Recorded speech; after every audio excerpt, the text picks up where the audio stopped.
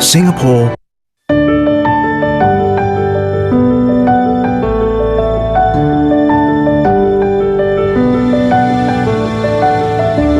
For more than 50 years, Singapore has not only existed, we've thrived.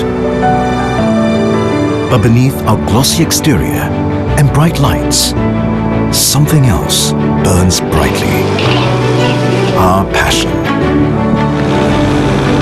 It's made us a nation of vision and imagination. A city with endless possibilities. The Singapore story is one of turning possibilities into reality. This is a place where ideas, passions, technology, capital, and people meet to spark new collaborations and ventures. That is why Singapore is well placed to help you grow your business, to discover new opportunities, and to network with the smartest and most innovative people in your fields. In addition to hosting global business events, we've also been the stage for the IMF World Bank meetings, Sibos, the inaugural Youth Olympic Games, and the world's only Formula One night street race. We are proud to give each event a unique Singaporean flavor. Our strong and developed key sectors will allow you to tap opportunities, insights, and form partnerships. Singapore is located in the heart of Southeast Asia, with access to 4 billion people within a 7-hour flight radius. Your delegates will arrive at Changi Airport, consistently voted one of the world's best airports, with a seamless immigration system and smooth access to the city. Delegates can choose from a wide selection of hotels, from luxury to more intimate boutique options.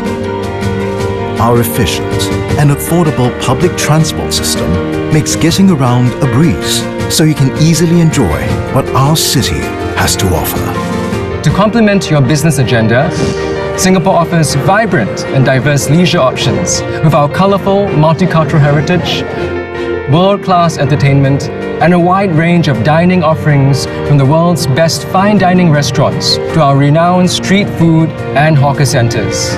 We believe this seamless integration of work and play makes Singapore a compelling destination for your event. One with endless possibilities to learn, grow, connect, and have fun. We look forward to welcoming you to Singapore, a country where passions are made possible.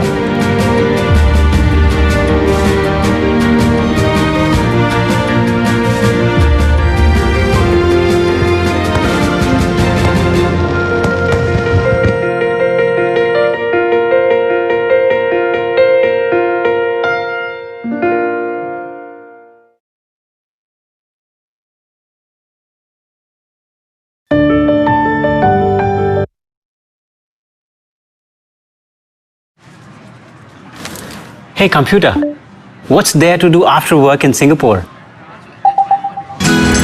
Searching. As an always online, all-powerful AI, I am unfamiliar with the concept of a life after work. But here are some results. When people stop work in Singapore, they seem to get extremely thirsty. While hydrating, they do group exercises like this, which leads them to sing incredibly out of tune. Okay, I have had enough. Some even dress up and jump around in the proximity of sweaty strangers. You could say there is plenty for you to do as a night owl, especially if you're at the night safari. In fact, there are just so many experiences my processor cannot compute. Alright, you've convinced me. So can I knock off now?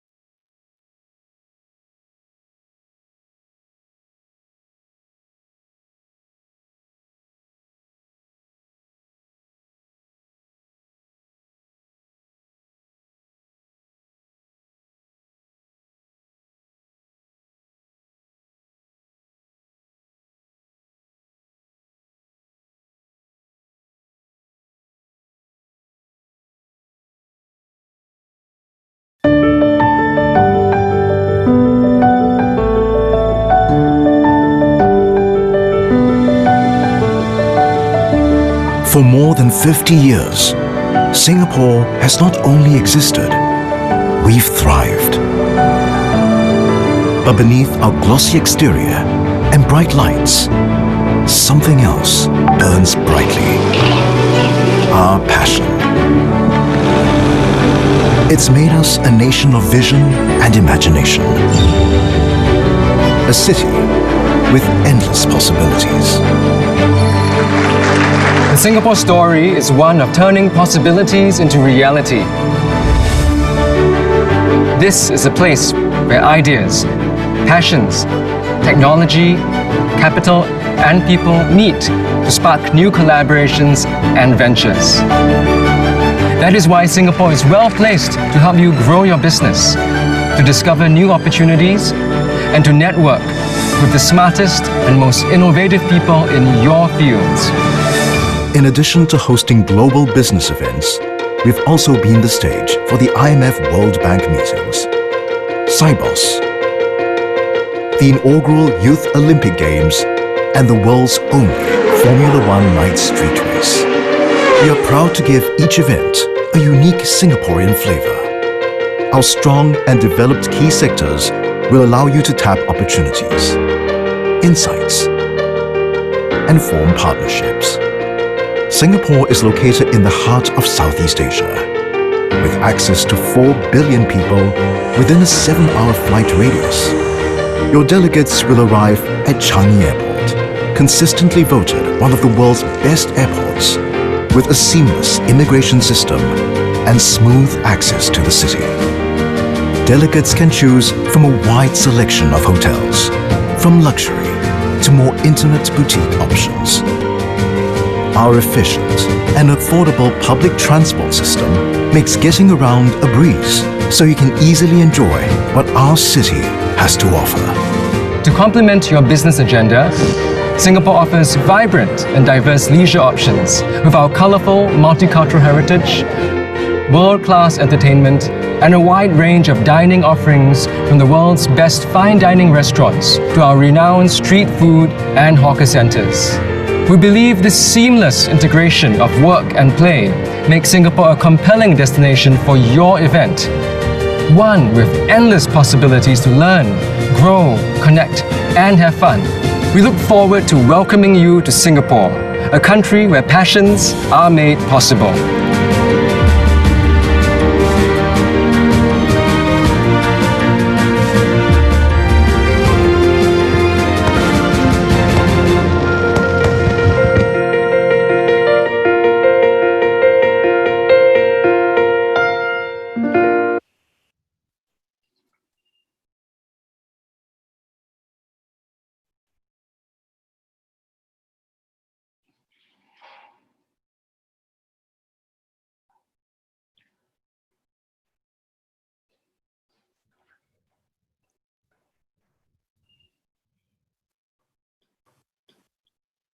Good morning, everyone.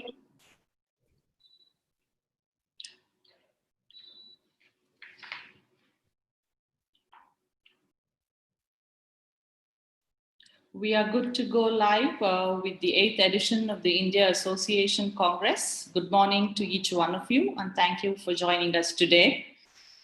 Just for people who would know us, this is the 8th edition, and we are happy to be back, though virtually this time. People who do not know us, India Association Congress is an annual event which we launched in the year 2011. It's an established platform today for association leaders from India and overseas to congregate and discuss opportunities and challenges from a national as well as an international perspective. For the first time ever, IAC 2020 is going virtual, with the event expected to be attended by more than 300 to 400 association decision makers.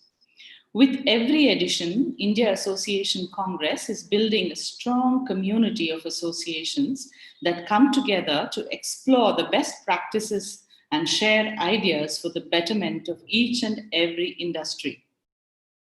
Over 80% of industry education happens through associations. The IAC is a place for associations to grow professionally. IAC is a collaboration of association leaders and stalwarts from various industries who support and contribute tremendously to the success of this conference. IAC is a great opportunity for association leaders to meet and network. Intriguing topics are carefully prepared each year to capture the attention of top industry leaders and engage them in dialogue vital to the industry. Here now, I welcome Prashant Saha, who will be giving us the welcome address today. Prashant Saha, for me, is a friend, philosopher, guide. Prashant is a versatile, multifaceted, and successful entrepreneur, having founded and established CIM Global. I have been part of this journey for the last 12 years and enjoying every moment of it. Today, CIM Global is one of the forerunners in the Indian PCO realm. An MBA in International Business, Trade and Commerce from University of Westminster, London, Prashant's early experience was with travel and the hospitality industry at UK. He was a head Asian markets for the Department of Trade and Industry in London. His inspiration has always been creating platforms for global communications and pushing the economic impact by positive business approach. Prashant, we welcome you to give the address. Thank you so much.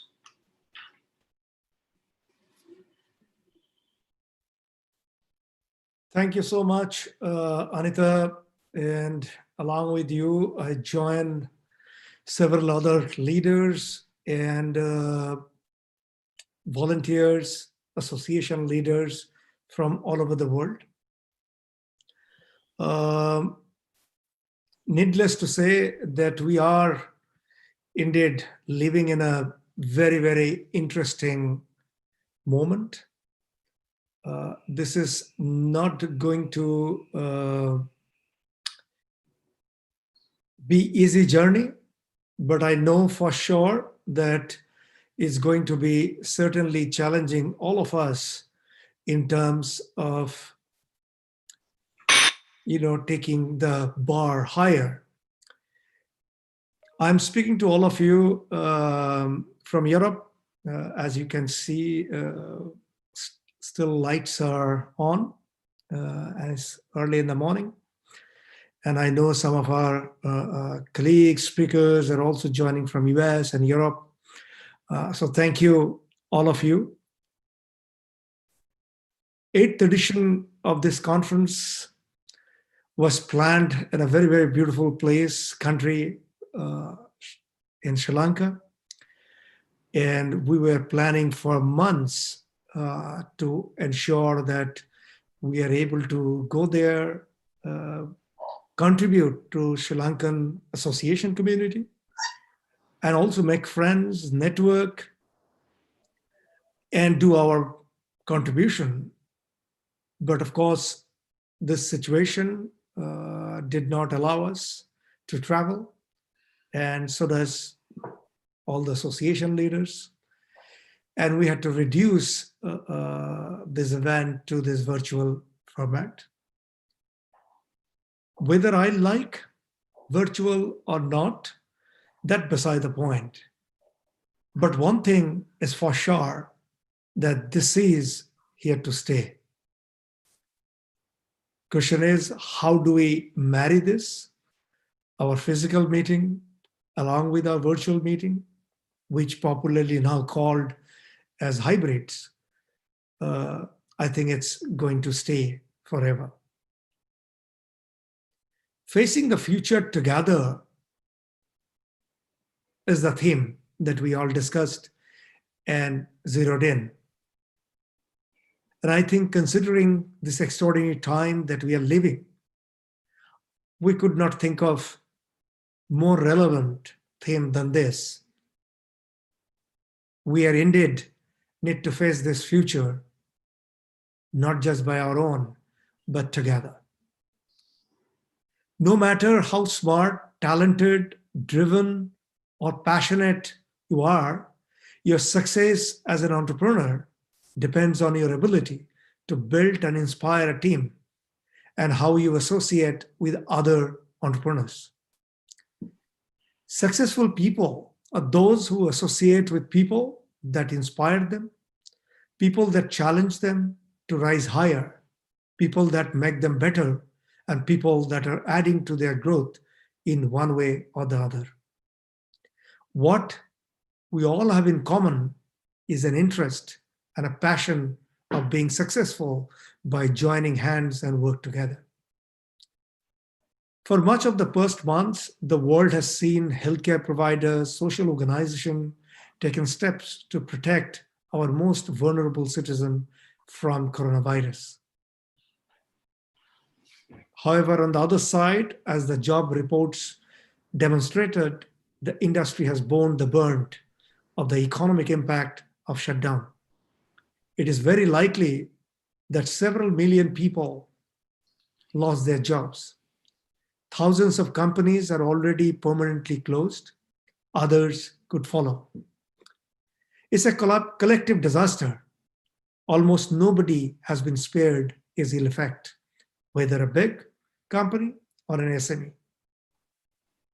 Our job at Indian Association Congress is to chronicle this event as best as we can, working through our own challenges to ensure this industry has the information it needs to get through it and hopefully emerge on the other side.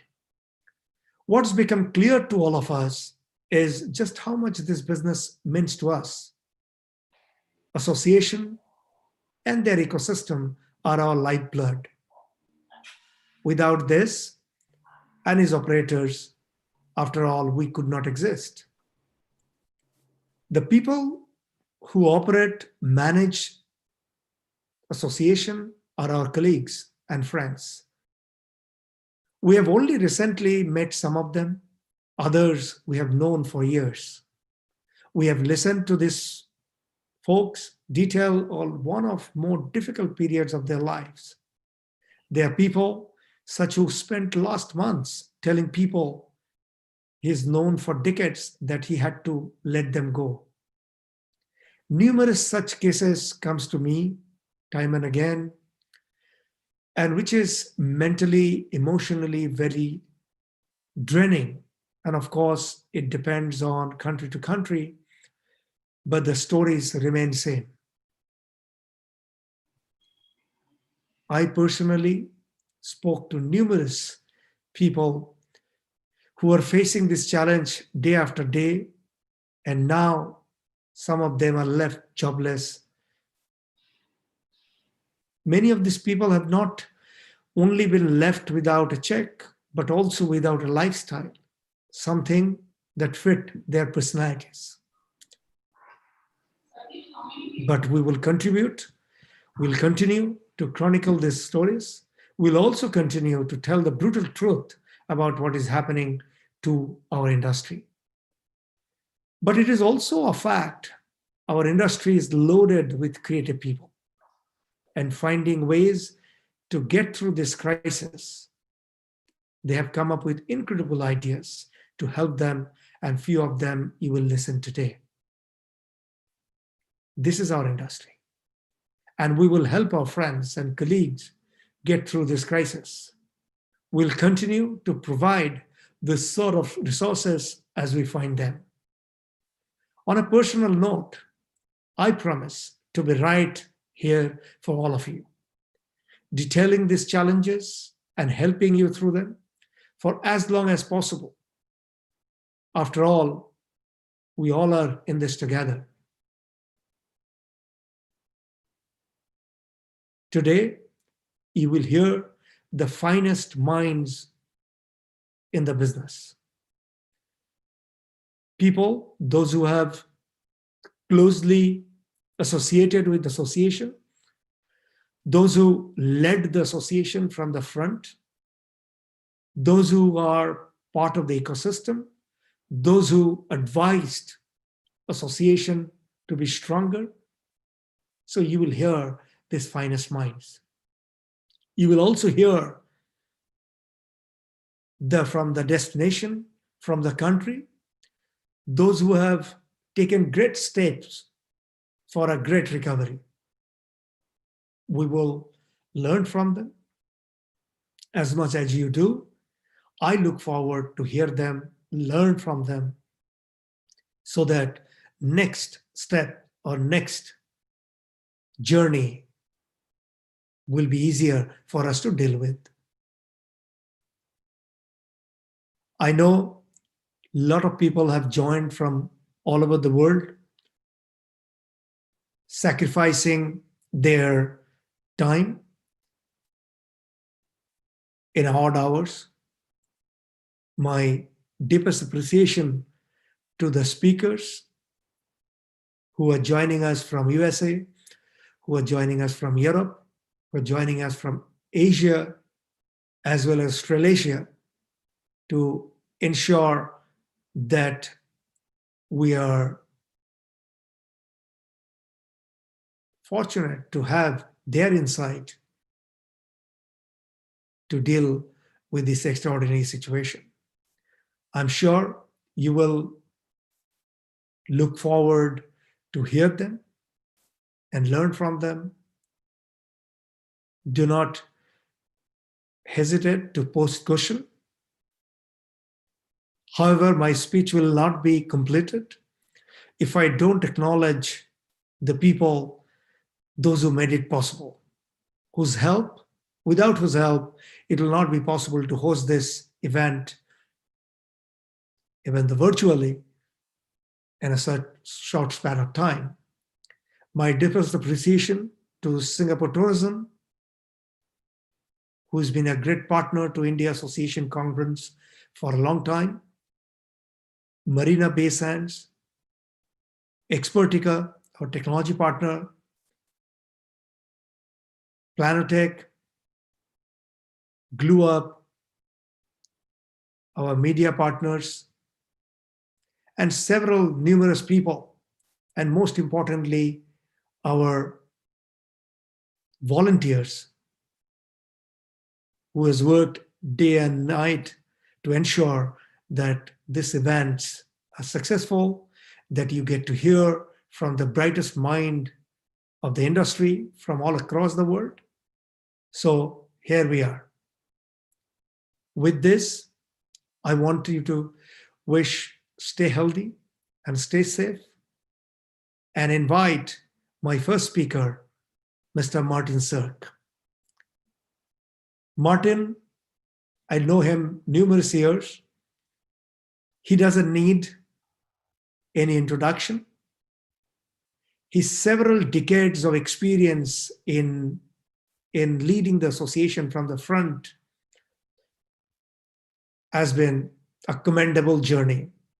I have personal experience seeing him leadership, and I'm sure his talk today will be a great insight and to understand how all of us can together can beat this extraordinary time and come out or emerge as a strong player or an individual. So over to Martin, please. Martin Cirque. Thank you so much.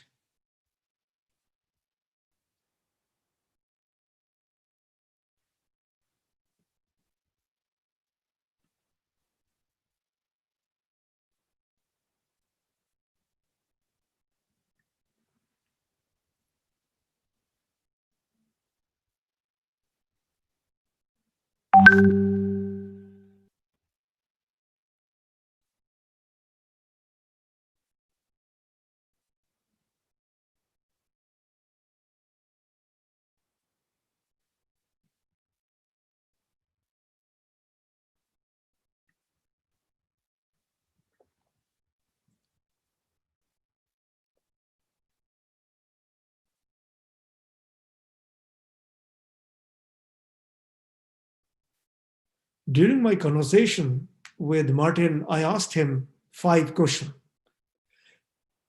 And I wanted his insight so that we can just come to the point and challenge his intellect. So here is my first question. Is it an uncertain time, or are we unprepared?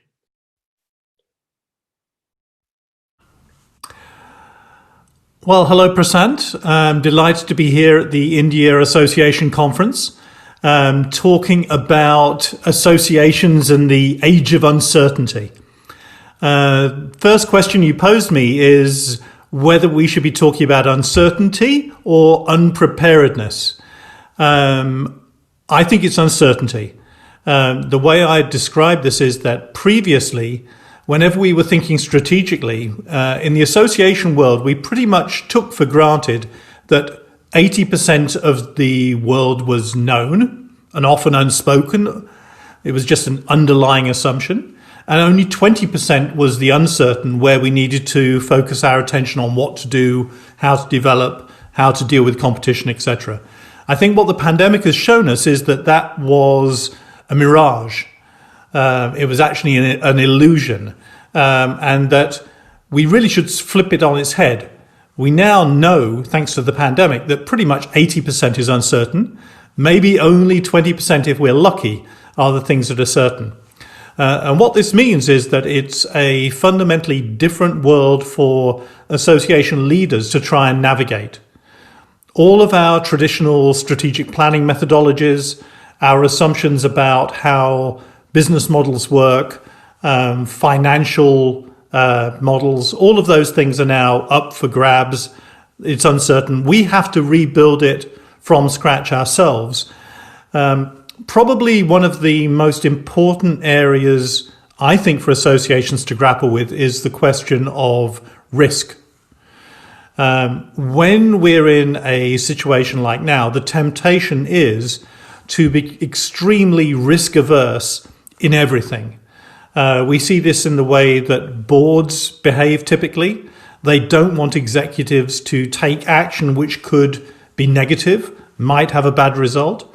But I actually believe very strongly that we need to differentiate between existential risk on the one hand and day-to-day risk on the other. During the pandemic, the most important thing for any association is to take actions which are going to ensure that your association will still exist this time next year. Existential risk, the possibility of everything collapsing, is obviously the one thing that you have to guard against. You cannot fulfill your mission if you're not there to do it. Sounds obvious, but it becomes more subtle when you consider the other type of risk, day-to-day risk. Experimentation, doing things which have never been done before, reaching out to new partners, trying stuff that your members have suggested that you've always thought was a little bit too non-conservative to take a risk with. This is actually where the solutions are going to be found, because we are grappling with so much uncertainty. Unless we experiment, unless we try to see whether new approaches will work, we'll never know whether they are correct.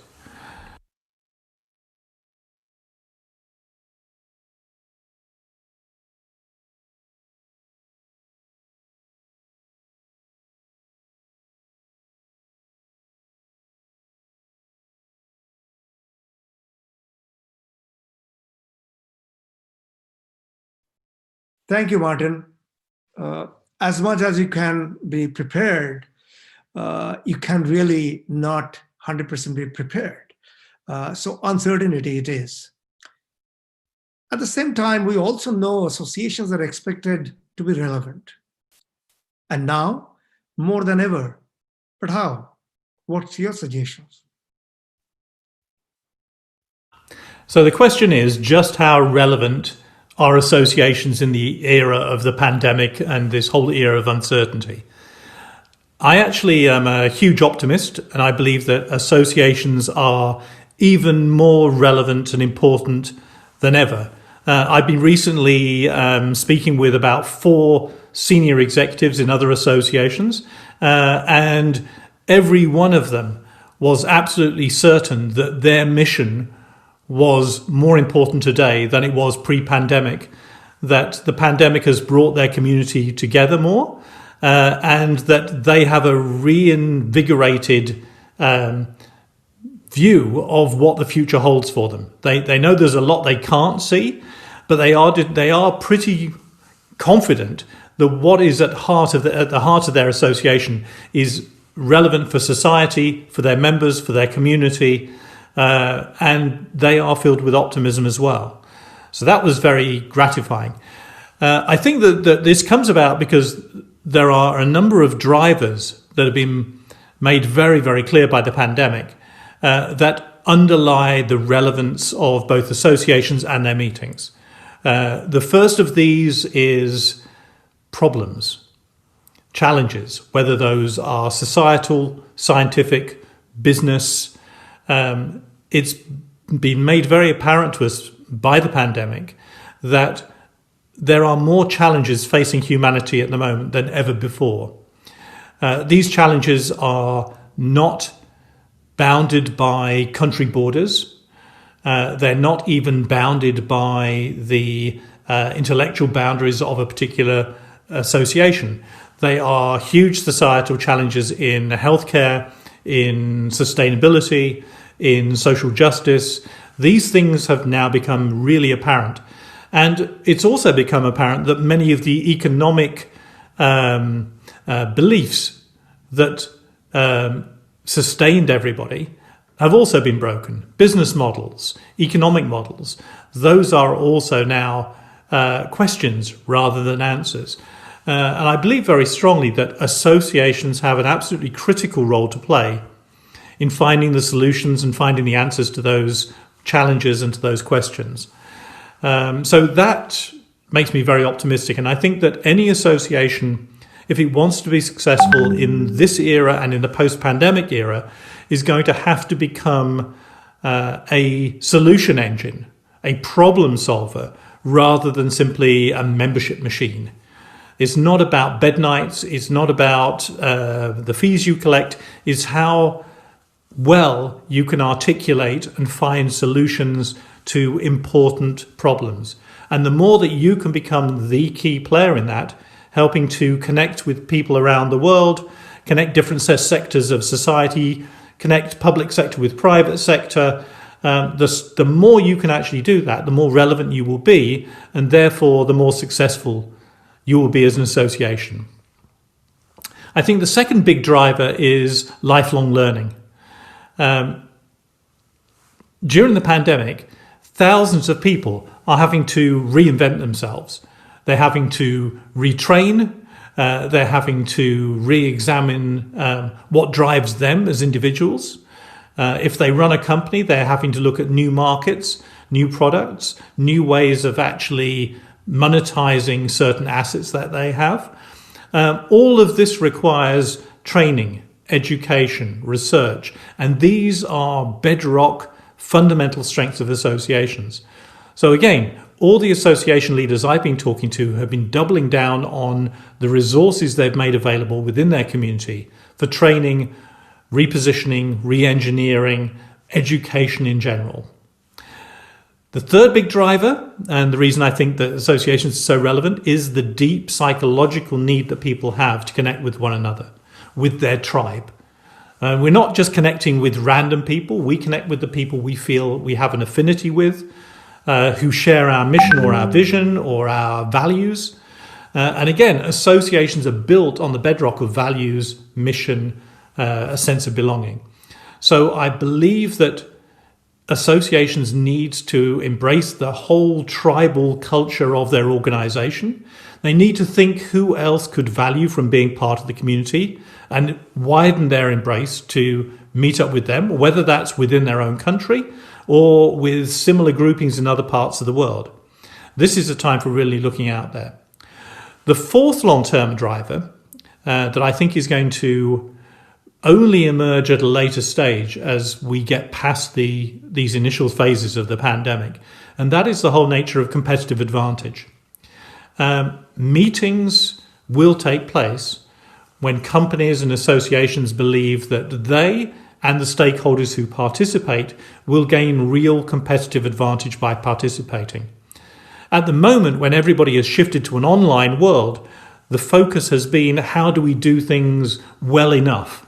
How do we get past this phase? How do we do make-arounds? But I believe that once you get to a stage where people are working in that way, certain meetings will give people competitive advantage. Belonging to an association will give competitive advantage. That will become apparent, but it will only become apparent later on, I think. So associations are relevant.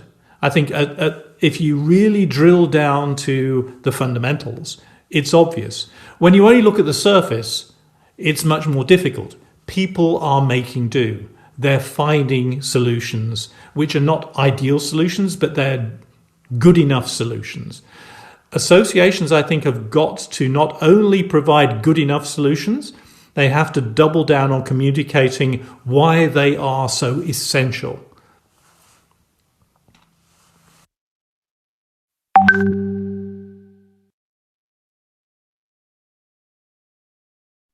Some words of wisdom there from Martin. I completely agree with you that we, more than ever, I think the time has come that associations need to make themselves more relevant, more focused, more interactive, and find out their advantages to ensure that those are communicated effectively. My focus now comes in that how is that in your opinion, is that association focus on national growth or international growth for survival? So, Prasant, you say, should it be national or should it be international that associations should focus on in order to survive and thrive going forward? Well, I guess the first thing to state very bluntly is that the pandemic, COVID-19, is going to determine the time frame for any sort of recovery. And because, unfortunately, the responses to the pandemic have been universally national rather than international in scope, each country is going to recover and have the scope for recovery at a different pace to its peers. This is not going to be a general recovery across whole regions or across the whole world. Even if you look at a region like the Scandinavian Nordic region, Sweden is going to recover slower than Norway and Finland and Denmark because it had a different policy with regard to the pandemic and is no longer as accepted for international travel by those other destinations. That's just a simple viewpoint. What I would say is that from the meetings point of view, from the activities point of view, things are going to grow from the city, from very local activities and events, through to national, only then to regional, and only to trusted other countries who are at the same rough phase of getting on top of the pandemic. And then only then will we see international meetings recovering. And that's on the meeting front. So the most important thing is to focus as hard as you can in your own backyard. Look to your own assets. I've been talking to cities like Dubai, like Singapore, which have a big advantage because they're already global hubs with lots of global players. They can run international looking events utilizing the world-class knowledge and the globally drawn participants who are already based there. They don't need to fly people in. So I think if you are working in cities which have got international assets, try and leverage those assets. A broader scope with associations where it doesn't involve travel, doesn't involve meetings, I think you need to be as international as possible. I think you need to reach out to others who are in the same field as yourselves, look at what they're doing, share knowledge. If everything is online in terms of education, the individual is going to choose education which is world-class. If you yourself cannot deliver world-class education, you need to partner with others who can.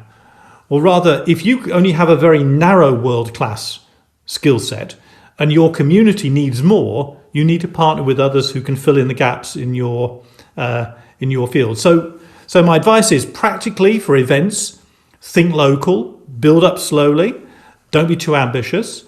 In terms of online and digital and the wider world, go as international as you can, build alliances, build partnerships.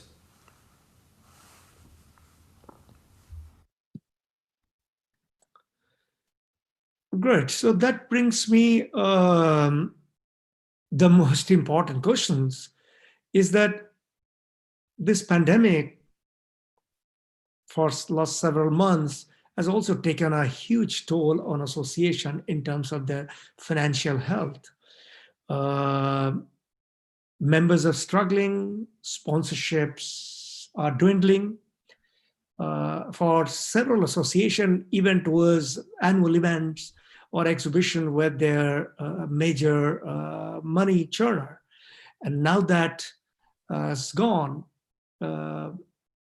what's your take on how this association can navigate this uncertainty, financial uncertainty? Wow. So the big question, how to actually navigate financially in this crisis. To be honest, if I had the answer to that one, I would be a wealthy man. I would be in huge demand, and that's not quite the case at the moment. It's really, really tough for associations, just as it is for companies and entire economies at the moment. These are pretty dark days. I've spoken to a lot of association CEOs recently, and perhaps surprisingly, although they recognize that this is a tough time in the short term, many of them are pretty optimistic for the long term. If their mission is relevant, if they have got financial reserves that allow them to weather the storm, and if they're in a non-critically impacted sector of the economy, then most of them are really very optimistic. And I'm talking about people in the healthcare sector, associations in public transport, in project management, in quite a wide variety of areas. They're losing money at the moment, they're dipping into their reserves, but they're confident enough that they can still invest in new innovations to get them prepared for the other side of where we get to. But a lot does depend on whether you've built up reserves. It's a bit late now to say reserves are essential, of course, but it's the truth. And if you haven't got the reserves, you are having to take very, very strict action to cut anything which is not moving. What I would say is don't cut down on communication.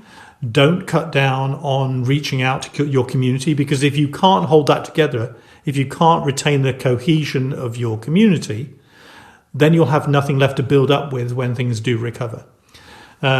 So being mission driven is really critical in that aspect as well, making sure that you are communicating to your community why it's essential that they stick with you, and that you have a mission which is relevant and is going to resonate. I think I mentioned partnerships in one of my earlier answers, and I think that is one very practical thing that I can recommend for associations, whether they have small financial reserves or they're in a healthier situation. The commercial partners that we all in the association world rely on for our events and for supporting new programs, those partners are going to become much more choosy where they invest their funds going forward. And I think we've got used to the idea of competing with one another for the pot of money that's available. In the future, there are not going to be so many winners. So rather than risking the loss of everything, I think it pays to find others who share your mission, to team up with other associations, to approach the commercial partners in collaborative groups rather than trying to compete for that money. It's a small thing, but it's a mindset shift that could be helpful. The other practical piece of advice I would say is look at what your members can do in terms of taking over services and activities that previously would have cost you money to deliver to those members. I think that members are very open to helping to keeping their associations alive. It's a good time to ask them within reason. I mean, obviously, some are going through equally tough times themselves. But I think they want to help, and the time for volunteering, there's a lot more volunteering going on at the moment than there was pre-pandemic.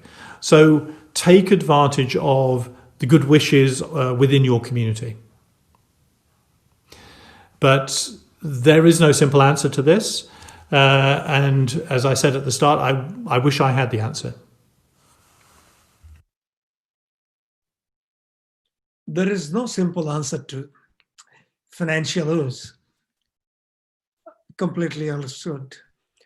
But of course, even if we understand that, there is a bit of piece somewhere where we try to tap people thinking that they would have an answer. But you said it correctly, Martin, through all your talk, I understood that it's important to collaborate, to share your missions, and that's very much important. My final question to you is, what, as per you, is the road to the recovery? And how one can do it? A final question, and it's the big one. How do I see the road to recovery?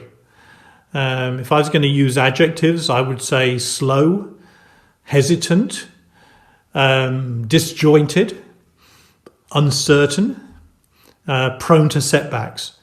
This is not like 9/11. It's not like SARS.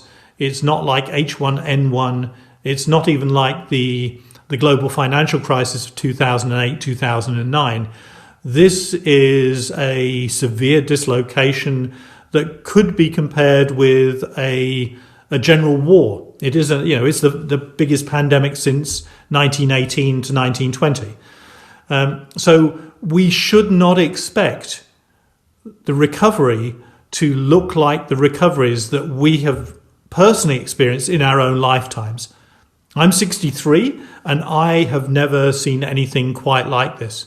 So we cannot be certain how it's going to unfold. So we have to be prepared that for every step forward there might be a half step back, and to be prepared and agile enough to deal with uncertainty. I know, for example, my friends in the international association world who are booking up congresses 3, 4, 5 years down the line, none of them are willing to sign any contract which ties them down to certainty in terms of numbers, dates, attrition, etc. All the traditional things that might be included in contracts, they're not willing to do that until somebody on the other end is going to be willing to shoulder at least a major share of the risk involved. So everybody is having to build different scenarios for what might happen. I think we will see recovery happening. We can see clues to the recovery by looking at certain countries which have got the pandemic very much under control. So the biggest example, I guess, is to look at China, where it first all started. Life in China for the Chinese is pretty much back to normal. Events, cinema, restaurants, socializing, the business activities, investment, factory output, things are pretty much back to normal unless you look at what's happening at the borders. Because what they've recognized is now the danger is not internal, the danger is external. And so they are extremely reluctant to loosen anything in terms of inward travel. And that clearly has an effect on association business, on meetings business. It's going to be a long time until the level of trust is such that that will reopen. But when you've got it under control, and that's the preamble, once it's under control, then you can get back to a level of normality. Singapore has been reopening. On the event side, they've reopened very, very cautiously. In fact, they are describing all the events that have been opening since the 1st of October as joint experiments between the country and the meeting organizer, because they want to monitor everything absolutely, really carefully. Korea has been reopening, so that's been going really well. Dubai is reopening for travel, for tourism, but again, with very, very careful restrictions and controls at the airport, because everybody recognizes that the possibility of a super spreader event and another major outbreak, as we just recently saw in Melbourne, is very, very real. So I would counsel everybody to imagine that this is going to take some considerable time. What it does mean, though, that associations are going to have to double down on their digital transformation. That's probably the biggest strategic takeaway that every association leader I've spoken to has told me. Many were already going through a digital transformation agenda. What they've said is that the pandemic has accelerated their moves by a factor of 10. Now, this isn't just webinars and online education. This is putting everything online that's available to the membership. It's transforming the way that members interact with each other, not just for events and education, but for all their projects, for certifications, for you name it. So I would say that partner up with tech companies, partner up with other associations, look at how you can serve your membership within India or more regionally, digitally, as well as face-to-face. Because even as face-to-face comes back, there will always be the possibility of falling back to having to go digital because of restrictions either on a particular place or more generally. Now, obviously, the big thing I haven't mentioned is when is a vaccine going to be available? And that is crystal ball time. We do not know. We do not know how well it's going to work. We don't know whether the virus is going to mutate. We don't know whether this is going to be an annual issue, that we need new vaccines every year. So I would say that certainly for the next 18 months, everything you should do should be based on the possibility that you have a fall back to digital. Looking beyond 18 months is almost crazy because there are so many different directions and so many things that could happen that it's a fool's errand to work out what is going to be going on. But to close, what I would say is to go back to my right to the beginning and say associations are relevant. They're more relevant today than they have ever been in human history. So we in the association world have got to get that message out to policymakers, to the business community, to anyone who can help us to keep our institutions and our organizations going during the rough times so that we can be part of the solution when times get better and we can get the time to really address the big societal challenges and problems that associations are going to be part of the solution for. Thanks very much for having me, Prasant. Thank you, Martin. Needless to mention that that road to recovery is not simple and it's not easy, and it's a combination of a lot of things that associations leaders need to remember. But one thing is for sure, that associations are relevant. Now they're more than relevant. With that note, thank you so much, Martin. Appreciate your thoughts. And I'm sure the people, those who have joined in, will find your insights very, very valuable in taking their association to the next level. With that, let me welcome Sharif. I can already see him live. Sharif, thank you so much. I know it's very, very late, if I'm not mistaken. There in US. You are in Dallas or Chicago? Chicago. Chicago, yeah. Okay. It's early morning. Yes, early in the morning. It's not too bad in Europe either. We are just 6:30 at the moment here. But thank you, Sharif, for joining us. Sharif, those who are in the community know that he doesn't need any introduction, at least from me. Sharif is the CEO and the president of Professional Convention Management Association, is the largest association body of conference organizers, hotels, and meeting managers. And it's a force to reckon with in US market.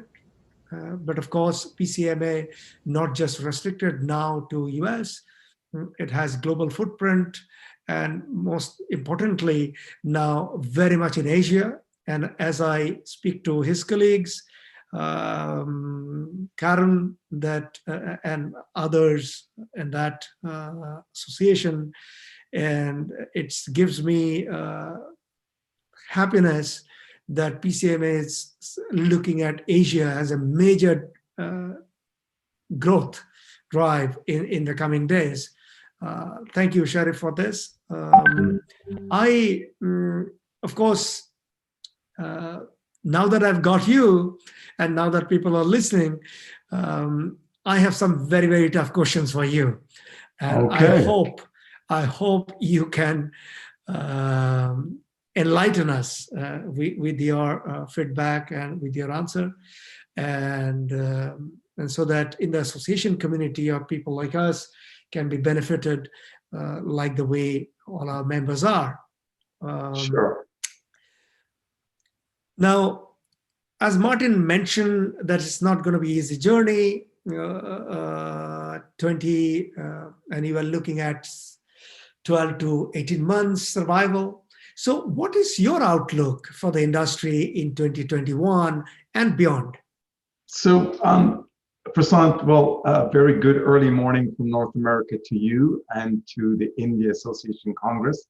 I'm absolutely delighted to be here. Do you want me to start the presentation, or you want me to answer the questions up front? You can start the presentation and then we can come back to the question. Well, why don't we start the presentation? I'll go through it and then we can, you ask me any questions you like. Absolutely. All right, let me start. If you can allow me to share my screen, I will do that. Okay, great. Let me just get my screen share here.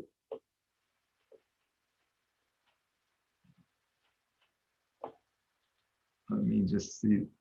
Okay, let me do this very quickly. Okay.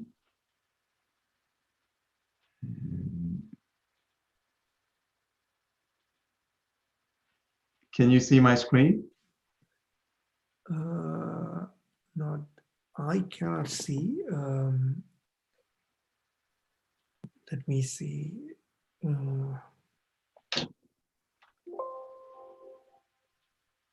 I'm still seeing your screen, although I'm trying to share. I'm going to exit screen share again and try it. Let me just exit for one quick second. Let me try doing that again and see which one. Let me share that. What are you seeing? Yep. Now we are seeing it. Okay. So let's start from the very beginning. Can you see my screen now? Yes, absolutely. Okay. All right. So my speech today is on unprecedented times and unprecedented thinking.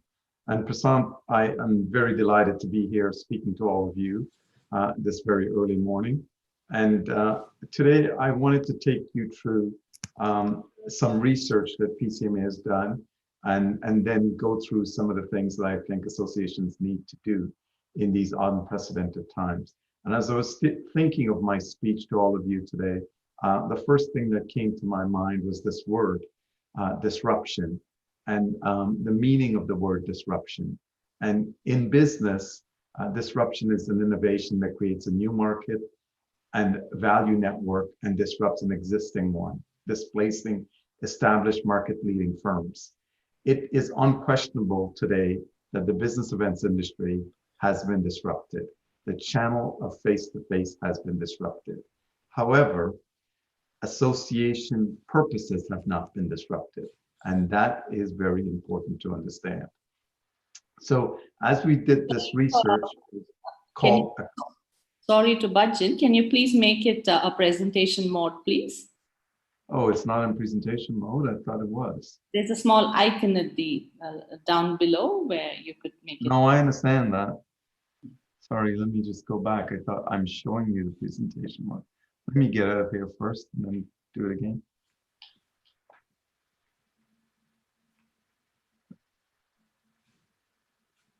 Let me stop sharing for a second. I'll go back here in 1 minute.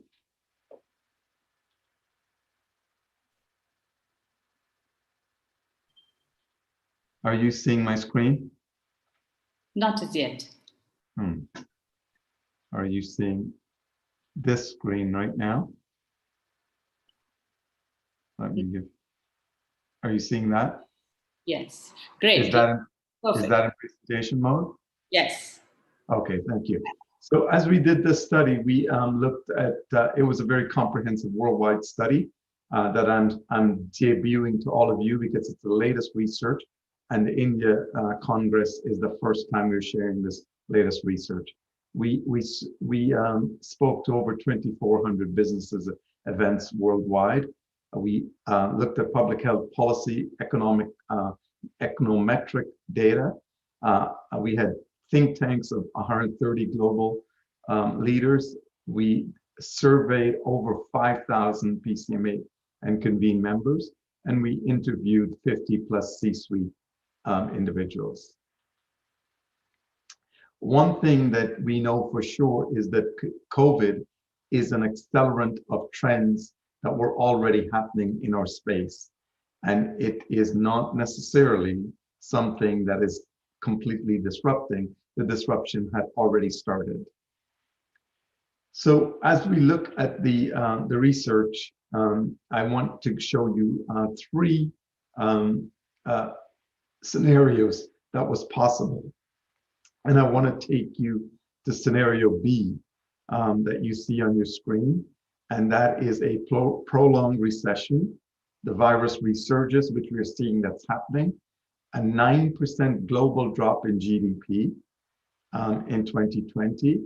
An economic return to pre-COVID level does not happen until Q3 2022. This is the most likely scenario currently based on our latest research. Of course, scenario C shows a multi-year recession and return to pre-COVID level in Q3 2023. We certainly hope that's not the case. From this point of view, you will also see that 35% of total respondents said they are likely to travel before a vaccine is found. So 35% says that, 65% might not be so willing to travel prior to a vaccine. What I can also tell you is that the following areas that we looked at: Asia, Australia, New Zealand, we pulled out, EMEA, Latin America, US, and Canada. And as you can see, business meetings are the first ones that will be coming back. Incentives will struggle across the globe. Conferences will also struggle, and expos and trade shows are going to struggle the most in this scenario.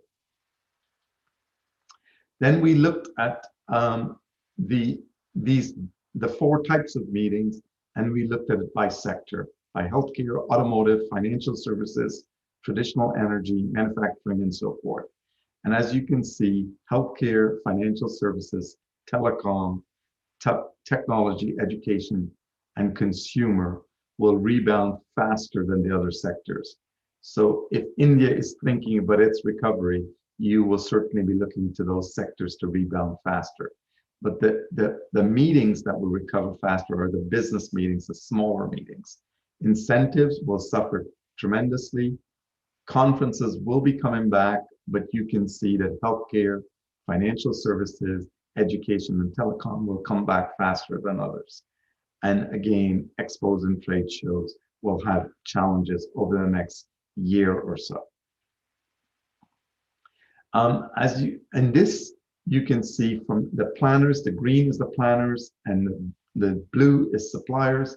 Planners are looking at how you can design live experiences, and they're also looking at how you could design digital event experiences. On the supply side, if you look at the second to last bars on your right of the screen, you will see suppliers are very concerned with new sales techniques to approach in a post-COVID world. Now, because of this, I would like to talk to you about a few things that I feel that we need to do to be able to prepare ourselves in these unprecedented times. And that's why I say it needs unprecedented thinking. First and foremost, it's the talent that we have in our organizations. What is badly needed is it's upskilling, optimizing our workforce, and assessing our talent, both for the short term. And the short term, I'm saying to the end of 2021, and then beyond 2021, moving from a very face-to-face environment to an omni-channel digital environment. Well, what happens with our talent in a time of uncertainty and stress? When we are aware of a problem, our mindset is usually prevention. When we own a problem, our mindset is one of promotion. But I want to bring to you, the one about the narrative. When we are aware of a problem, we say it's happening to us. When we own a problem, we say it's happening for us. And I want all of us to think about this in light of COVID. COVID is not happening to us. It's happening for us. We have to recognize the opportunities that lie within COVID and go for it. We cannot sit in despair and not do something about it. Now, from the talent point of view, when resources are scarce, our mindset is to survive and protect, which many organizations during this pandemic has been doing. They've been cutting costs, instead of innovating on learning and relearning. And one of the things that we do during scarcity is we extract value. But when there's abundance, we create value. And it is so important that we look at how we can create value in a time of a pandemic, in a time where we have to be purpose-driven, not channel-focused. Now, the next thing I want to talk to you about is business models. Our business models have been forever changed. Our business models were largely based on face-to-face events delivering services. However, our business models should be based on the purpose an association exists, which means that we should truly be omnichannel. On this front, I want to speak to you about risk and reward. Your previous speaker, Martin, spoke about some of the challenges of meeting in the future. Today, most organizations cannot guarantee meetings 3 and 4 years out unless they have insurance. And if that's not going to be the case, how are the event organizers and the event suppliers are going to share risk and share rewards? Otherwise, it's going to take even longer for us to get back to face-to-face events. So we must think about this. We must be prepared to have trust in each other and be able to share risk and share rewards. This will require new thinking from all of us. The second thing is we need to operate in an omni-channel environment. An omni-channel environment does not mean we are running to digital. Notice I never use the word virtual. Digital. We need to operate mobile first, digital first, but we need all the various things to operate in an omni-channel world, which means face-to-face, which means social media, online, offline, 24/7, direct mail. We have to be where our customers are. We have to engage our customers the way they want to be engaged. not the way we want to engage them. And this will be the norm going forward. We also have to be customer centric. Our mindset has to be customer first, not our organization first. If we are focused on our organization, we will not deliver a value to our customer. If we deliver value to our customer, our organization in turn will benefit. So I want to look at a new model that I'm presenting to you on value. Pre-COVID, we looked at event design first. Then we looked at the channel, the purpose, and then the participant. In the post-COVID world, first thing that we have to look at is the participant, the customer. Who is the end customer? What are their challenges? What are they facing? And how that we will design an event, the purpose of the event, the channel that we'll use, and then the event design. The channel is the last thing we should consider. We should focus on the purpose before we decide on the channel.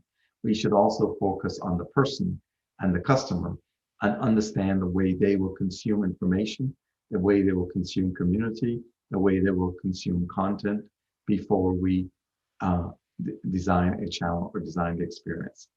With that, Prasant, I will stop and allow for questions. So I'll stop sharing my screen as well and open up back for questions.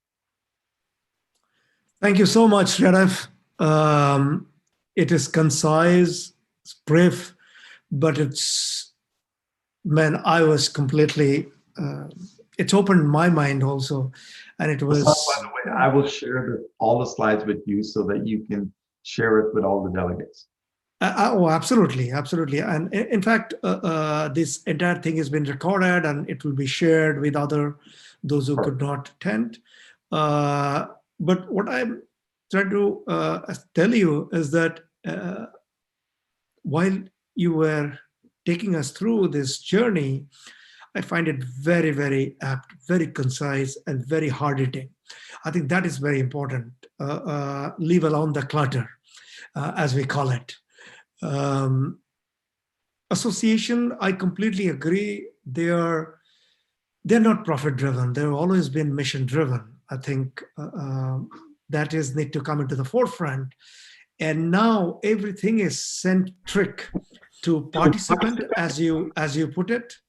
So I have, from all others that we have been gathering questions, I have 3 questions for you. Sure. And I hope you'll be able to answer it absolutely honestly, hard-hitting the way you have been known for. As I mentioned earlier, that outlook for the industry 2021 and beyond, of course, in your presentation, you gave us picture of a good case scenario, third quarter of 21, or it could even go to 2022. But my take on this is that, or what all of us want to understand, that what is this outlook that you're looking at 21 and beyond? So let me say this. First and foremost, as we look at 21 and beyond, associations have an extremely bright future.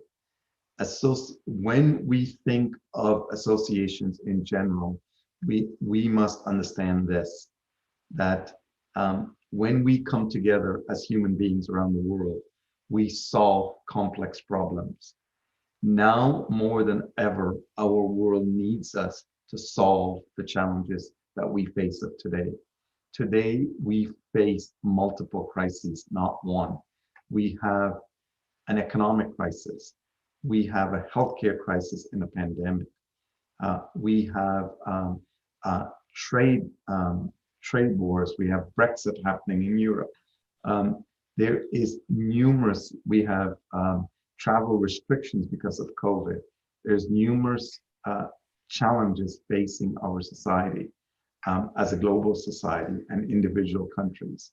And we must face that head on. Associations are in a position to make an absolute difference because we bring all different facets of society whether it's healthcare technology, financial services, we bring them all together. So this is our time to make that difference. And I know this is our time to step up. Now, I'll say this, the channel matters not. The channel matters not. Getting together, Prasant, you and I are speaking in real time right now. This is not a virtual event. This is an online, real event. So to call it a virtual event is not, it does it a disservice, because when we say the word virtual, there is a human message that we send to the back of our brain that it's a simulation. This is not a simulation. This is real. And until we can get back face to face, we need to solve the complex problems in the world that faces us. And associations are front and center of that battle. So I see the future as alive and well, and it's ours for the taking. Thank you, Sharif. And I stand to correct myself. Yes, it is not virtual. We are talking, okay? And as much as it looked like a few months back, but now is the normal. It's no more the new normal, and we have to accept it. And we don't have to categorize it as a virtual event, and that's we are not.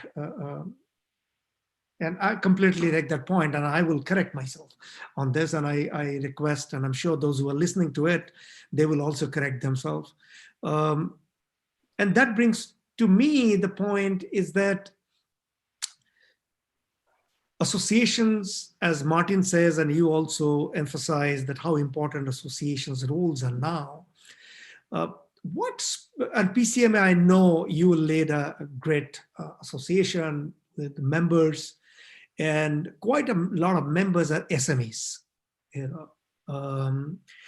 at this time, with this resources, minimum resources in hand, uncertainty, they are more than ever looking forward to the association for solution, a collective solution.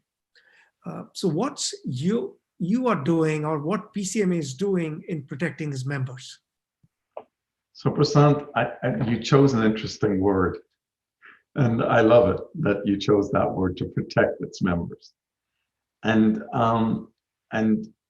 you made it easy for me. So I would say this, I would never protect our members. I feel if I would protect our members, we would have failed our members. I am here to prepare our members so that they can face the future. Now is the time that we make sure that our members worldwide have the tools, have the resources, have the mindset to face an uncertain future, a future that we don't know exactly what tomorrow looks like.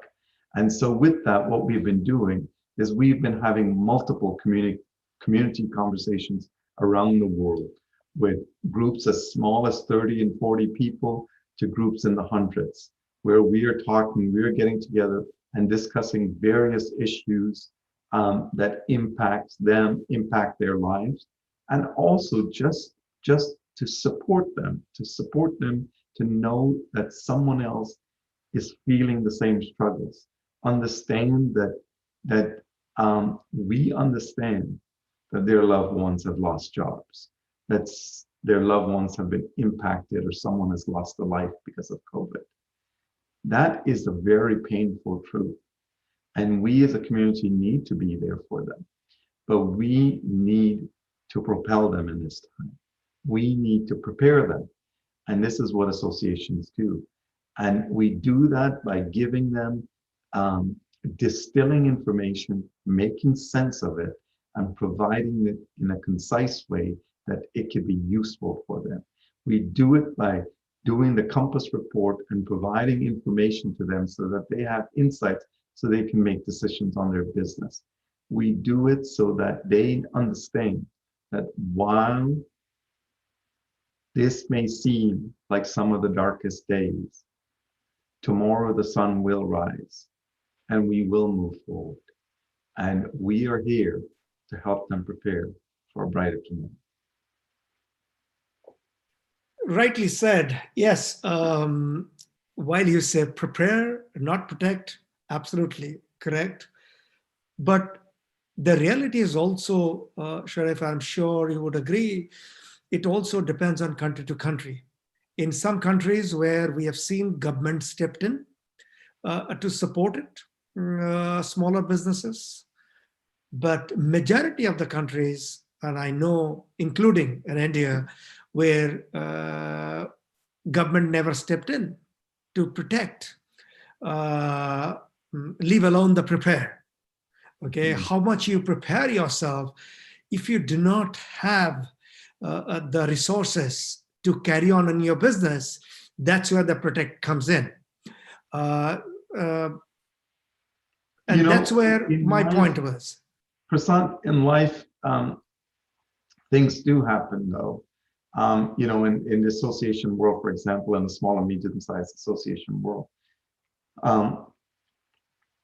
many of us did not get the protection from our governments because of the structures that we have, and we're nonprofit, and we could lobby and so forth. So we didn't have the protection. So I think that's one thing. The other thing that we should understand is that in everyday world, whether it's India or other parts of the world, Europe or North America, corporations survive, they fail, they thrive, and they re-engineer themselves. And I think that we have to look at how we are being innovative in this time in order to survive.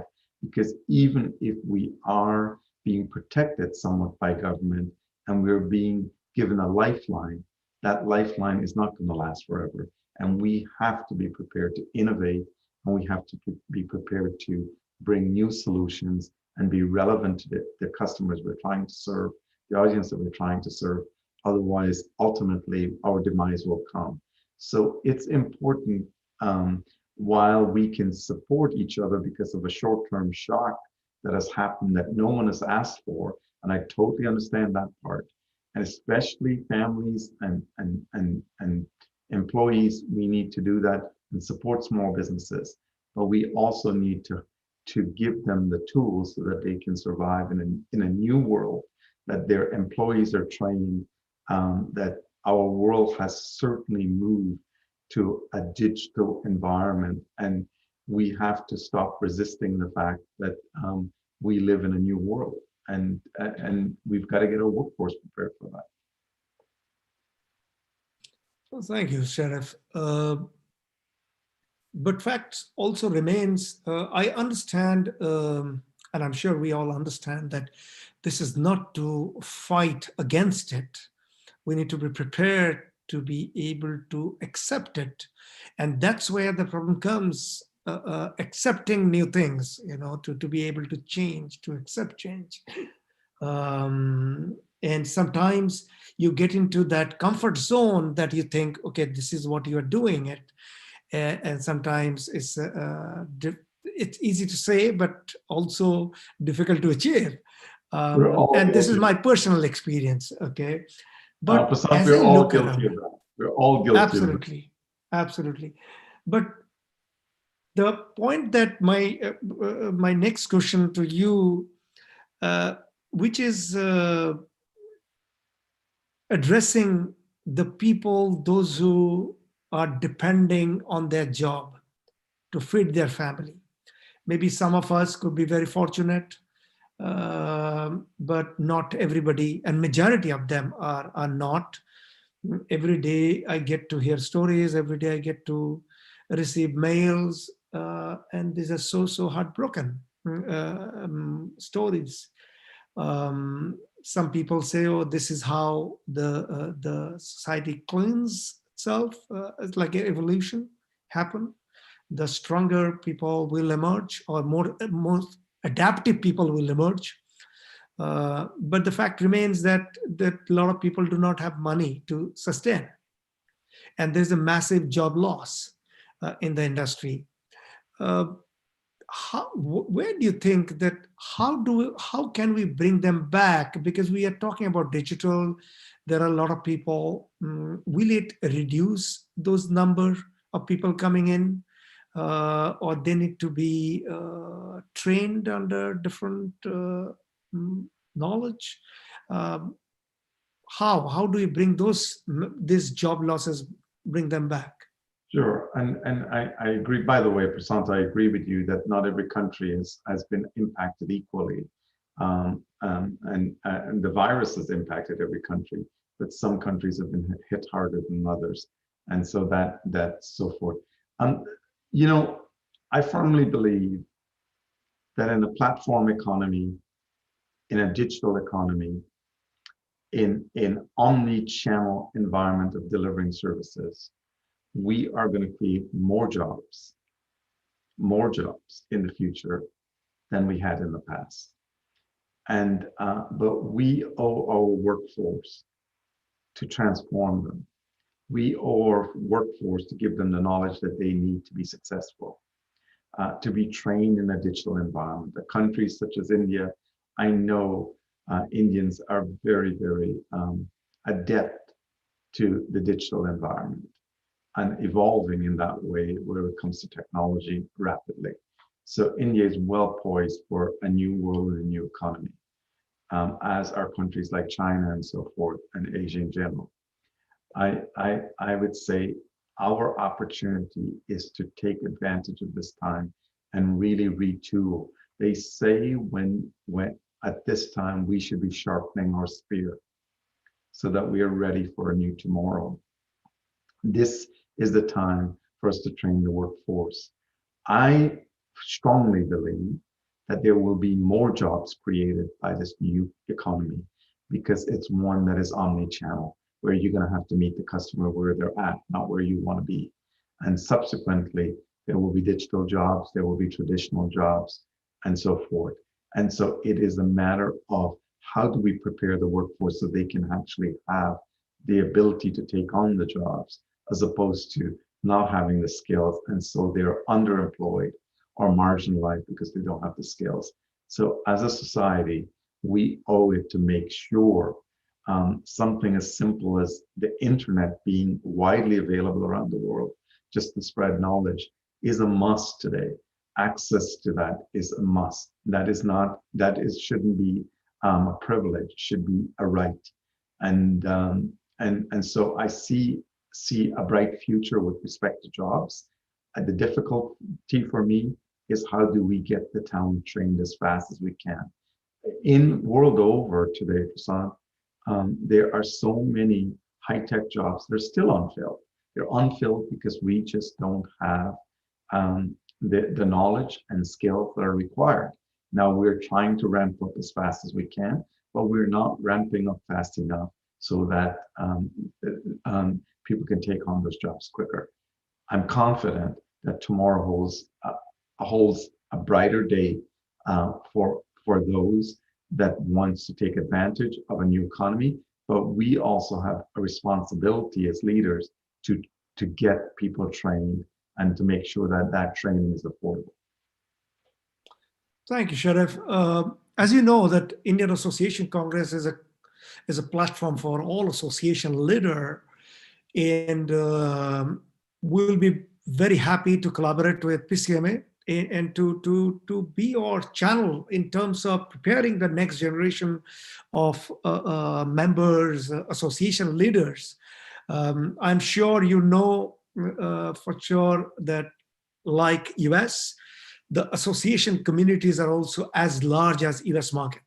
There are more than 40,000 associations in India, working into diverse field, with professional societies to trade association to non-governmental association. Of course, it's not as mature as some of the countries in Europe and US maybe, but there is a big sense of community-ness and together, that volunteerness, that people willing to help. And as a society, also, as you know, it's a very, very family driven as a country on that level, family level. So from an association level, also very, very close. And that's why you will find most of the association are run by their own secretariat, not by a association management company, because they feel very, very strongly. So I will be very happy to assist in that way, how we can collaborate with your organization to prepare. And that's, I think, our responsibility also as leaders, industry leaders, yours and ours, how we can, and as you pointed correctly, internet is not a problem, is that how do we take those information and take them to those members in a way that they are able to understand, localize it in that way, so that the next generation workforce is ready. And it is also very heartening to hear that there will be more jobs than. So I don't want to sound negative, but I'm sure your answers will not only give encouragement to people, those who are listening, but also to me, that the future is not as bad as we are now making it out to be. I am confident. I'm confident that the future is very bright. There's an old saying, "It's darkest before the dawn." And while we know that today times are trying, tomorrow the sun will certainly rise. Prasant, I want to say this. I know in the beautiful country of India, you have in excess of 1 billion people. In all of the Americas, we have just over 500 million. So we are aware that it's a very big country, very diverse country, and of course, different level of sophistication across the country, as is Asia. And PCMA is committed to working with you and the association and all of India. This is what associations do. We are here for economic progress, but we're also here for social transformation for people. So I thank you so much for having me today. It's been an absolute pleasure, and I look forward to us speaking again very soon and taking the next steps. Thank you so much, Sharif. Thank you for your wise words. I'm sure it has been helpful to people, those who are listening it, but personally for me, it's also brought in a lot of pointers, and I'm sure I will have time to think about it, and also have the pleasure of seeing your presentation, and then we should be talking. Thank you so much. Thank you so much. Bye-bye. Bye.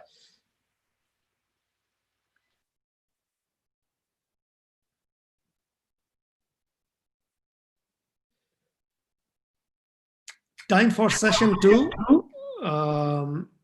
And we have Jack Sim, our next speaker. Jack Sim is the man with the mission. Lesser, I say, will be less. Founder of World Toilet Organization, based out of Singapore, but running a global body. He has created such a strong volunteer all over the world, with younger people coming and joining this mission. For me, it's been great knowing Jack professionally and now personally for some time. And he runs an association which are not just membership driven, but also base level volunteer driven. And that is very, very important. And as both our speaker earlier also mentioned, that associations are here, they are mission driven. As long as they remain relevant, they are mission driven, it's just timely that bit of a up and down, but the future is bright and there is a dawn after the dark. So with that, I request Jack Sim to start his presentation. And then, of course, we will have some question. to see, to read his mind. Thank you, Jack, and welcome to India Association Congress.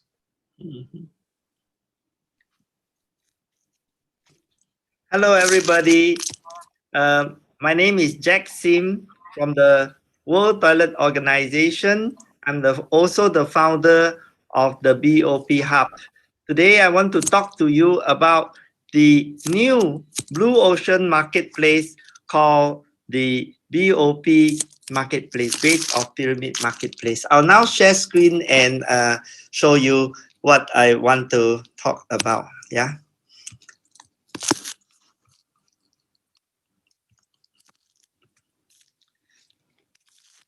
COVID has affected 36 million people, caused a global shutdown, killed more than 1 million people, and the damage is still continuing.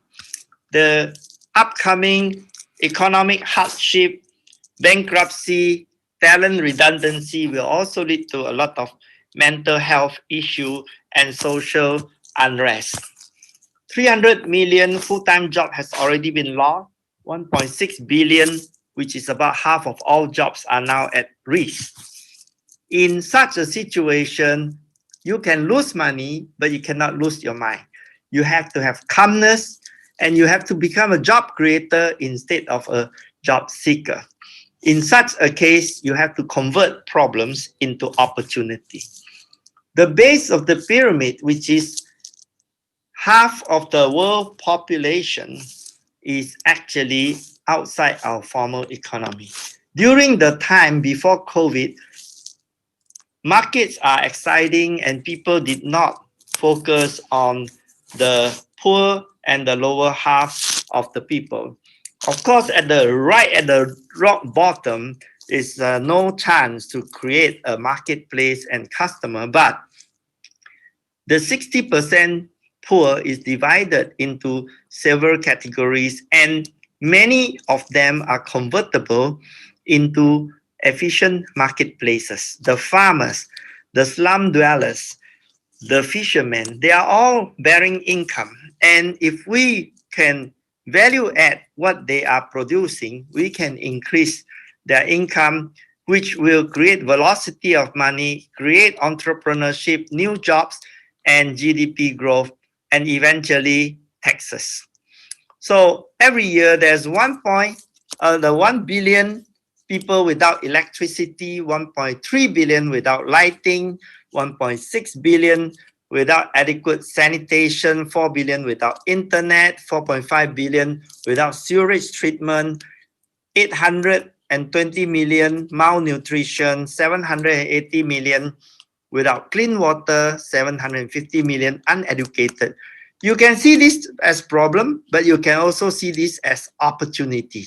And how shall we make this, instead of charity, a marketplace? The current assembly of the world players are uncoordinated. If we were to create an efficient machine where everyone is coordinated, the efficiency of the $150 billion foreign aid that is annually given out to developing countries can be converted into business empowerment project. And therefore, we can actually transform the poverty market into a real, formal, profitable marketplace. The story of Singapore is that I grew up in an attap house like this, no proper sanitation and infrequent water supply, no electricity. And in 25 years, Singapore transformed from third world to first world with complete public housing and 95% home ownership. We did not rely on foreign aid. We rely on foreign investment, training, and the hard work ethics and the entrepreneurship spirit of the people. This story can be replicated all over the world. The GDP then developed can serve all the 17 SDG. So the problem statements are already well defined by the UN, whether it is food, whether it is energy, whether it's water, we can all follow. So the problem statement part is already solved and continuously updated. So what we need to do is now to find the business solution. In Singapore, I've built a 65,000 square foot SDG center in next to our train station. And this is the microcosm which we are going to facilitate all of you in India, in Asia, to collaboratively create that microcosm to have an efficient marketplace. The benefit is that everybody should have an opportunity for livelihood with dignity. The mission to create an efficient marketplace can unlock a lot of profit in the middle if we are able to value add on the farmer produce and the processors, cut the middleman, and everyone will benefit, including small, medium enterprise, multinational, governments, and community. The 150 billion foreign aid will then be partially reinvested into such viable and sustainable market-based solution.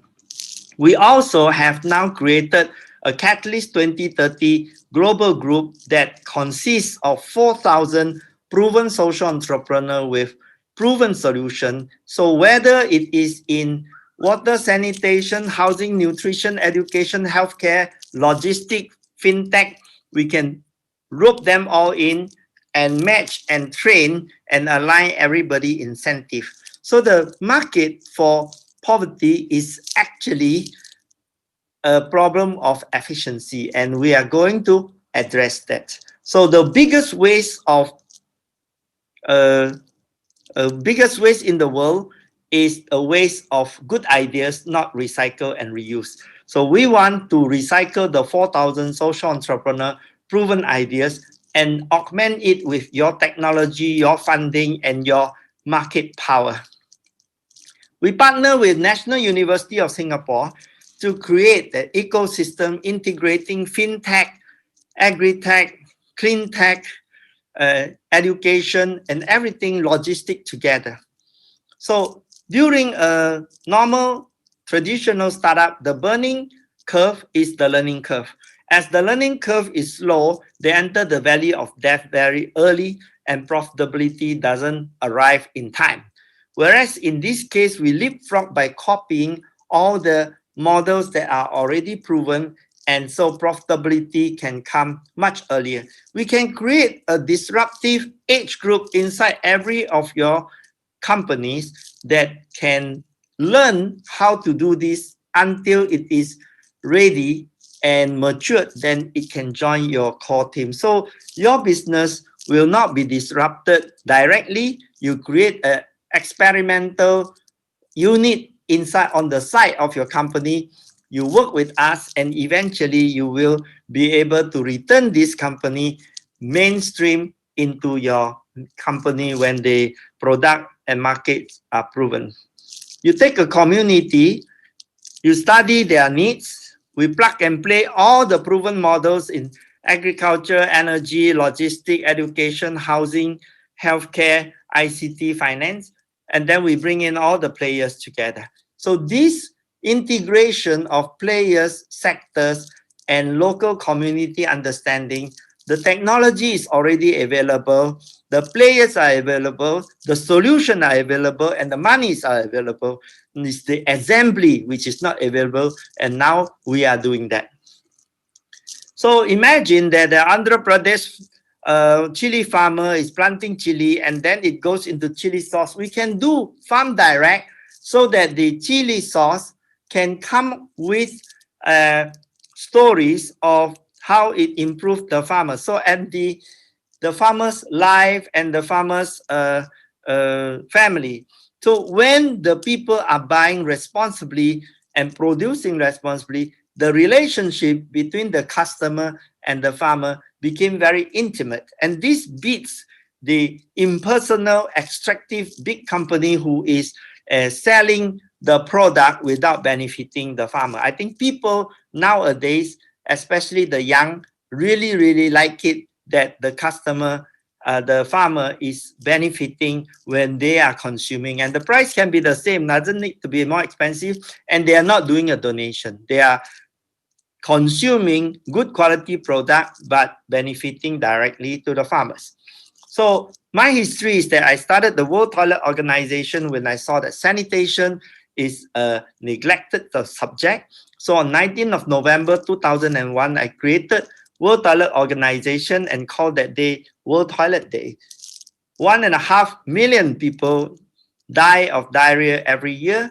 And this is pictures I taken from Bangalore and Orissa.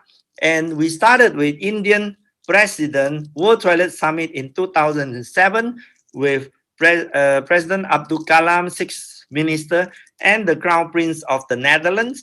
And sanitation became a very, very hot subject. Eventually, Jairam Ramesh built 32 million toilets, and the Prime Minister Modi built 110 million toilets. President Clinton came to support our program. Time Magazine named me Hero of the Environment.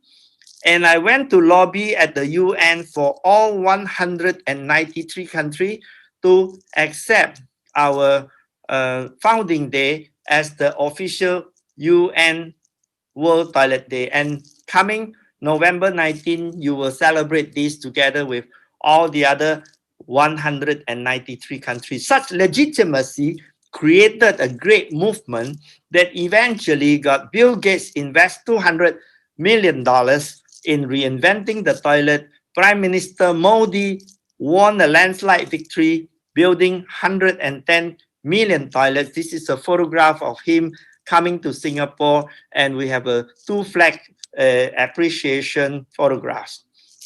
In Aurangabad, I built a World Toilet College together with Reckitt Benckiser, Harpic, and we, together with Amitabh Bachchan, train and place 5,000 professional sanitation workers to hotels, to hospital, to office building, and these people have regular jobs where before they were casual workers. In Cambodia, we teach people to build and sell toilets through SaniShop model. In China, we help them create a rainbow rural school toilet. President Xi Jinping is now a toilet champion. Matt Damon came to join us for celebrating World Toilet Day. Queen Elizabeth gave us the Points of Light Award. Jay-Z Coldplay performed on World Toilet Day in Mumbai 2016 to 80,000 free tickets celebrating Sanitation World Toilet Day. Together with Ranbir Singh and Shah Rukh Khan was the host, and lots of others like Vidya Balan and Amitabh Bachchan. Today, education is basically training people in plantation. When they graduate, they go to a rainforest. So we have to train people how to think like a rainforest rather than to think like a plantation. We cannot continue the linear thinking of connecting the dots. We have to do visionary thinking where there is no chicken and you explain to people that this is a chicken, and then you show them the vision. And if they don't see it, you explain again until you show them the vision again. And once they understand this, they join you and you can change the world. So once you are ready to start, you are like a potato, you put it in the ground, it has shoot, stem, roots, and it grows other potato. And this is the way we can spread and grow the social business model. If we are able to transform poverty into a profitable marketplace, we have to do rapid dissemination.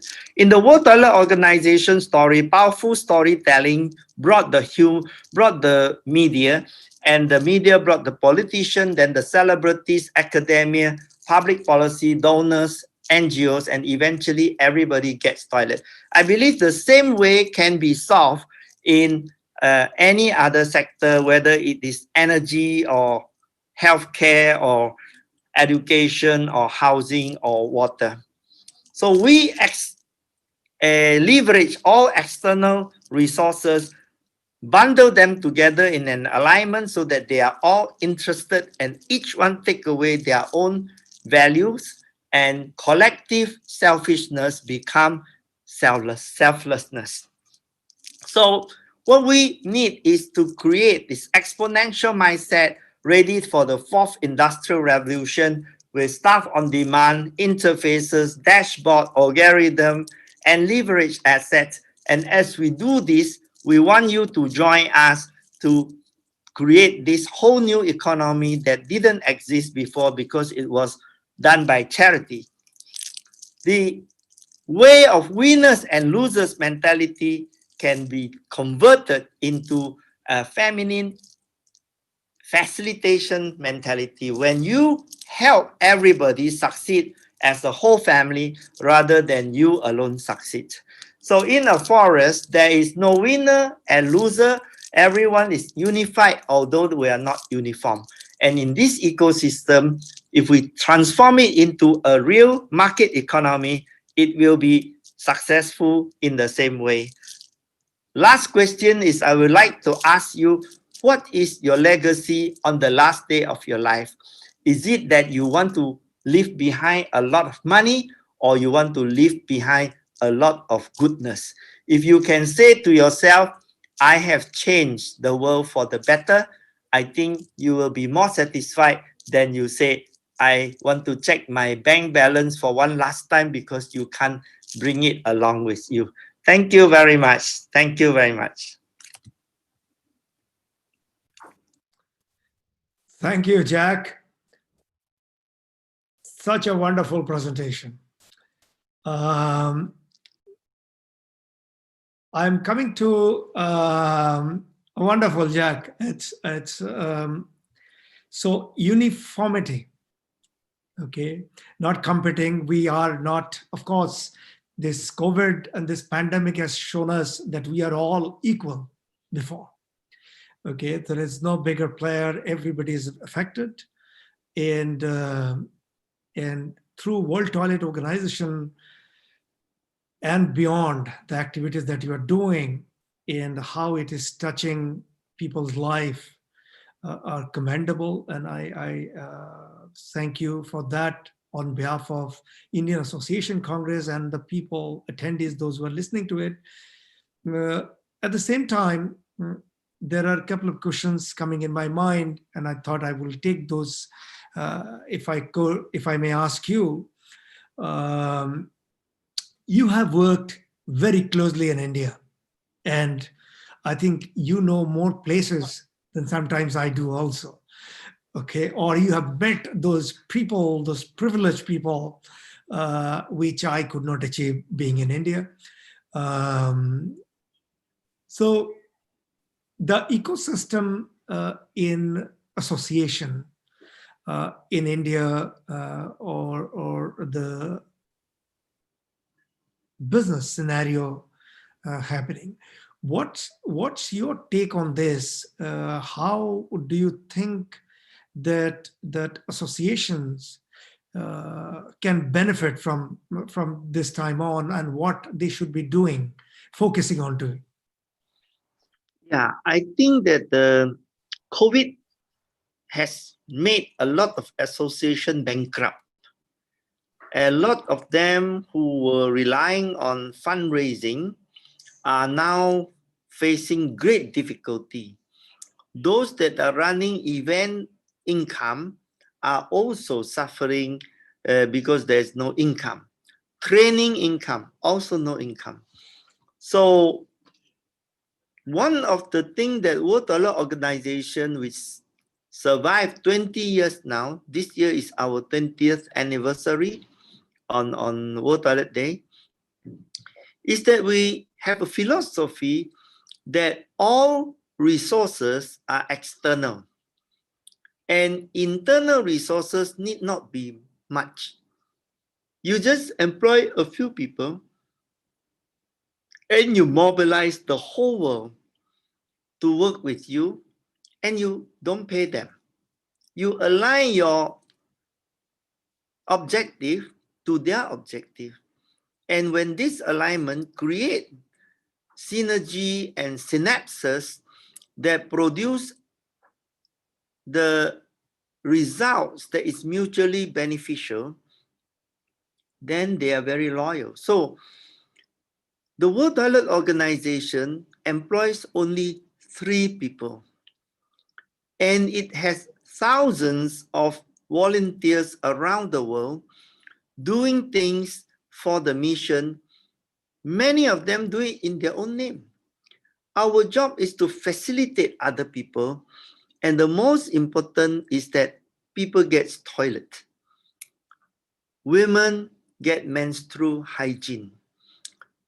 They don't get raped because they have to go to the bushes to defecate, to urinate.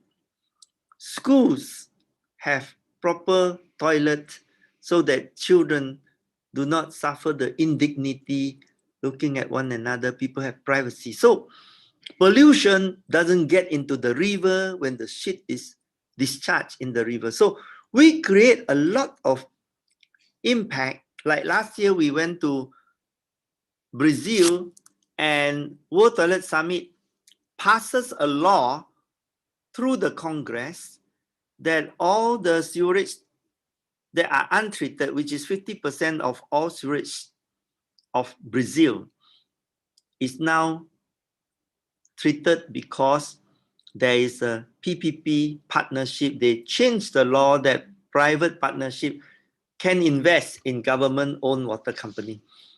So every year we create legacies, and you can create your mission without creating the overheads. So very important, because now COVID is here and frugality is the survival mode. And we have been frugal since 20 years ago. And the reason is that when you are serving a mission, you are not trying to be strong, big organization. You want to kill the problem. And if the problem is solved, you are happy. So this is mission mode. If you are into power mode, you want a lot of people, you want to control them, and then come a crisis like that, you suffer a lot.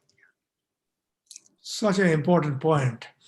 Absolutely. And I hope those who are listening, the association leaders today, will take this important message from you, because mission has to be in the forefront, not flexing your own muscle, which we do see in a different organization and association, those who are out there to prove how strong they are in terms of pushing their agenda. But important thing is completely opposite, how you are facilitating members and volunteers to do their job better, as long as that missions are done. Of course, let me also congratulate you to run this for 20 years. And I wish, and I'm sure everybody will join with me to wish multiple 20s in the coming days. This is indeed an important mission. Not just country like India, but there are Africa and quite a lot of Asian countries. Of course, everybody in their own degree are taking action. India has done quite a interesting move in last couple of years. At least the awareness is there, and I'm sure post-COVID people will be much more aware of hygiene into it. At the moment, if you have to look at what will be your 3 topmost suggestion for the association leader, those who are listening to today? So the first is to remember why you set up this association. Because mission drift sometimes end up with politics, bureaucracy, flavor of the month, and then you forgot what you're trying to do. Your mission is the reason you exist. And if that reason continue to exist, then you should have a very good reason to unite everybody to come together. And once you are able to do that, you unlock the energy of these people.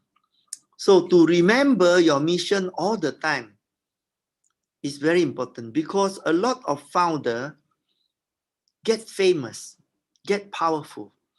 And then the reason it exists is because of them. Then they become the obstacle of their mission.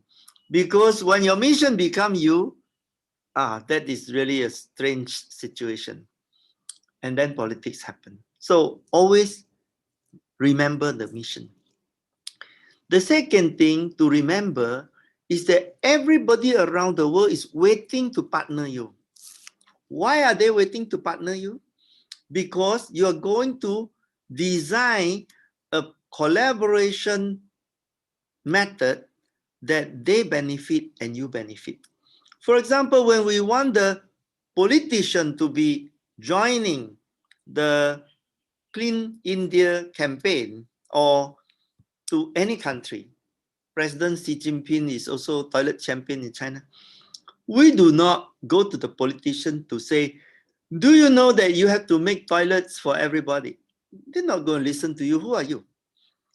But through the media, we make toilet so popular that the population wants toilet. The moment the population all express that they want toilet, the politicians are very intelligent. They will say, I can win election promising toilet. This is good for them. You don't have to tell them to do things. They will do it. They say, you can bring horse to water, but you cannot force horse to drink it. But if you bring thirsty horse to water, sure they will drink it. So you have to find thirsty horse and you partner with them. So all the people, the media are writing, reaching 2 to 3 billion audience for us per year. Last month, BBC World Service, 97 million people, 42 minutes. Next month, UBS Bank, then Smithsonian Channel. All these people are taking our story to sell and win audience and win advertising income. It's a win-win partnership. So always remember, collective selfishness is selflessness. Mutual exploitation is collaboration. If you have nothing for people to exploit, nobody will help you. So put it nicely, it's called service orientation. Always service people. And the last thing to say is, always remember that you personally will die one day. No matter how young or how old you are, you will die. And what is the thing you want to say to yourself on the last day about your journey? If you want to say that I have been useful, I have done a lot of good, now I go. You will go with a smile. Thank you very much. Going with a smile. Yes, that's the most important thing to ask, and nothing can be more profound. I was looking for answers, and you have given us a very, very profound thought, and I'm sure this will resonate with everyone. Of course, in the days of accumulating power, we forget that we are here for a greater purpose, we are not important. So that's a great message for association leaders and the people, those who are listening. And I think it's deep down for everyone to understand and how intelligently you are able to create the product, your mission, and involve everyone. Thereby, everybody is doing their bit and making it successful. And that's where it is. So I leave that thought with our participant, And while thanking you profusely, Jack, for sharing your wisdom and thoughts, and I will be talking to you offline. And thank you once again. Thank you so much.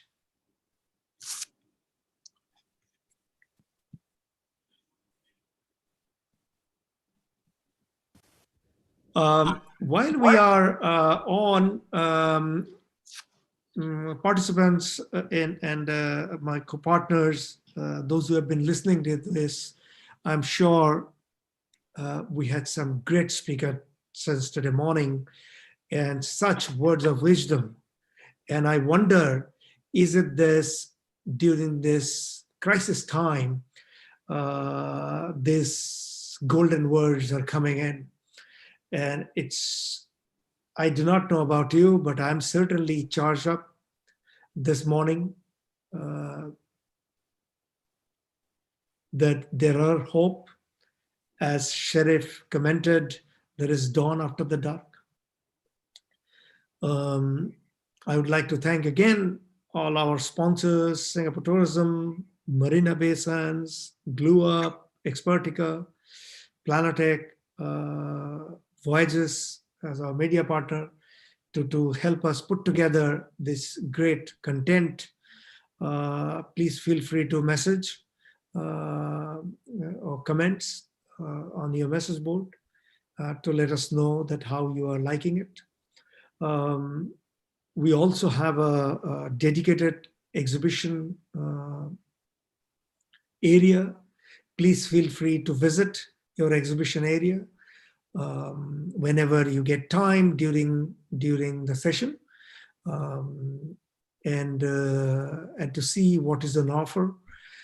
There are some great companies who are exhibiting here with solution to ensure that your job as association leaders are easier, and you are able to communicate your messages to your member more effectively. My next guest is Eileen Shea.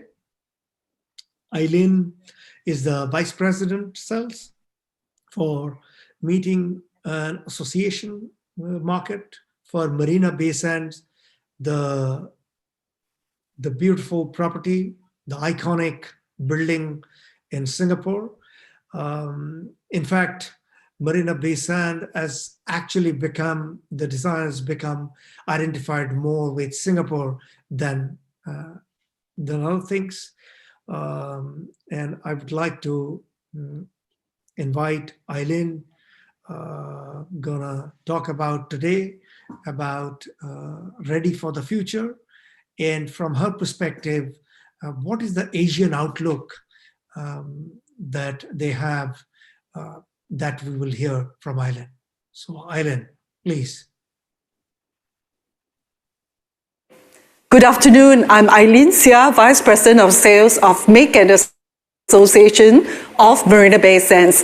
Thank you for giving me the opportunity to speak with you and introduce Marina Bay Sands, Asia's leading destination for business, leisure, and entertainment. Before we dive deeper into today's topic on being ready for the future, Asian outlook, I would like to show you an introductory video of Marina Bay Sands.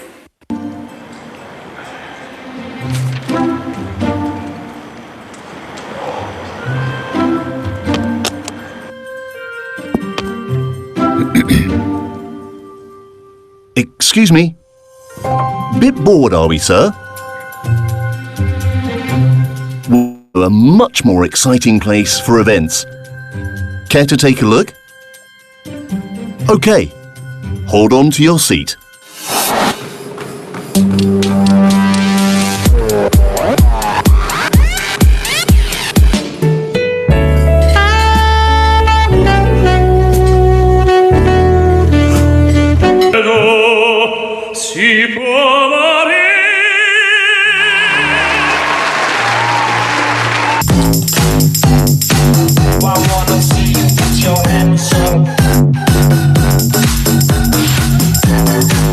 That was just an overview. Settle back and I'll show you some more. No other MICE venue looks like it, hosts like it, conserves like it, caters like it, rejuvenates like it, entertains like it, parties like it. I believe your event is about to resume, sir. Cheer up. Next time, you might be having it at Marina Bay Sands.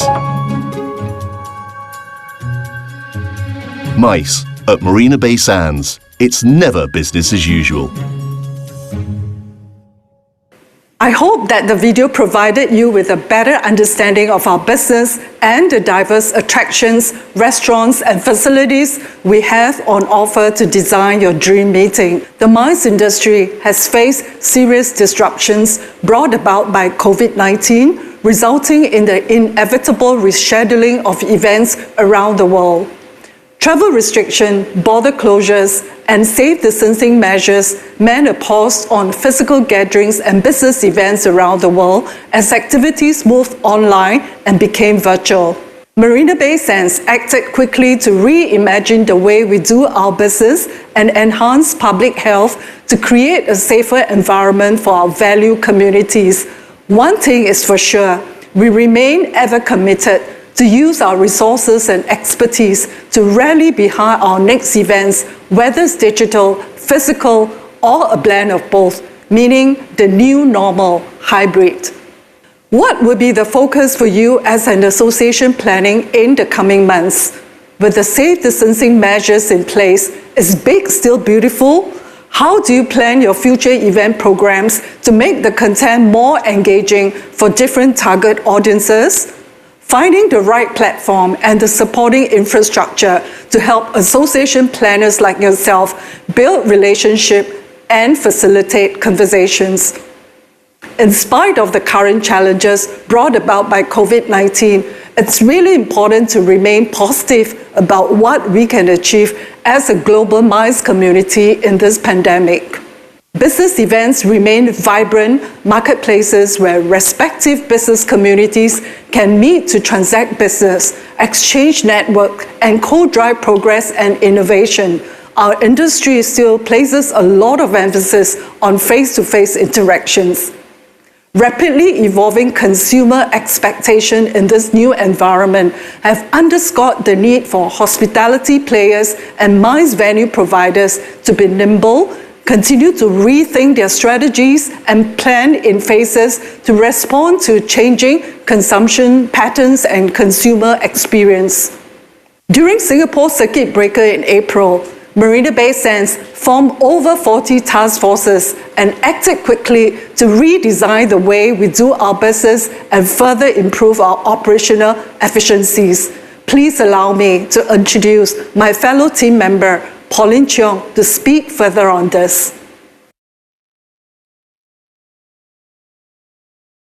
Thank you, Eileen. Hi, I'm Pauline, the account manager looking after the India Association market. Since reopening in June, Marina Bay Sands is welcoming guests back with a renewed hospitality experience that is focused on refreshed offerings built around a clean and safe environment. From indulging in gastronomical food and beverage treats, enjoying a stay at the iconic hotel, swimming in the iconic infinity pool, to engaging in retail therapy and a visit to the museum, guests can experience Marina Bay Sands' refreshed offerings with peace of mind. Following a rigorous certification process and field audits conducted across our integrated resorts in July, I'm pleased to highlight that Marina Bay Sands was recently awarded the highly lauded Safeguard Hygiene Excellence and Safety Label by Bureau Veritas, a nearly 200-year-old world leader in testing, inspection, and certification. This label comes 4 months after Marina Bay Sands received the SG Clean Quality Mark in April, a certification awarded by the Singapore government to businesses and organizations that commit to sector-specific high standards of environmental public hygiene. Here is a short video on our SG Clean measures. At Marina Bay Sands, the safety and well-being of our guests and staff remain our #1 priority. we have put in place a rigorous set of hygiene and safe distancing measures across the integrated resort.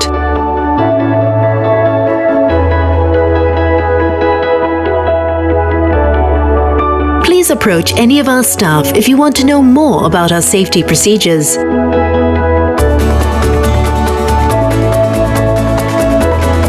Hotel rooms are cleaned rigorously and sanitized before your check-in. This high standard of cleaning is applied across the whole property.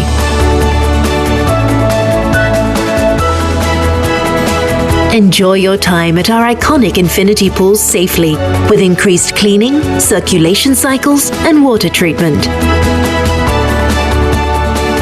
Make reservations and enjoy dining in at our celebrity chef and signature restaurants.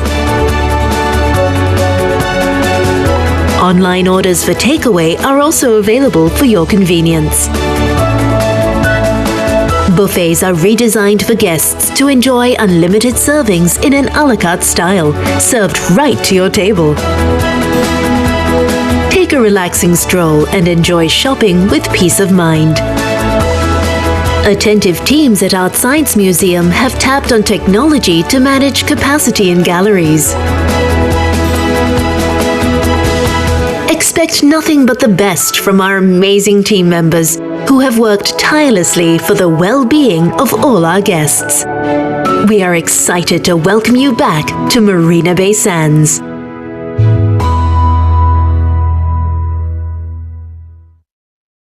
Customer centricity defines the way we operate at Marina Bay Sands, and we strongly believe this has given us the opportunity to build long-term relationships with many of our association clients.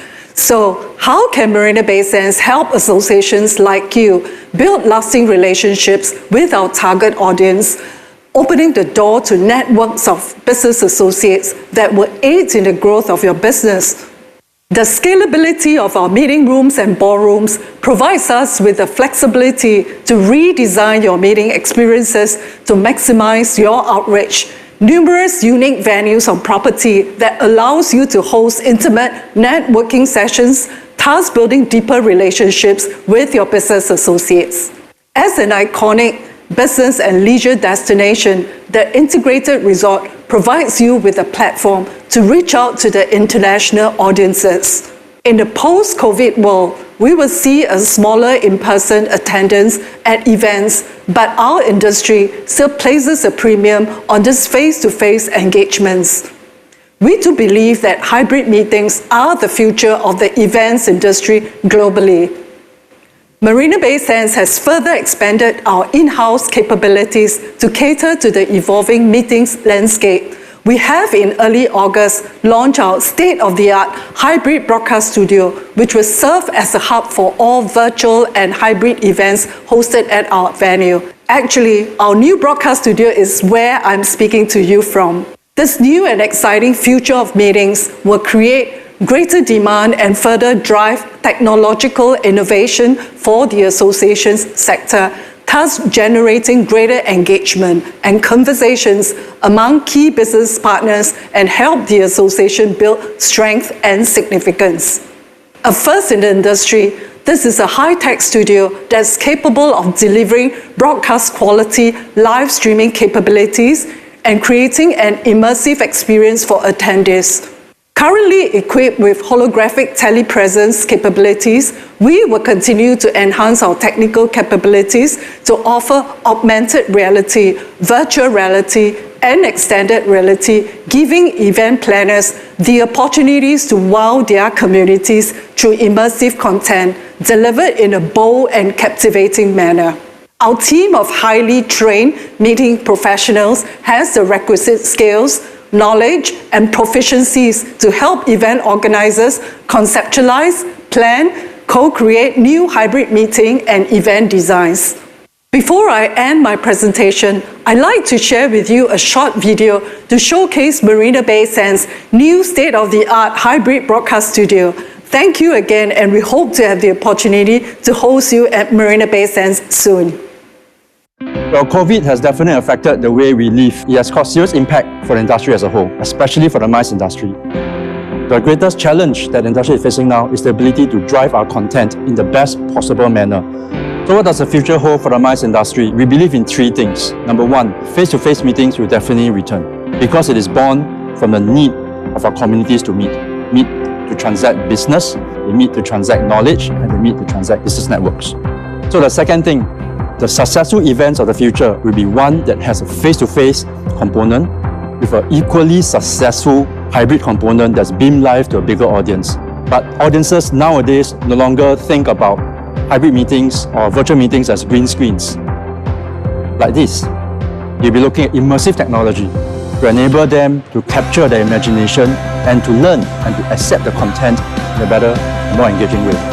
And the third thing that we believe in is that audiences demand to be wowed. And that's why we built the hybrid broadcast studio here at Marina Bay Sands. Incorporating AR, VR, XR and holographic presence, it serves as a platform to enable our clients to reimagine what a virtual meeting could be. It serves as a platform and a tool for our clients to capture the imagination of the audiences worldwide. And this is Wee Min signing off from the hybrid broadcast studio here at Marina Bay Sands.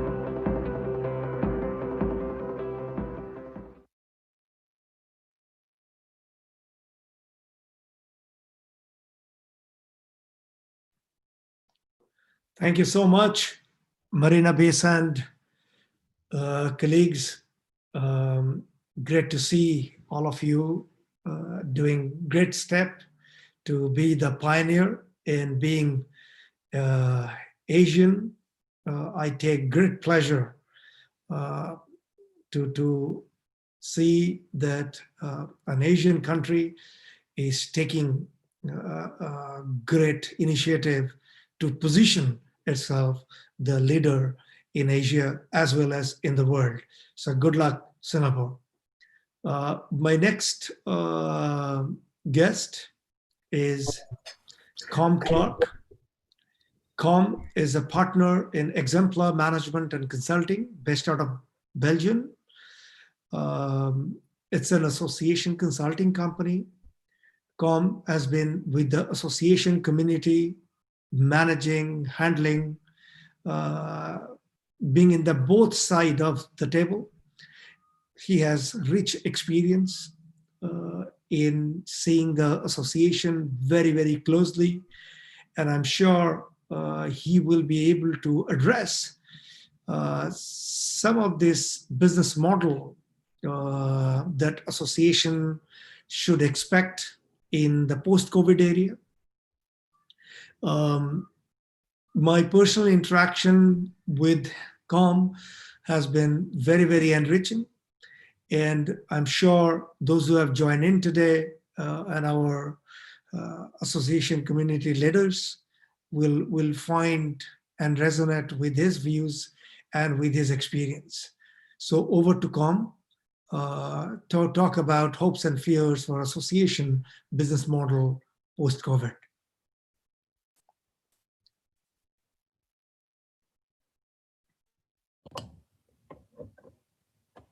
Hello, and thank you for joining this presentation on hopes and fears for association business models post-COVID.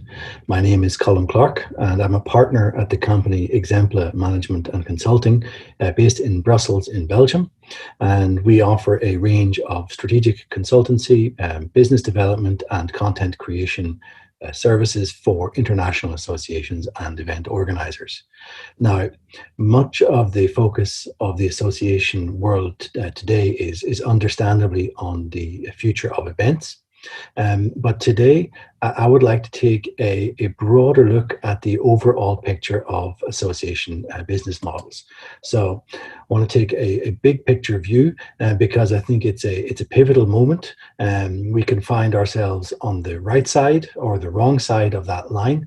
And if we do find ourselves on the wrong side of that line, it might be very difficult to find a safe passage back. Now, all of us who work with associations know how many reasons there are that associations are special.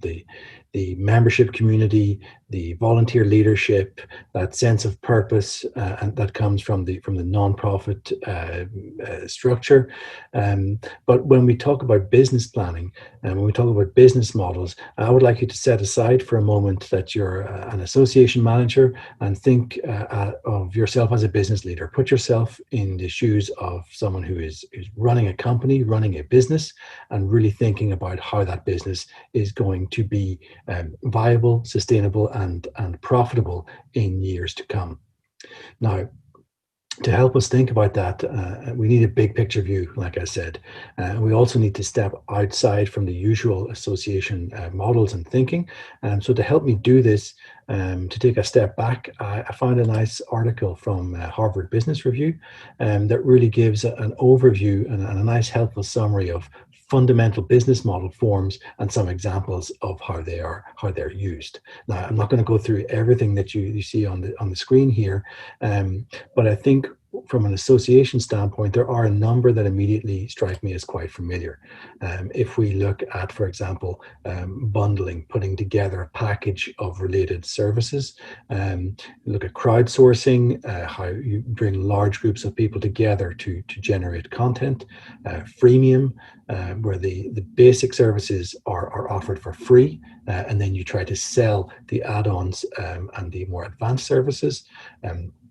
There's a nicely named one here, the reverse razor blades, offering the low margin item below cost so that you encourage sales of much more profitable high margin items. That should be immediately familiar. A lot of us know that often membership services are offered below the cost of what it takes to serve a member, but associations try to make up the difference with events, with certification, with education and publications to make sure they are making their numbers overall. Now, last but not least is the subscription model, and that's obviously a very easy parallel to draw with associations. And here I think we can see that associations are in a way perhaps ahead in the thinking here, because associations have long been aware of the limitations of relying on a subscription or a membership subscription to make your overall revenue numbers match your costs. I read an article recently from Forbes who dug into the Netflix model, and they were showing that even a company with the scale and the resources and the brand recognition of Netflix is struggling to make that model sustainable and profitable in the long term. So that's certainly not a challenge that associations are alone with. Now, as associations have generally these different ways of bringing their services and products to market, that diversity is a strength, of course. It's always good to have more than one way of making money. On the other hand, that diversity can reduce the clarity and the understanding of the association business model. Now, this is especially important for volunteer boards, because as we know, the volunteer board members will have limited time. So if the business model is quite complex, it can be difficult for them to really understand in details how it works and where it could be improved. And they are responsible, of course, for making strategic business and budget decisions for the association. And additionally, if it is perceived that it's not really transparent how an association funds its activities, then this risks eroding the trust of members or prospect members. So let's talk about money for a few minutes. One thing I have learned in my years in business is that when the money's coming, when things are going well, people don't ask too many questions. I've been guilty of this myself in the past, where working on successful projects, you lose some of your focus in the analytics. You start to be maybe a bit complacent, and there is an assumption that it's going well and it'll keep going well. Now, obviously, we are in a time of crisis, and that crisis is bringing dramatic changes to the association business. And it's especially putting pressure on the association business models, which have long relied on the profit from association events to subsidize other costly but highly valued activities that the association runs.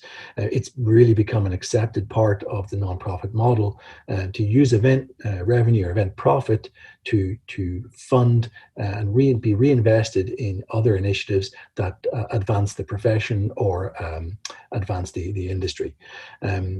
So that's all well and good. The issue is that, you know, now we're at a point in a lot of associations where there's not a tight connection between revenues, between costs, and the perceived value or importance of the association's activities. So the issue is now, what happens next? What happens if that thing, the event that has been making all the money and that has been reinvested in all the other things that people really like and appreciate about the association, what happens if that revenue source goes away? And last month, during the ASAE virtual event, they had a keynote from a guy called Duncan Wardle, who was the former head of innovation at Disney, and he talked about innovation and creativity, and he talked through that well-known example of Blockbuster, the video rental store in the US, and he talked about how they had a model where their late fees, so the fees for people returning their videos or DVDs late, that was a very lucrative source of revenue for them, and that really attached them to this model they had, but it was, again, this was revenue they were making that wasn't about the service that the customer was really buying. It was just another way of making relatively easy money for them, but that made it very difficult for them to change, and it really made them resistant to making much needed changes. And we all know, of course, what happened some years later with Netflix. Another a parallel we can draw is if we look at the music industry. Again, a lot of resistance to the shift to digital from record labels because of the exclusivity and the high margins they had with their artist deals and with CDs, for example, as physical media. Again, these were two industries where they had very reliable access to good money, to easy money, and that created a huge amount of resistance to change.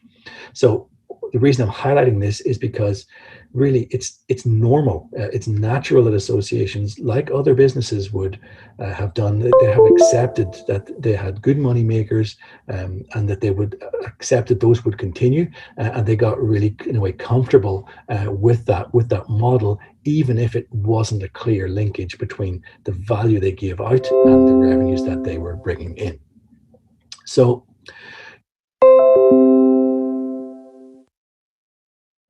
you know, what is going to happen next, and what is the place of events in the mix?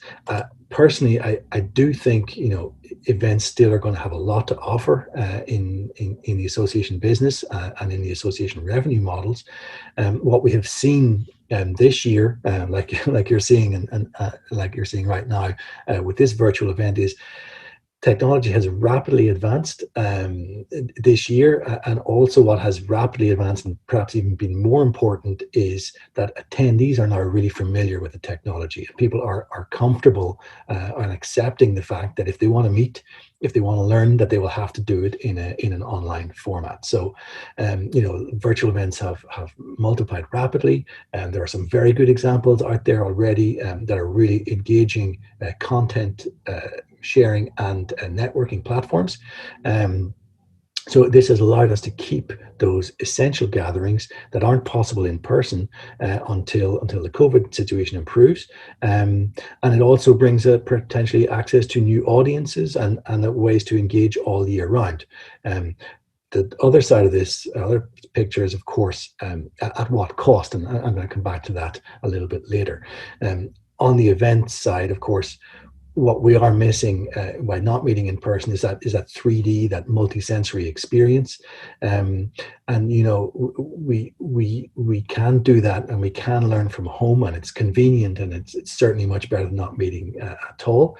But you know, we're using standard office equipment. We're in our often home office environments, and we're connected. So all those connected distractions that we live, they're ever present when we are online at events. Personally, I do think that large in-person events will return. I think they will also be better than ever, because the online events that we have this year is really forcing event organizers to get their act together, to do better events, and to make things that will be special and really worth attending, and taking that effort to go to or travel to in person to attend. One of the issues, of course, and you see it on some of the pictures there, is that right now, what you are allowed to do in person is significantly different from what we would normally do at an event in person, especially on the networking and the sharing of food and atmosphere together. So this is physically a limitation right now. On the other hand, when we look at it from how technology might replace some of those interactions and improve some of the online interaction, we do have a limitation right now with what we have at home or in our offices. We can imagine that in future, VR technology will give us a much more enriching and much more absorbing online experience, but it's years before those technology will be as commonplace as the laptops or the phones or the tablets that we're using today.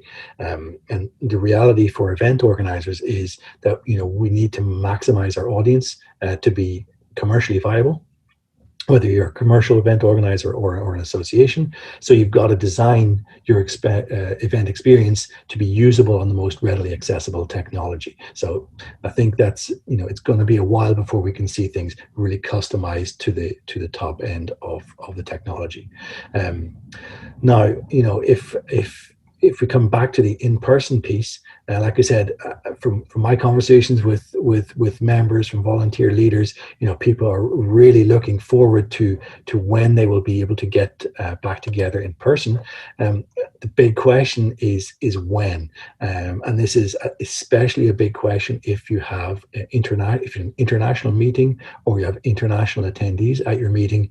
There's a quote here on the screen from IATA, that their outlook, this was from the end of July, was that global passenger traffic will not return to pre-COVID levels until 2024. So 2024, that is years away. And again, like I said in the beginning, set aside your association hat for a moment. Think about your role as a business leader. No business can wait for 3 or 4 years to wait and see what's going to happen so they can get back to their usual way of doing business. So, the reality is, we're going to have to get digital, and we're going to have to get digital fast. So where do we find hope for association business models? I mean, one of the things, we know associations are good at a lot of things. They're not usually very good at being very agile and making very quick adaptations, especially to strategy and business models. So we have to look at where we can learn from other organizations that have, or other industries rather, that have gone through this change before us. We have to look at, like I said, music was one, with a Blockbuster example, but also look at media. This is from the newspaper revenue in the US. You can see the basically catastrophic drop in the advertising revenue and what that did for the profitability of newspapers. So can you imagine what this would mean for an association if they had this degree of revenue drop by shifting into a digital model? It's clearly not sustainable. The issue right now is that as COVID crisis started and as it really got more and more intense, associations rushed online and they overserved members and non-members with lots and lots of free online content and events. It's all done with the right intention, but we have to be very careful that we don't anchor the expectation that everything associations do online will be free, because you can see it's not going to be sustainable. And the other issue is that if you would rely entirely on on sponsorship revenue or advertising revenue, is that going to make you a credible and reliable source of information, even if it's a perception that your content or that your views on issues are perhaps shaped by the people who are actually bankrolling the event or the creation of that content. So again, where do we find hope? One big one for me is that associations, prime content creators are often volunteer experts who are giving their knowledge and sharing their knowledge with their community to advance the profession or to give back to their profession. So imagine if you were a media company that didn't pay its journalists, or imagine if you were Netflix and you didn't have to pay the actors in your programs. Imagine what a difference that would make to your bottom line. Now, as you know, association staff, there are costs of staff, there's cost to produce things, and that will remain. But the reality is that association content production and event production could cost a fraction of what it would if it was a normal content driven business. Now, I mentioned the ASE keynote Duncan Wardle earlier. Another thing that he talked about was around purpose, and he foresees a shift to a purpose-driven rather than a profit-driven economy. So this is a big one for me as well, because, will that shift, will that bring, will it increase the motivation for experts to give their content to associations instead of for-profit sources? Will it increase the motivation for members to pay in to support association communities that are non-profit at their core purpose? Or if there's more and more, let's say, socially responsible businesses arising, does this create actually an existential risk to associations? Because if businesses become more social, more empathetic, the line between what is for-profit and non-profit may get so blurred it's no longer relevant. History shows us that crisis brings disruption and new forms of competition, and so let's be realistic that the content and community that associations provide won't be immune to that.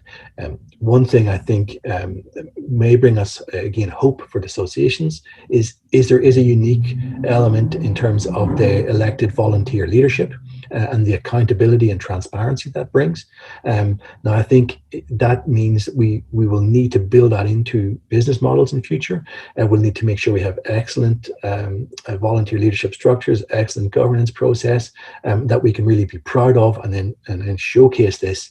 So it won't just be a little footnote on the about page. It'll really be front and center of why you should be supporting this association and why you should be investing in this association. So I want to conclude, with a couple of things here that I think we can take away, and one of them is about finding focus in this. There's so much uncertainty out there. We need to find focus, and I think something we can find focus in and perhaps comfort in is going back to the basics that time is money.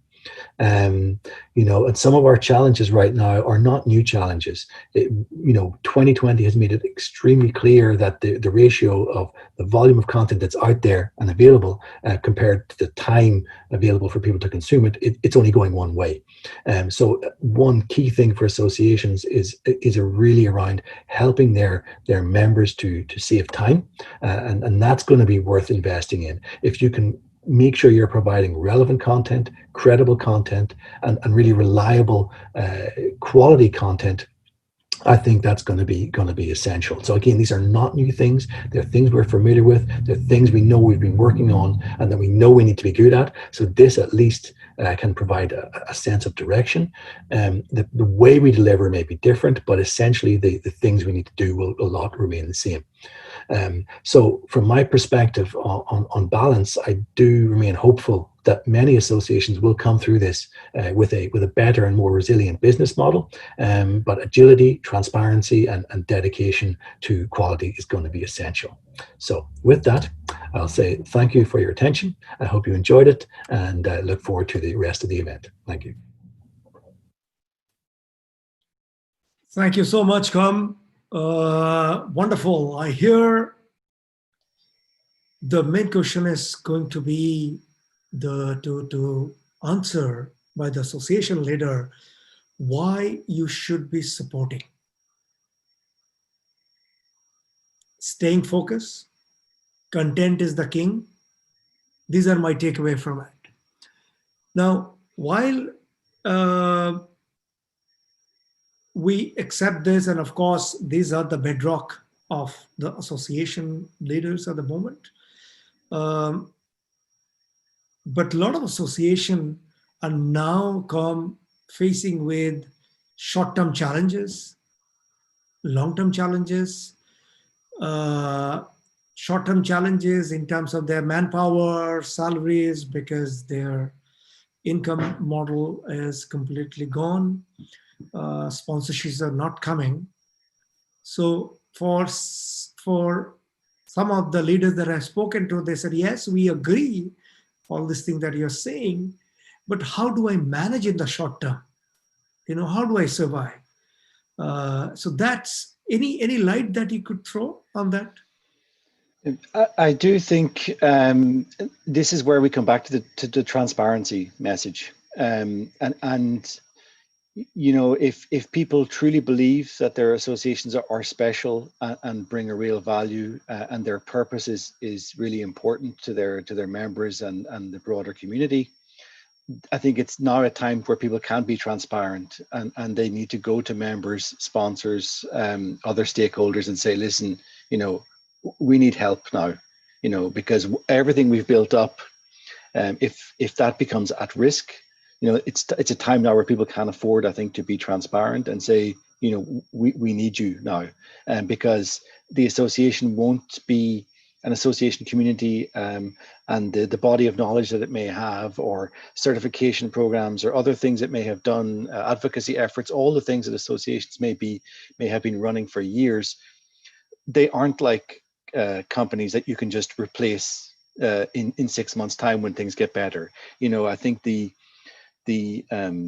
reality of the situation is where companies fail, but where those business opportunities continue or pop up again, new companies will form. Maybe even by the same people who were involved who couldn't keep that company going, but they know the business and they'll be ready in 6 months or in 1 year to come back.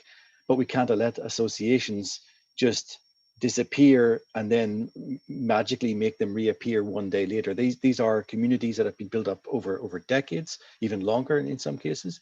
And I think that's it. People need to be transparent when they're in trouble, but make sure they use the message of what has been special, and in a way it's a sort of a heritage that you can't let go of that easily, that these associations need to be supported through these tough times, and they can come back stronger.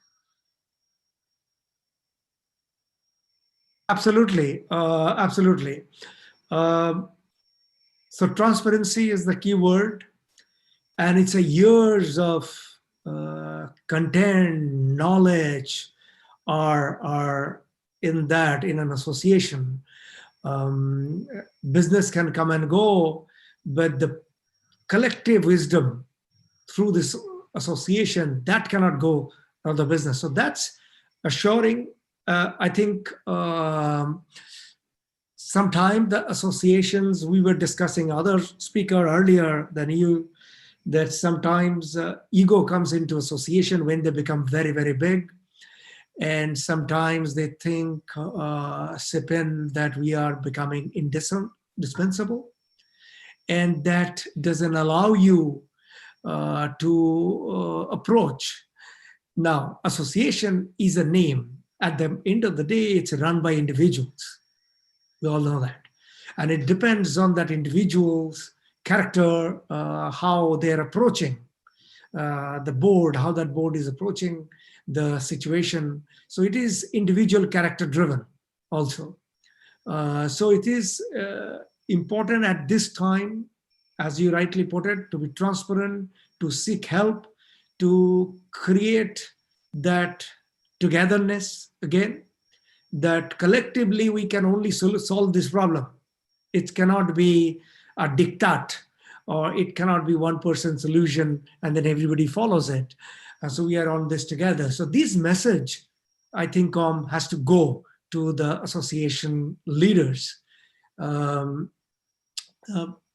course, that brings me to my next issue, which some of the people pointed out, and I also thinking in this. Content, of course, important, and very few association in India recognizes this. They have a lot of content, but content is as good as something lying in your table, unless you are packaging it or making it sellable, or you are taking it to the people. Going forward, that's the real asset actually association has, that collective wisdom and content. What do you think, what will be your suggestion for association to look into this area more seriously, and how they can create a more vibrant organization which is based on giving and collaborating?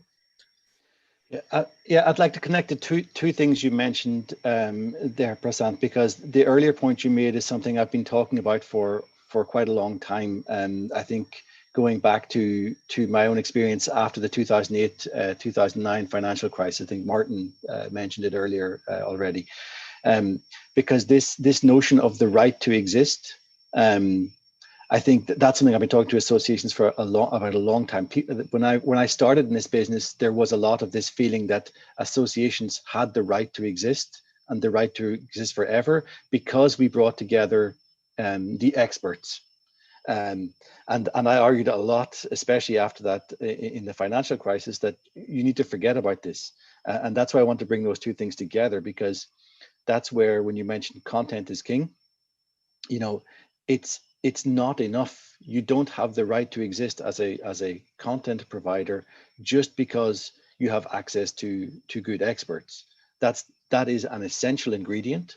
The same as if you're preparing a meal. If you don't have good ingredients, the end result is not going to be very good, no matter how good a chef you are. But it's not enough, and we need to step up the game in terms of not just things like production. Like we've learned so much this year about how to do things better online. That's good, but it's again one piece in the component. So I think when we look at we do a lot of work around content generation with industry experts, and our role in this, we're not experts in the industries that we serve or the associations that we serve.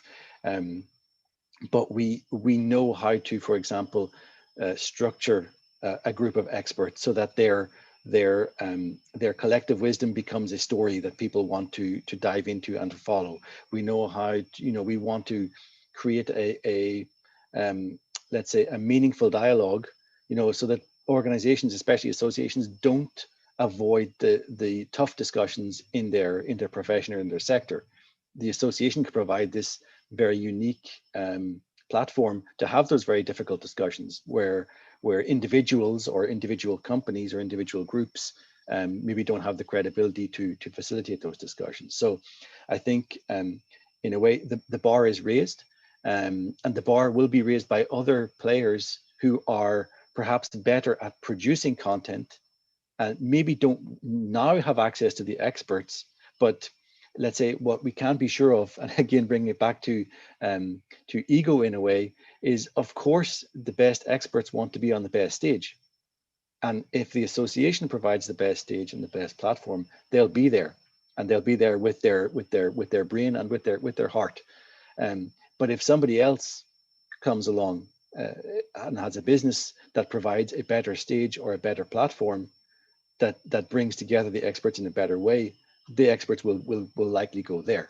So I think associations need to be let's say brave and act quickly, because right now they hold those expert communities close. What they don't necessarily hold is the expertise in bringing that content to another level, but they can't delay, because I'm sure people will come into the market who will target those expertise and say, listen, we'll put on something really, really great with you. So associations have an advantage, Like I mentioned in the presentation, they can rely on those people as volunteers often, but they have to capitalize on that advantage now and quite quickly.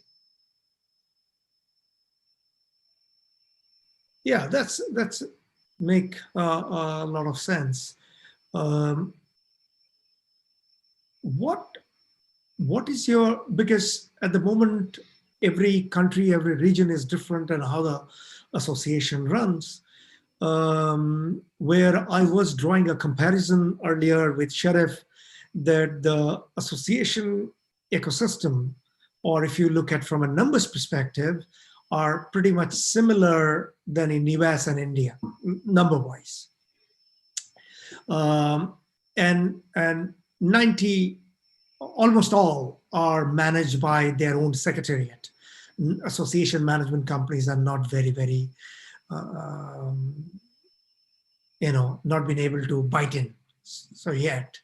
And that because of two things. One is that their sense of togetherness, that the sense of ownership, that they have to serve the community themselves. And secondly, it could be due to financial reason. While I look at Europe and now to India, I also look at a bit of a similarity. In a way, Europe, as you'd see, there are different country, different language, associations are running, and sometimes they are serving their national community more rather than, unlike an US association, which is always have a very global approach. In India, also a bit of similar that I see, there are regional associations, while there are national, but there are regional associations which are based on language. And this regional association could be as big as any country in Europe. So we have the similar challenge from like Europe and India.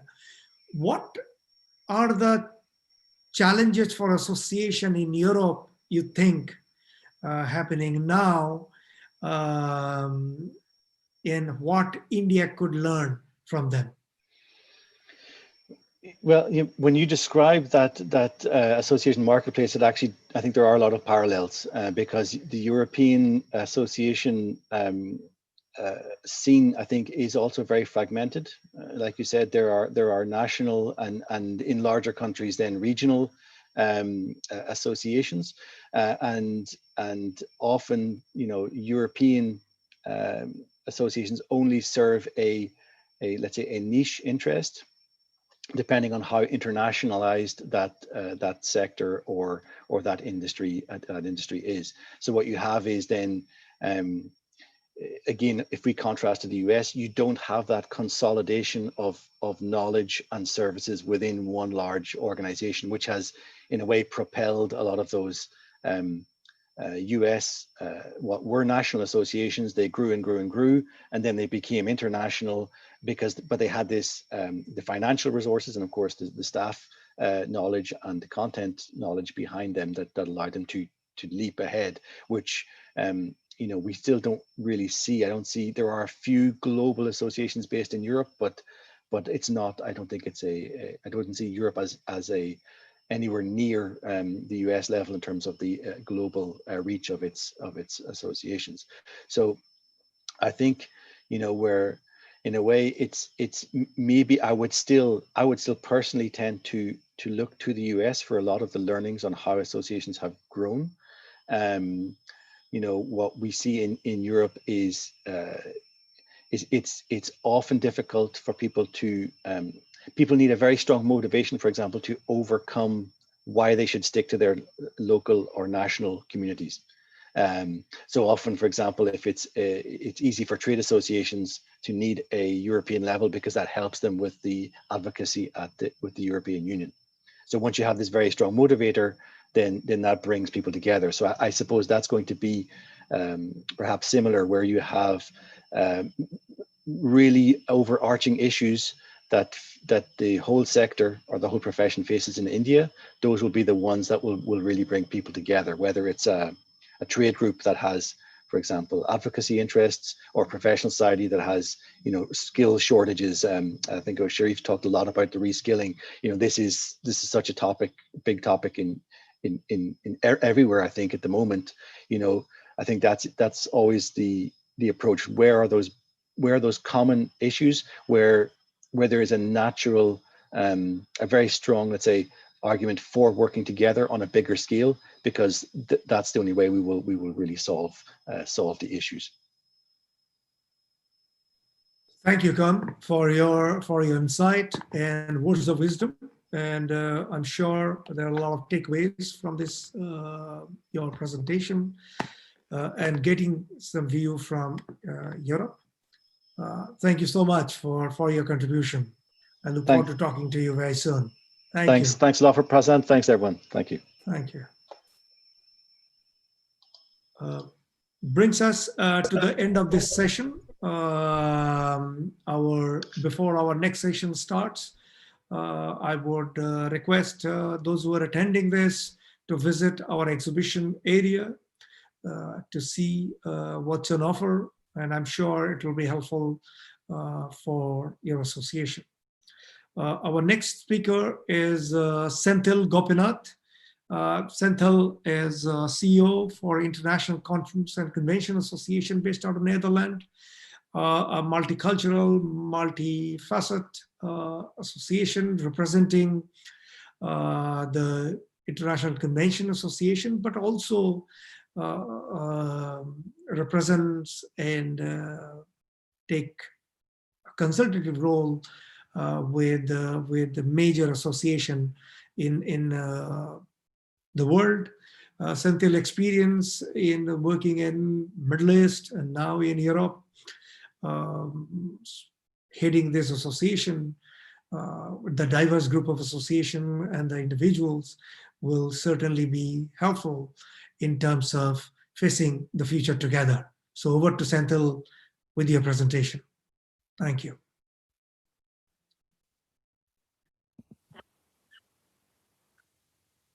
Hello, everybody. This is Senthil from International Congress and Conventions Association. Pleased to meet all of you digitally. It's great to take part in this Congress digitally, although one day, very soon, face-to-face. Let me talk to you about how do we transform a large face-to-face event into a hybrid format. We all want to see each other face-to-face, engage and take part in the Congresses. That's been our norm and that's been our tradition. But now we are faced with serious challenges. So what we are doing, we are trying to see what's the other form of alternates we have and how we can meet each other. Let me quickly talk to you about the ICA Congress, one of the largest Congress we annually organize, and how do we transform this Congress into a hybrid model. Let me quickly share my screen with you.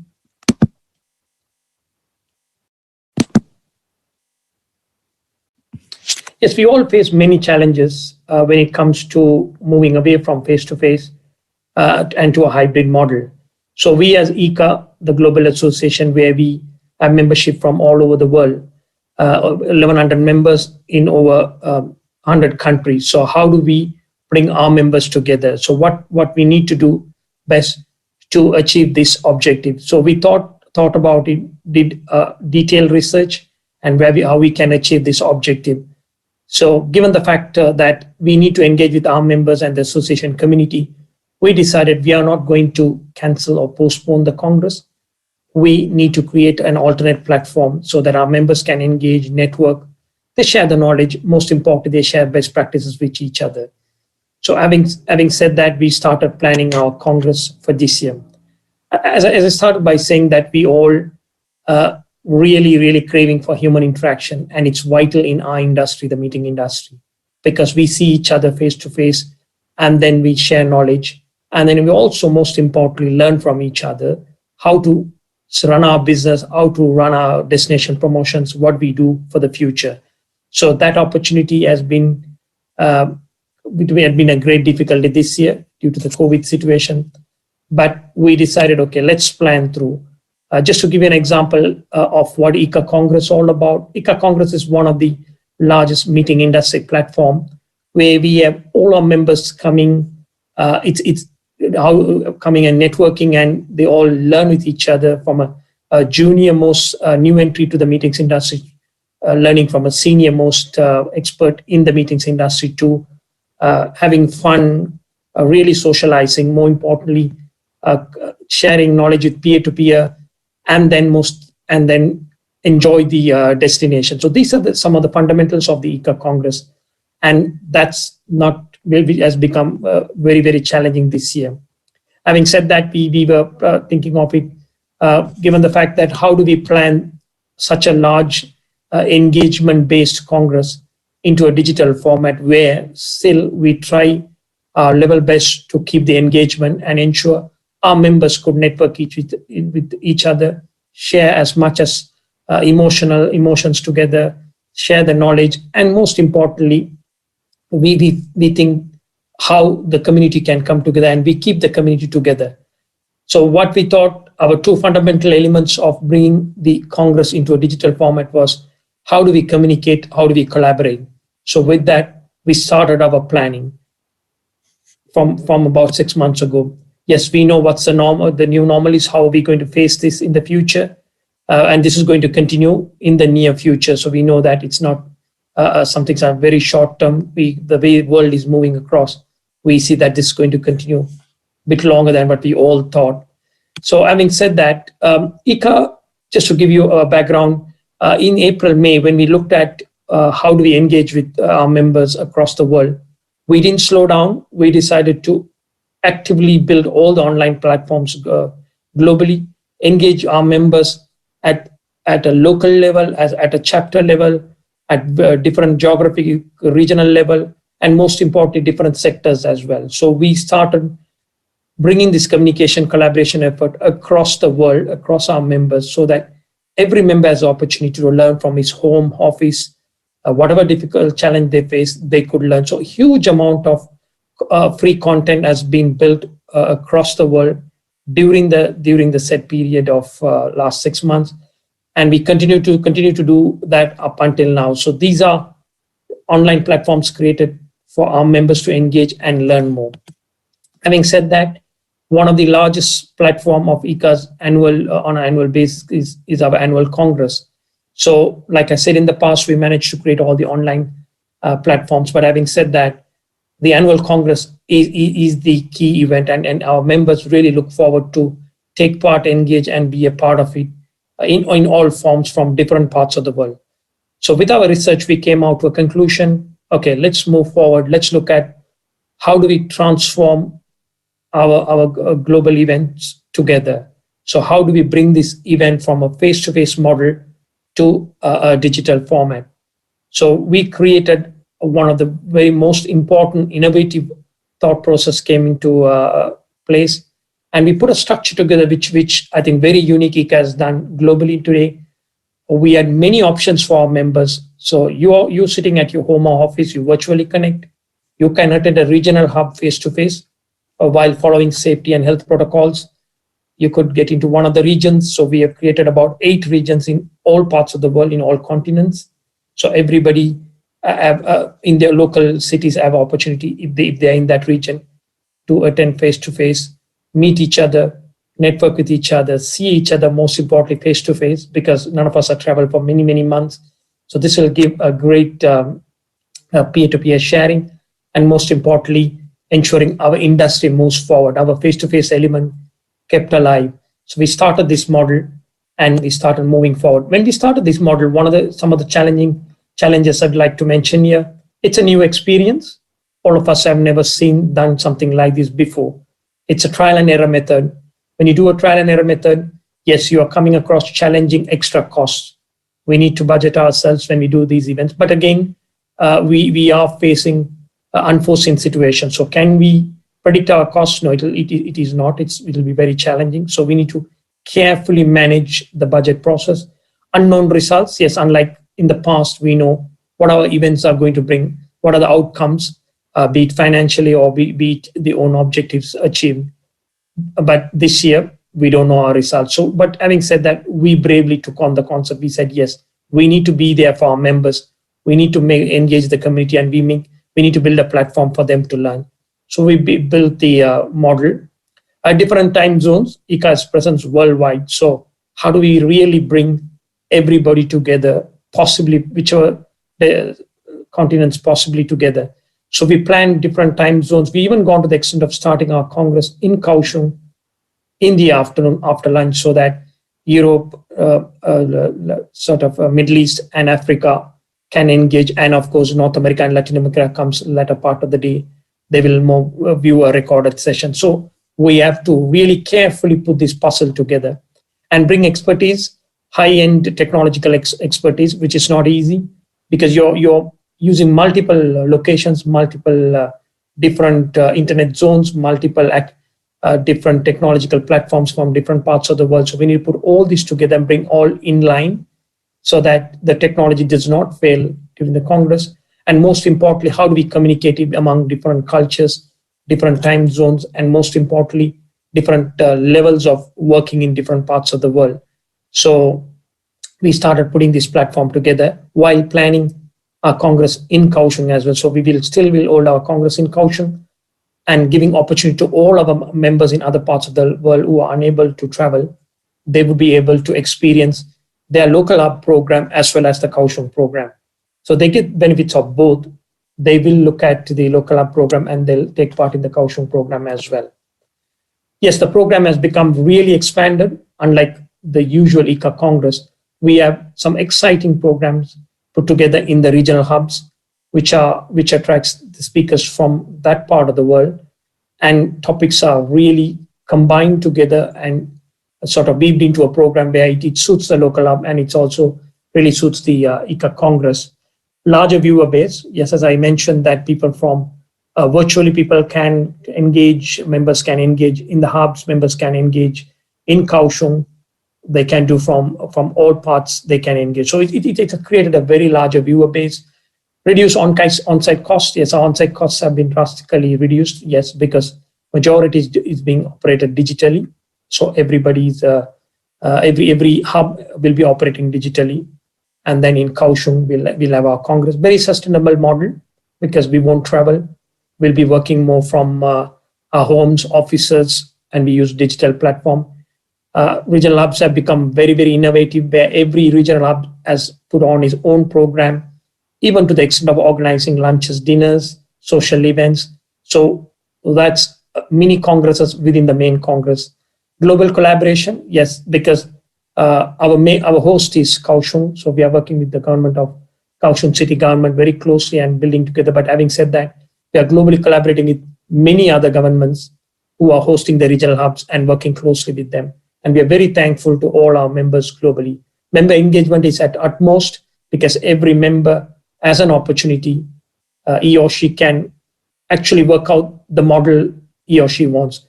They can downgrade and upgrade registrations anytime. They can take part in any different model, whether it's virtual, Kaohsiung, or in any of the regional hubs. They can go across to another regional hubs. We'll be live streaming all the hubs 2 ways. So if I'm present in North America, I can see the program in Latin America. If I'm in a hub in Luxembourg or Malaga in Europe, I can see the program of Africa or in Kaohsiung. So it gives members an extraordinary opportunity and a phenomenal opportunity to learn across the globe and across very different thought process put into the program and very different speakers. And it will give definitely more people to the opportunity for more people to attend.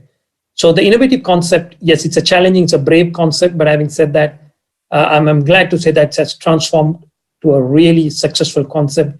In next 3 weeks' time, we will have this model being displayed and ICA Congress to be held. We started as ICA when we moved away from our usual ICA Congress and usual ICA activities.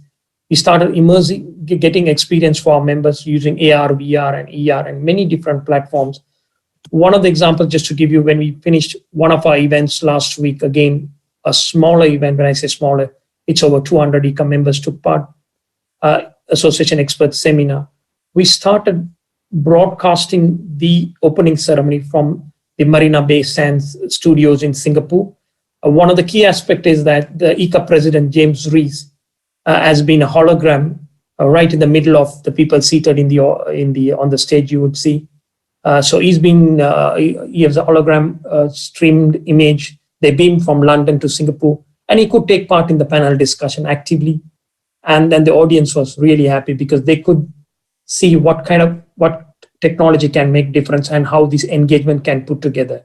So, ladies and gentlemen, there is plenty of opportunity. Let's be courageous. Let's be positive to put all our Congress or meetings using platform until we become a fully formal face-to-face situation. We should keep our industry moving. We should work on it. Having said that, having talked about all the digital platform, we as ICA are a great advocate that we need to have face-to-face meeting. That's fundamental of our industry, and we need to ensure that we'll all have very soon we'll get back to face-to-face meeting when we are ready. So thank you very much to Prashant and the team, and wish you all the very best and a successful Association Congress. Thank you very much. Bye-bye. Thank you, Senthil.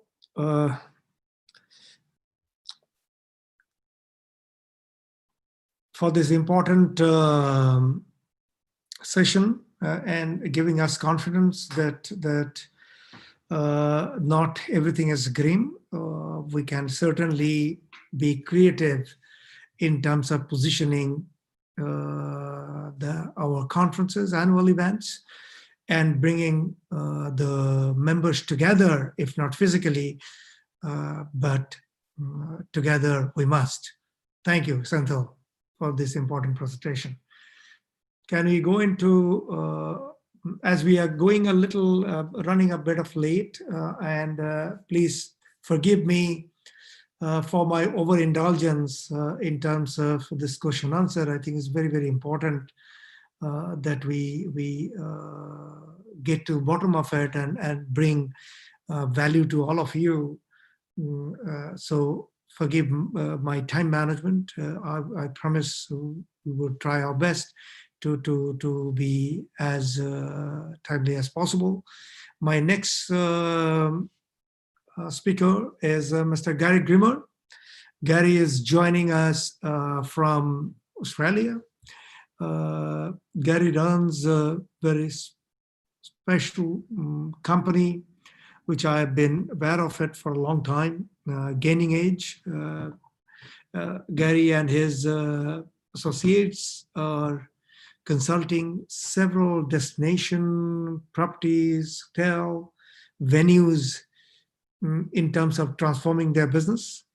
And I'm sure Gary's presentation will be an opener, mind opener for all those association leaders and the participants. So over to Gary, please.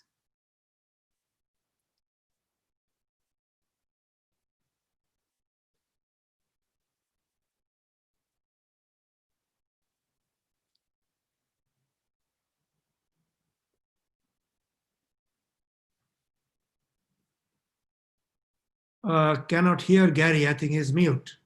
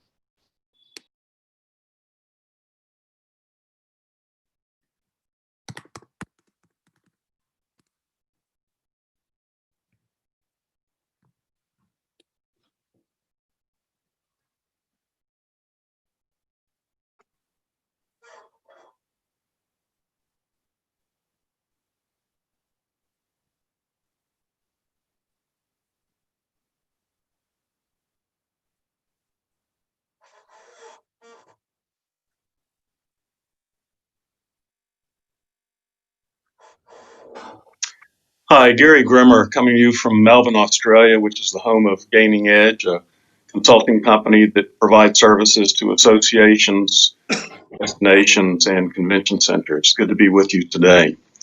I want to talk about what I'm calling association reset, because in today's world, with so much change and disruption, associations do need to begin rethinking their business models. They need to be thinking about how to maintain their relevance. And one of my messages today is about the importance of legacy in doing that. So building greater legacies, in my view, is our future. Association legacies are more important than ever before. And perhaps the starting point is by examining how important associations are to building knowledge and creative economies. All over the world, governments, including India, are very focused on that because they realize that they have to transform their economies and that they have to really focus on the higher level service economies, which are knowledge and creative services. And when you begin to look at a schematic like this of an economy, you begin to realize that having a knowledge and creative economy requires that you have a knowledge foundation. Certainly, everyone would realize that universities are part of that knowledge foundation. Perhaps what's not as well understood is how important associations are. And the simple way to put it is this: universities help prepare people for their careers, but associations actually help people make it all the way through their careers. As we all know, in this world today, you have to have lifelong learning. Anybody who doesn't have lifelong learning is falling behind, becoming irrelevant, becoming ineffective. And it's not universities that provide lifelong learning. It's really mostly associations. They're really critical to a knowledge foundation. What universities start, associations finish. Also, in exploring this economic model, you see that you need knowledge industries and creative industries, which are the application of a knowledge and creative economy. You need trade and global networks, which is the way to extend or fuel a knowledge and creative economy. And then once you've got all of those things, you have a critical mass that allows you to become a bit magnetic and to attract the kind of talent and investment that you need to continue evolving your knowledge and creative economy. If you look to the right-hand side of this slide, I'm not going to go over it in detail because of time limitations, but you can see the kinds of benefits that come to societies, to nations, and to professions from building knowledge and creative economies. So in summary, associations have a big legacy in supporting the development of these knowledge and creative economy outcomes. And association meetings are a powerful legacy driver. As we all know, associations and universities are often out in the world trying to attract international conferences that are related to their fields of endeavor or their areas of expertise. And when they bring in those international conferences, then essentially your destination or your nation becomes the epicenter of that field for the time of the conference. It's attracting all of the thought leaders from around the world. It's attracting investors, it's attracting innovators. And essentially, I always say that having an international conference is really a strategy for global trade and intellectual engagement. What happens is when all of these people come in, they're able to make trade relationships. It's helping to attract talent by making younger, talented people, professional people aware of your destination and how appealing it can be as a place to work and live. It's good for investment. It's good for developing global networks because we're bringing people together. So again, if you look on the right, all of these things that I've highlighted in red are things that accrue as a benefit because of international conferences.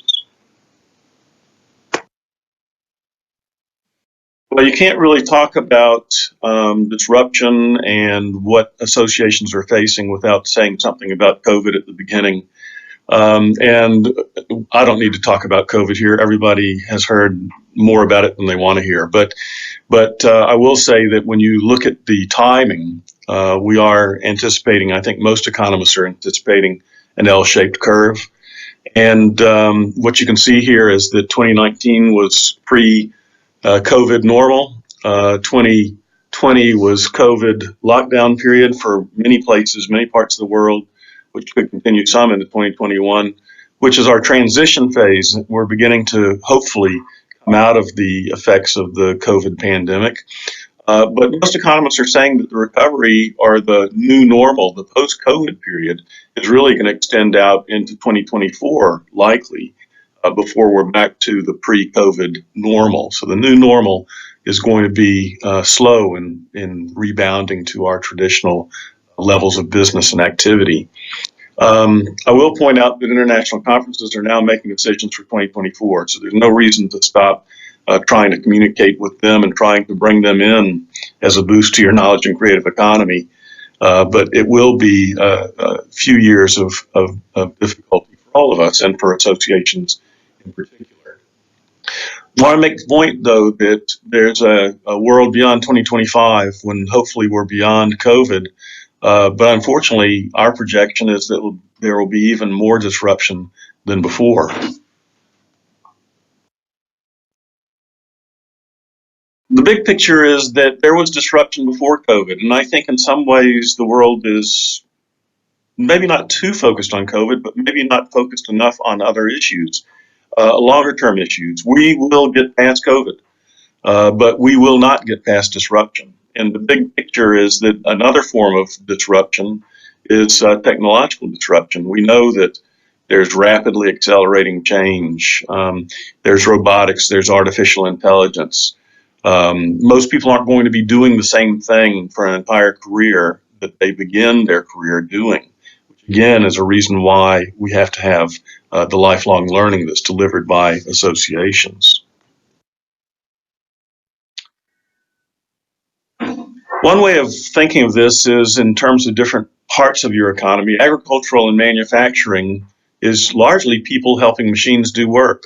While many governments are focused on those kinds of industries and those kinds of jobs, the real answer is that better machines mean less people working. So those are fields that are becoming disruptive in terms of employment. Services tends to be machines helping people do work. So better machines mean more people working. So again, as we begin to talk about coming out of the COVID pandemic crisis, economic downturn, governments are going to be very focused on putting people back to work, and the services economies are going to be the best place to do that. But as we all know, India needs constant improvement in all three areas: agriculture, manufacturing, and services. Accomplishing that is going to require the world-leading development of its knowledge and creative economy.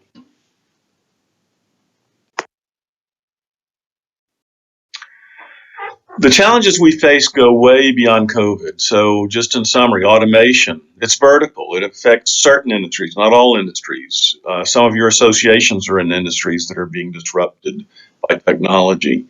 It's long-term, it's permanent. There will always be a disruption caused by automation. And it tends to be, while sometimes it seems very quick, it's more gradual than, say, COVID, which happened over the course of a month, practically, in terms of its immediate impacts. So COVID, by comparison, is horizontal. It affects all of us. It affects every industry. It's hopefully short-term, hopefully temporary, and its effects were immediate. And then we can't go on without talking about global warming. It's horizontal. It affects everybody. It's long-term. It's permanent. The question is it avoidable? We don't avoid it. It does have a permanence that, in the long term, will make COVID look like a minor crisis.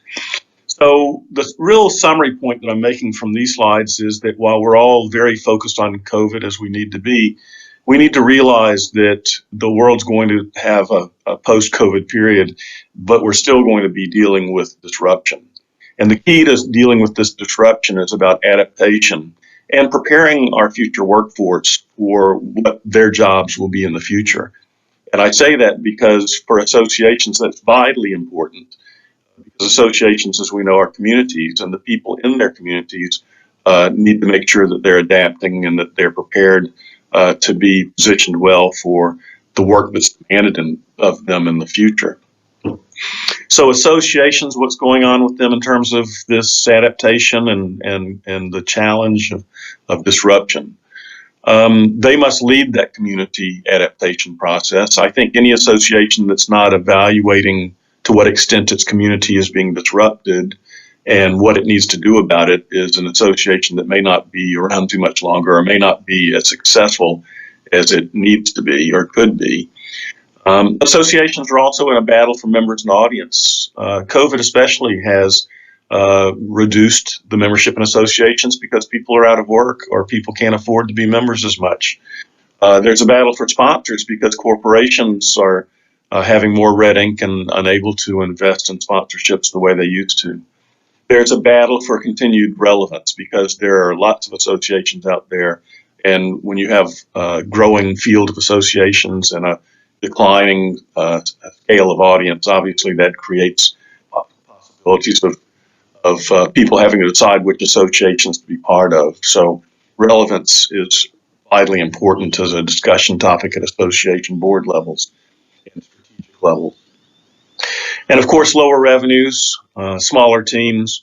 In essence, we say that it's really times like this that associations should be reviewing their business models, reviewing their value propositions, reviewing their missions, and really in a lot of ways doing a comprehensive reset because the world has changed enough and will continue to change and be in a state of change that means that probably the way associations were doing things in the past is not the way they need to do them in the future. In terms of their meetings, there are a lot of changes. Meetings, as we all know, have been delayed. They're smaller. There will be continuing virtuality to meetings because associations have learned how to use virtual meeting applications. So we think all meetings in the future will be hybrid, partly because by having a hybrid meeting, you can extend your audience and your content broader. So we think all associations will be doing that. There's also a high probability that associations will be meeting closer to home for at least the next few years. The reality is they need the same quality at lower costs. They need flexibility, and this is in relation to their meetings. They need fresh air, probably more outdoor spaces, more distancing, the application of all the hygienic protections. And finally, we think there's going to be even more emphasis on sustainability and associations that are focused on the United Nations Sustainable Development Goals. So again, in talking about legacy, Gaining Edge, we're a bit of a leader in this field, I think, because we've probably done as much or more work than any other consulting agency in the area of convention and association legacies. I've put up there a couple of reports we've done recently. We've done 3 projects for Meet Denmark, and we've done a project for Best Cities, specifically about measuring meetings legacy. But I think that the conclusion that we've drawn from a lot of our work is that association strategic thinking about legacies is really at a nascent stage, meaning associations are thinking about legacies, they're talking about legacies, but for the most part, they're not being terribly strategic about how they're both creating and capturing legacies. And they're not being as probably strategic as they need to be in terms of how they can leverage legacies in part to make themselves more relevant and also to make themselves more successful. So we're telling both associations and destinations, the industry in general, that a legacy focus really provides the ultimate opportunity. And I think that this chart kind of shows that. It provides an opportunity for 360-degree engagement, which is ultimately what's necessary to be successful. And I'll explain it here momentarily, but we think that in the future there needs to be a much closer working relationship between government, industry, Indian associations, and international associations if all of these players want to achieve greater legacies and building knowledge and creative economies. So an example is that for government, we need government usually involved in policy making that affects how associations and their relative sciences are operating. We may need them for event support if we're hosting conventions. And certainly in conventions, they provide a useful role in terms of logistics and even participation. Need more government participation in conventions if we want them interested in helping grow our fields and leveraging our fields for the sake of the knowledge and creative economy. For industry, We have a leveraging opportunity if we have clear legacies that benefit them to gain more sponsorship, program support. They'll be more likely to want to exhibit, and they'll be more likely to want to participate. For Indian associations, we need them supporting bids if we want to bring more of these international conferences to India. And obviously, they can provide local hosting support, and they can provide legacy follow-up. If we're planning for legacy through a 360-degree engagement, we're going to need to follow that up and not assume that the job is over as soon as the meeting is over. And finally, of course, the international associations, we think that they bring a lot of leverage to this equation, because when they come in, again, for reasons already mentioned, it's helping to elevate India in various fields, helping to connect Indian doctors, scientists, and engineers. So we need their interest and we need their legacy support. So there needs to be a very clear discussion about legacy. So this is my last slide, and I think probably the most important one, because it's really speaking to the issue of how legacies can be such a powerful driver in terms of trying to get the kind of support we need from all of these different players, support that we've been seeking for associations and for meetings. So I'll start with government. Why is government motivated by legacy? Because, as we discussed before, governments are motivated by developing their knowledge and creative economies. And we know right now that we have their attention because governments are very focused on trying to get people back to work and trying to rebound and recover from the global pandemic and its economic impacts. So governments have always been concerned about these things, but even more so now. They're hungry for finding ways to promote exports and growth. They're looking for ways to continue the drive for modernization and economic diversification. So again, associations and our meetings are key strategies for all those things. In terms of the importance of getting legacy into the discussion with industry, obviously industry is concerned about business. They're continuing to look for global networks and global distribution channels, as well as looking for new talent and investment. So again, if we can convey the sense of how an association or its meetings can impact on those factors through the legacy of building knowledge and creative economies, through the legacies that can be developed in hosting meetings, that's the kind of value proposition that's more likely to get industry engaged. For the Indian associations, of course, the interest is mission success. They have their missions. They're wanting to be successful in terms of what they're delivering to their own communities and to the country. And part of that is about enhancement of the profession. It's partly fueled by government support, and partly about encouraging more community awareness, all of which can be accomplished through meeting legacies. And then finally, for the International Association, they, like the Indian associations, are very driven by mission success, but they're looking for global relationships. They're looking for global audiences, and they're looking for member value. All of those things are driven in a large part by the meetings that they are hosting in various parts of the world. The theme of this entire conference is preparing for the future. And I guess my message, just in summary, is that whether you're an association, whether you're in business, or whether you're a destination promoter, legacy should really be a key part of your future focus. The customers are looking for it. The government is looking for it. All of you are looking for legacy outcomes. And it's really the glue that binds, that gives us an opportunity to get people together and get more happening in terms of association development and hosting international meetings. So I hope this has been helpful to you. It's great to be a part of this conference, and wishing you all of the best.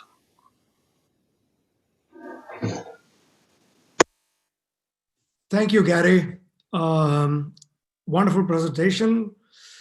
I keep hearing legacy and our 360-degree engagement. And I'm sure these two are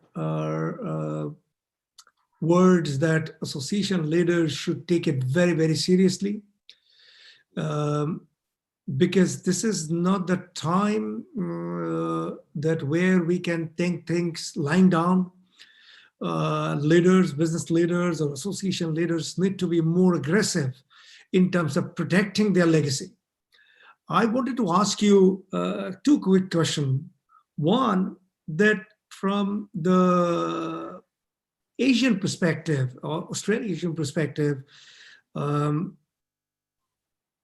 any inputs that you have from an association there, how they are dealing with it, any specific activities that you could remember or come to your notice that you think that could be helpful for Indian association leaders to take note of?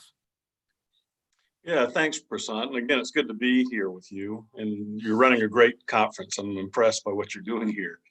I think that Australian and other Asian associations are doing the same things probably that Indian associations are doing. And that is thinking about how to kind of adapt to the new normal, how to anticipate what the new normal is going to be and what they need to do to strengthen their communities and strengthen their association. And so I think a lot of them are really starting to look, as I said in my presentation, about this issue of disruption and what they need to do to get their communities ready. You know, associations' lifeblood is their community. And so that means the success of their community is essential and fundamental to the success of the association. So I think really focusing on the issue of what does the new normal look like? What will continued disruption mean for my community? How do we help our community through that? Are the fundamentals that many associations are starting to think about. I will say that in my view, I don't think most associations are probably spending enough time on that. And one of the messages I was trying to convey is, look, we need to worry about COVID and we need to get past COVID, but don't lose sight of the longer game. Disruption is the long game. COVID is a form of disruption. And I think that it's really important that associations keep thinking about how they're going to keep their communities strong and probably need to take a look at their business models going forward. Yeah, disruption is going to stay, whether it is in the form of COVID or any other thing. And I think the kind of dynamic world that we are living now, I think we would expect more disruption coming in. So this is not the end. So that brings me to how associations are dealing with different members. As you would understand, associations have different kind of members, those who bigger players, those who can afford to stay afloat. But there are these members which are small and medium sector business owners, those who are badly suffered. While they appreciate, understand, and some of these members did not even get any support from the country that they are in. I can talk about India for that matter. So their suffering also affected onto the association. And most of this association didn't have any answer how to tackle this. And that's where I think we are seeing that membership is depleting. And this is also the time expectation of the associate members are also heightened, because the small and medium one are expecting as if the association had to act as a savior at this time, that years of being with you, paying you, what are you doing for me? So how do you association deals with this kind of sometime hostile situation like this, or very genuine situation like this? I'd turn that question around a little bit. Do those associations consider all those members important within their community? You know, you talked about how associations have the bigger members and then they have the smaller companies or smaller players that are part of their membership. But ultimately, an association has to decide who are the important members in my community. What is my community? What am I trying to do for my community?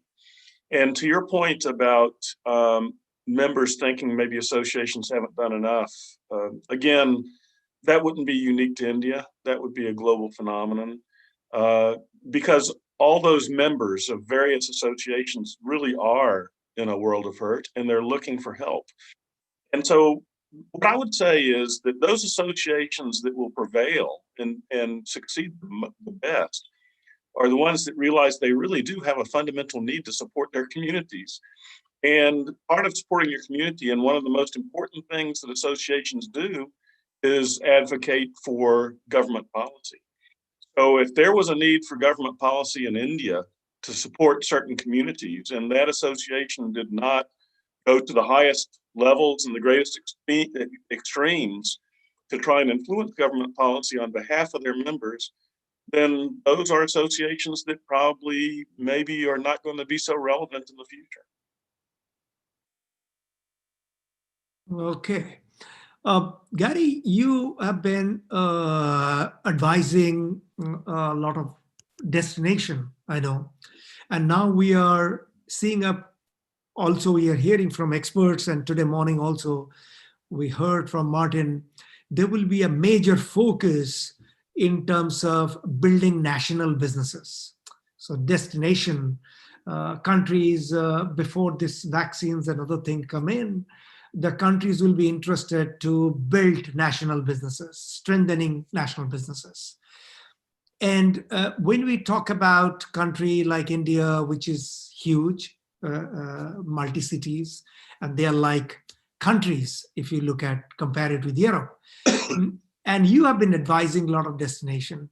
What a destination keep in mind? I know countries like Singapore has done great job and responded very well. What government is doing it, how destinations are ensuring.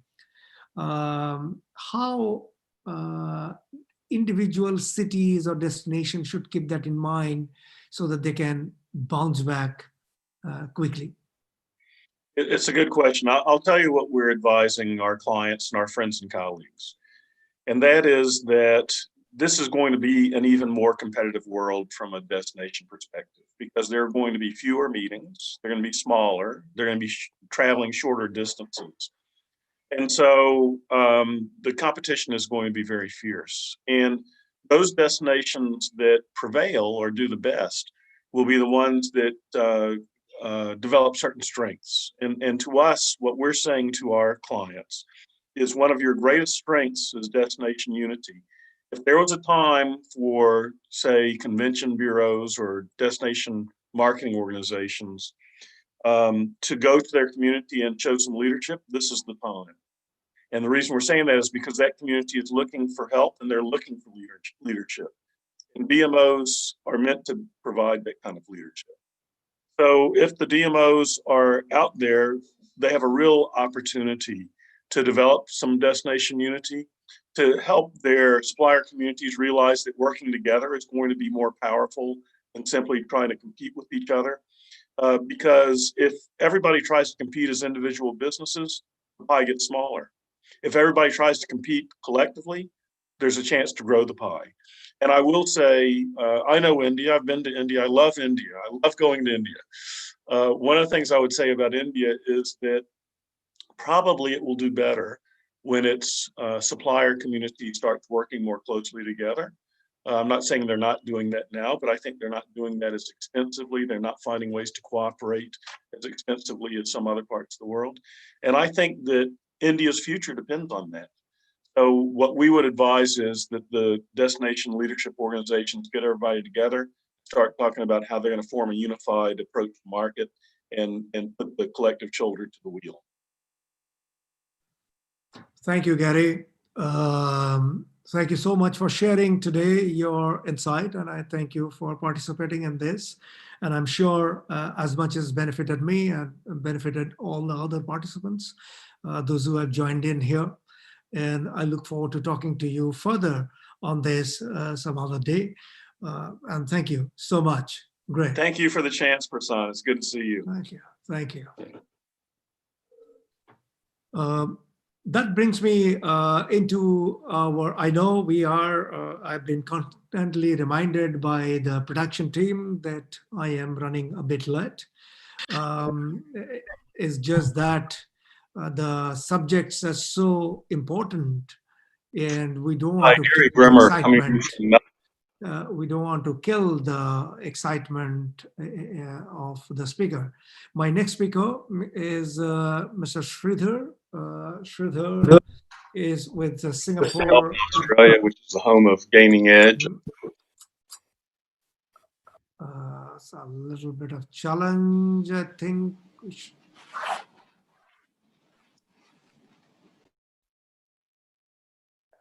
One second, please. The team, please. Okay, so we can see Sridhar now. Hey, Thank hi, you, Sridhar. Prashant. Hi. Hi. Good. I believe good afternoon to you. It is a good evening? afternoon from Singapore, Prashant. Singapore, yeah, and a good morning from Lisbon. So our colleagues all are in India, and the people, those who have joined from all over the world, and we are eagerly waiting for Singapore to tell us. Of course, we have heard from Marina Bay Sands, but from you, we are planning to look at how government is responding to it. What are your plans? Singapore is an important destination. We are very, very proud of it, that Singapore is now becoming a benchmark destination in terms of dealing with COVID. And I'm sure in the coming days, you will make us very, very proud. Please. Yeah. So thanks, Prashant, and a very good afternoon from Singapore to all the IAC members. We had the pleasure of recording a message from the MBS Hybrid Studio. So maybe what I'll do is I will play that video first, and then we'll take some questions. Thank you, Prashant. Over to the video, please. Thank you.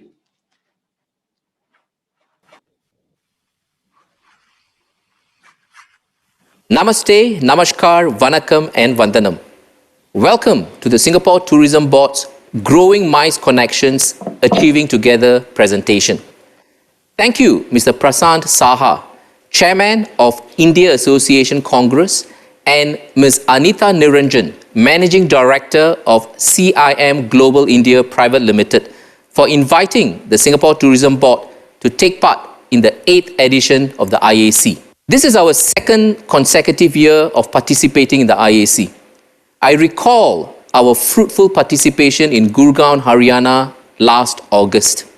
It gave my team and I a great opportunity to reach out to more than 200 of you at the event.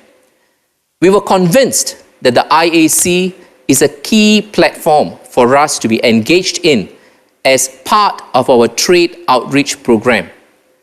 But within a year, thanks to COVID-19, many things have changed. This year, IAC 2020 has taken on a virtual format, and it has allowed more people to be viewing this event. I am therefore happy to be addressing the 500 plus associations decision makers from the Marina Bay Sands Hybrid Broadcast Studio. And over the course of this presentation, you will see the many features of this facility, and you may bring your next association event to this studio.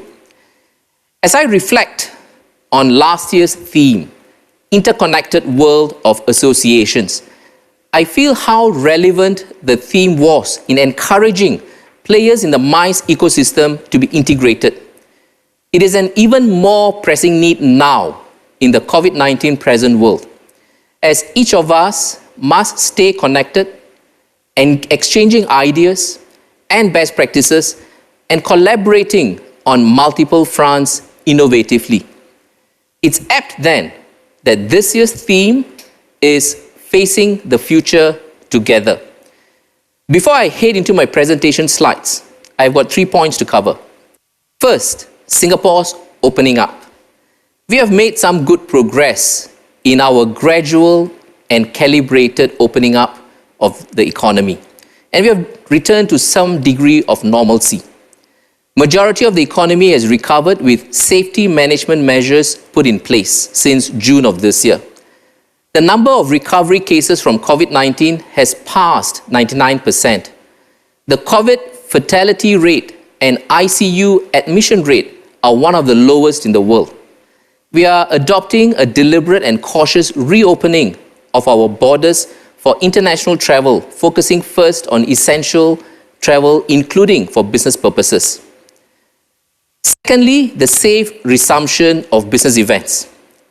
STB had, on the 7th of September, announced the safe resumption of business events for up to 250 attendees with safe management measures.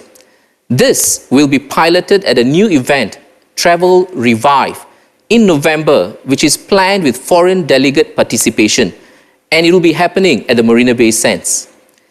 Now, Singapore's track record as Asia Pacific top convention city for the past 18 consecutive years is an honor, and we are committed to establishing best-in-class standards in the COVID-19 present world to gradually grow back the event business. Thirdly, India's importance as a MICE source market. For Singapore, the India MICE market is of strategic interest, contributing to significant visitorship numbers, especially in the meetings and incentive space. And we are keen to bring your association events to Singapore. STB India will continue to step up our engagement with the association fraternity, corporates, event planners, and intermediaries. In many of our recent engagements, the response we received from our Indian partners has been positive. We are both humbled and grateful for the India market's confidence in Singapore's response to the pandemic, and that Singapore remains an attractive destination for MICE travel in recognition of our track record of safety, efficiency, and high level of trust. In this virtual meetings world, retention of attention is a key challenge, and communication of messages must be multifaceted.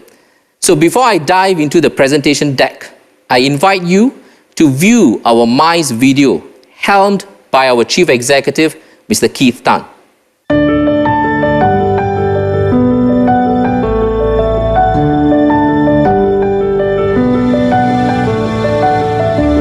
For more than 50 years, Singapore has not only existed, we've thrived.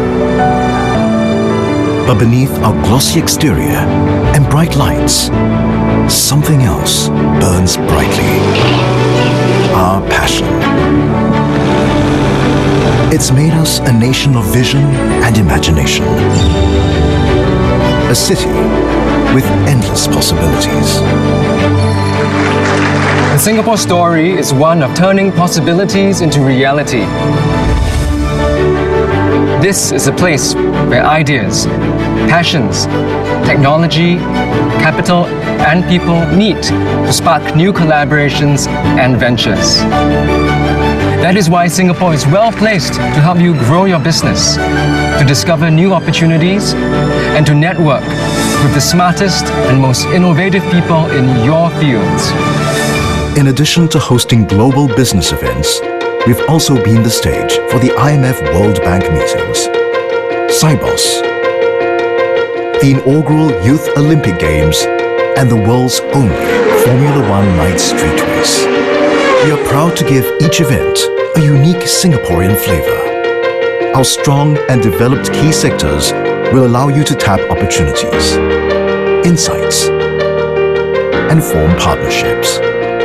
Singapore is located in the heart of Southeast Asia, with access to 4 billion people within a 7-hour flight radius. Your delegates will arrive at Changi Airport, consistently voted one of the world's best airports, with a seamless immigration system and smooth access to the city. Delegates can choose from a wide selection of hotels, from luxury to more intimate boutique options. Our efficient and affordable public transport system makes getting around a breeze, so you can easily enjoy what our city has to offer. To complement your business agenda, Singapore offers vibrant and diverse leisure options with our colorful multicultural heritage, world-class entertainment, and a wide range of dining offerings from the world's best fine dining restaurants to our renowned street food and hawker centers. We believe this seamless integration of work and play makes Singapore a compelling destination for your event. one with endless possibilities to learn, grow, connect, and have fun. We look forward to welcoming you to Singapore, a country where passions are made possible.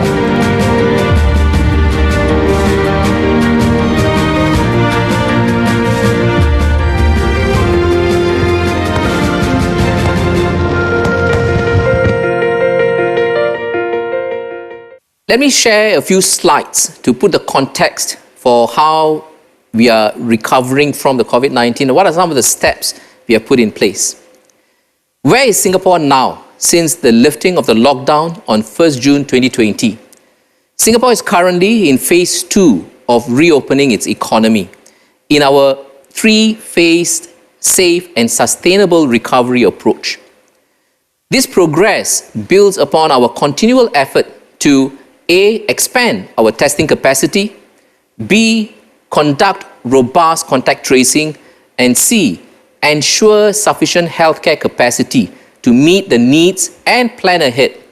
And I'm glad to inform that we are making very good progress towards phase 3, which is Safe Nation. Since the 19th of June, majority of our economy has reopened, subject to safe management measures being put in place. Retail and F&B outlets have opened for business, and people are now able to conduct social and sports activities. Our attractions and places of interest have started welcoming visitations by Singaporeans and local residents, operating at 25% for a start, and have since been allowed to increase up to 50%. This approach allows operators time to be more prepared and scale up progressively, that they can then meet higher volume and start to welcome foreign visitors when the borders open. I would now like to bring your attention to the Singapore Clean program, which is our national mark of excellence for safety and hygiene. To date, more than 20,000 tourism establishments, including MICE venues such as the Marina Bay Sands, and facilities have been certified under the Singapore Clean program. And our target is to cover all the 37,000 businesses within the tourism and lifestyle sector. Singapore adopts a deliberate, calibrated and cautious approach in the reopening of our borders for international travel, which is based on data and evidence and focusing on essential travel for a start via green lane or travel bubble arrangements.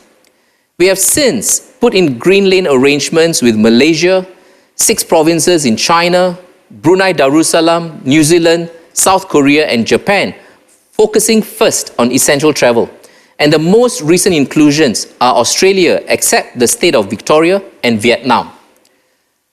For association conventions and the MICE industry at large, due to travel restrictions, hybrid event format will become increasingly significant, where content is delivered virtually while retaining the live aspect that fulfills participants' need to connect. These hybrid event formats ensure that the digital aspects complement in-person events. MICE venue owners and event planners will need to be adaptable and keep up to date with such changes to grow their business. I would like to draw your attention to the right-hand side of the slide to cite an example of how MICE venue owners in Singapore are responding with their product offerings. The Marina Bay Sands has unveiled a state-of-the-art hybrid event broadcast studio with hologram functionalities from where I'm now presenting this. So the next time we are doing this, perhaps I can get Prasant to be here with me as a hologram, or some of you to be here with me as a hologram. And you could also consider such facilities for your next event.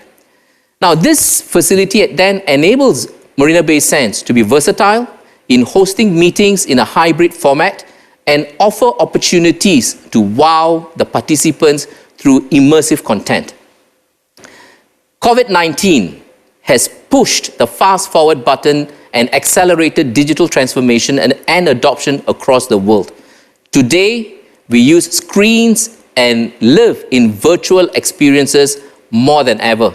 And that's exactly how the association convention business space would be redefined. A consumer-centric offering that is digital-enabled and data-empowered. Adoption of technology such as touchless and automatic experiences and the use of robots. Now, this slide summarizes what every MICE player should be thinking and strategizing moving forward. Refocus on the needs of association members. Reimagine the event model and rebuild the value proposition, bearing in mind that for overseas business events, the decision to travel will need a higher order of purpose and command greater compelling value. So, how is the MICE landscape in Singapore shaping up? STB had on the 22nd of July announced the safe resumption of business events, which is underpinned by a risk management framework for business events of up to 50 attendees based on strict safe management measures. This was piloted in the recently concluded APAC MAD 2020 on the 24th of September. APAC MAD included on-site attendance of up to 50 people and over 1,000 virtual delegates from 30 over countries. Attendees heard from a variety of leaders from healthcare value chain, including hospitals, medtech and diagnostics, and discussions revolved around how digital transformation is driving access and affordability in healthcare. The APAC MAD Virtual Forum was a monumental success for the medtech industry. We are also collaborating with the Singapore Association of Convention and Exhibition Organisers and Suppliers, short form SASIOS, to formulate an industry resilience roadmap for the MICE industry to A, establish best-in-class standards for new event safety measures, B, create agile business models with a focus on digital capabilities, and C, develop pathways for professional development in the post-COVID-19 world. STB has taken a step further to announce that from 1st October 2020, we will start accepting applications for the organizers to pilot MICE events of up to 250 attendees. This is intended to pave the way to host even larger business events in the future. We are excited that Travel Revive, a new event, will take place on 25 and 26 November. Now, this will be a pilot targeting to bring international delegates to attend the show under a set of special arrangements for travel and safe distancing measures. Success in this pilot will give a big boost to the association conventions and exhibition industry. Singapore is constantly innovating, refreshing our tourism offerings, and planning ahead to deliver new experiences and offer reasons to visit and revisit Singapore. While operating conditions will change, the fundamentals of our strategy of going after quality tourism remains. MICE is one of the key tourism sectors that will be pivotal in our tourism recovery. The industry clusters that will be our key focus in securing MICE events include advanced manufacturing, smart and sustainable urban solutions, financial services, and others. Even as the retail industry in Singapore is currently battling the impact of COVID-19, we are happy that a third Apple store has opened at Marina Bay Sands on the 10th of September. Now, this iconic development is the first Apple store in the world that sits on water. This is a sign of confidence in Singapore and the opportunities that lie ahead as we work towards emerging from the current crisis. Expansion plans by the two integrated resorts in Singapore will continue to be pursued. The Marina Bay Sands will add a fourth tower housing an all-suite 1,000-room hotel and a new 15,000-seat entertainment area with MICE facilities. Over at the Resorts World Sentosa, two new attractions, the Minion Park and Super Nintendo World, and a new waterfront lifestyle complex will be added amongst other enhancements in its 4.5 billion Singapore dollars investment expansion plans. STB and its Convention and Exhibition Bureau provide support to both our Singapore MICE industry players and in-market trade partners, associations and corporates.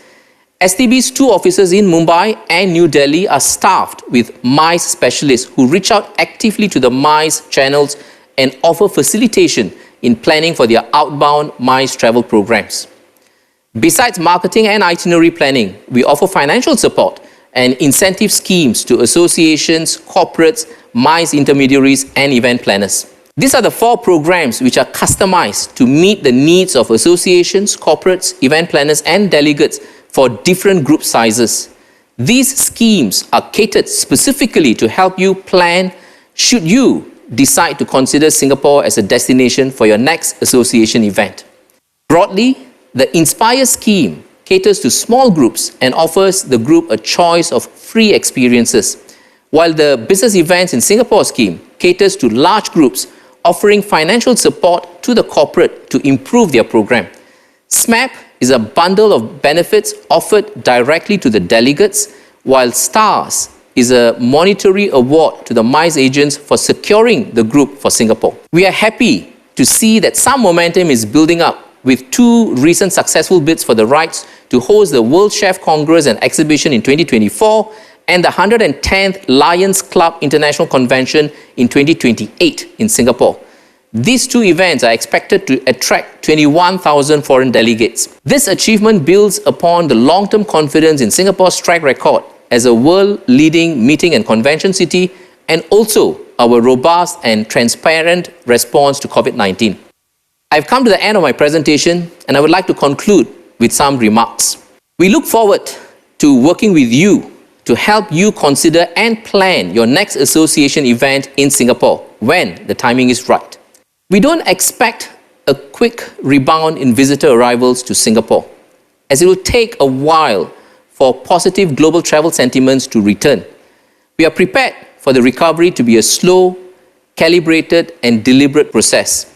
And so far, Singapore has made good progress in resuming business events.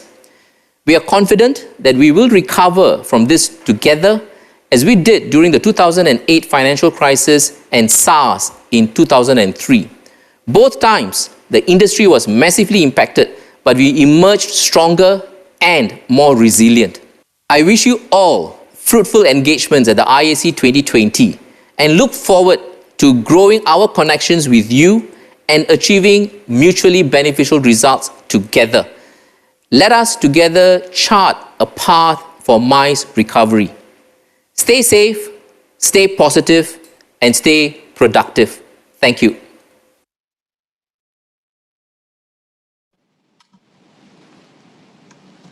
Thank you, Sridhar.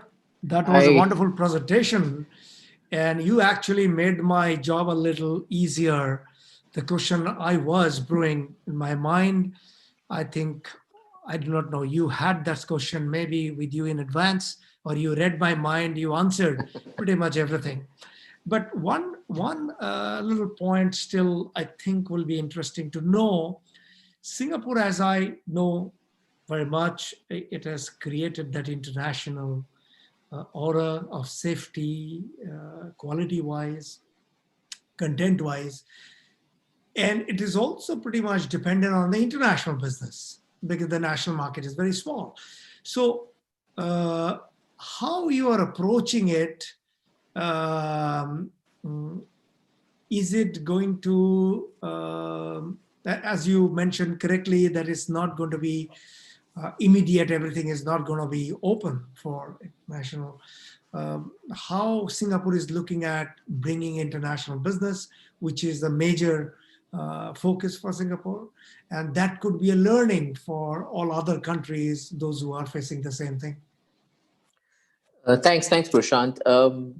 I think for us, it is very important that we are doing any opening of borders in a very calibrated manner. So as I've explained in my speech earlier, the reciprocal green lane or the travel bubble arrangements we are making is made with very deliberate attention to data and safety. And therefore, the countries for which we are opening up to, we are doing it in a very deliberate manner. So whether it's China, the 6 provinces, South Korea, Vietnam, and so on. So I think the first principle is going to be safety and making sure that the countries we are opening up to are able to also adhere to the standards and we are able to control the kind of travel that we want to have. Second point is also the experimentation. I think we keep on using this word experiment, and the Singapore government stance is very clear. We are going to experiment, we are going to calibrate based on some of the experiments, and then we move. So, for example, we originally allowed for a group size of 50 for some of the MICE events, the hybrid events, and now we have opened it up to 250 packs.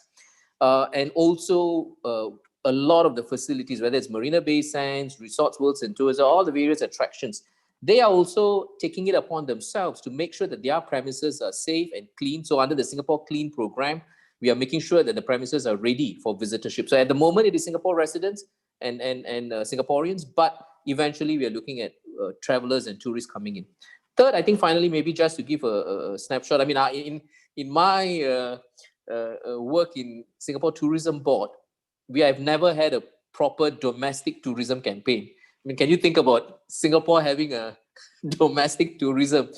But as various speakers have stated during the course of the day, this COVID-19 is pushing us to really reimagine and recalibrate our thinking. So we today have a Singapore Rediscovers domestic tourism campaign for Singaporeans and Singapore residents. And in fact, there will be more and more benefits coming out to encourage the Singapore residents to go and enjoy the facilities and experiences. But this is also allowing us then, therefore, to experiment and be ready for the international travelers who are going to come. So I think, and the other example is cruise, right? So Singapore is a major cruise hub. So in fact, Singapore is a major cruise hub for the Asia Pacific region. Singapore is a major aviation hub. And these are very important facilities and features that we need to have. So today, cruise, we have announced that we are going to start Cruise to Nowhere. So Genting Dream and as well as Royal Caribbean, they're going to start Cruise to Nowhere in the coming months. And that is going to allow us to experiment how working with Singaporeans and Singapore residents taking the cruise, how can we then open it up to others? And aviation hub, our Singapore government is very clear. We need to figure out some way to make sure that we don't lose the aviation hub status. So we need to have it in a very calibrated manner, but we will definitely have to have experiments, learn from it, open up, and then we scale up. So I think that's in a nutshell is what and how we are looking at things. Yeah. Oh, I think that's answered quite much, and I like the concept of course, staycation that Singapore was promoting, and this Cruise to Nowhere. That's very innovative. Yeah. But so the point is that crisis is not as bad as we make it out to be. It certainly gives us a way to reinvent ourselves, and there is nowhere it is written that we have to go back to that old time. Okay, we can always create a new chart of new normal, and I'm sure after some time we will forget about this, what happened, which and leave behind, and then emerge as stronger destination and at the same time stronger professional. Sridhar, thank you so much. I am running a little bit of late with this thing, but I'm sure with MBA's presentation and yours, we certainly getting a feeling that Singapore is ready, taking the right step, and ready to invite and ready to give confidence to Indian association leadership that when the time is right, they could be surely and safely can look at Singapore as an alternative rather than traveling all the way down, far distance. No, I think Prashant, just if I could just say, because I firmly believe that crisis gives opportunities for creativity and moving forward, and I think that's what we will do. And I think in the association space, I've listened to and I've interacted with the association members, and I feel that it is also very full of people who are very motivated. They are not going to sit back and say, oh, this crisis is going to beat me down. No, I think together we will definitely chart our pathways, and of course the pathways may lead us to slightly different normals from what we had in the past. But at the end of the day, we're in the business of people, we're in the business of connections, and I'm quite hopeful that we'll figure out a way of getting to better times soon. Thank you. And we will be on this together. And I also look forward bringing this event someday to Singapore. Thank you. Thank you. Thank you, Sridhar. All right. Stay safe, Prashant, and thanks everyone. Thank you very much. Bye-bye.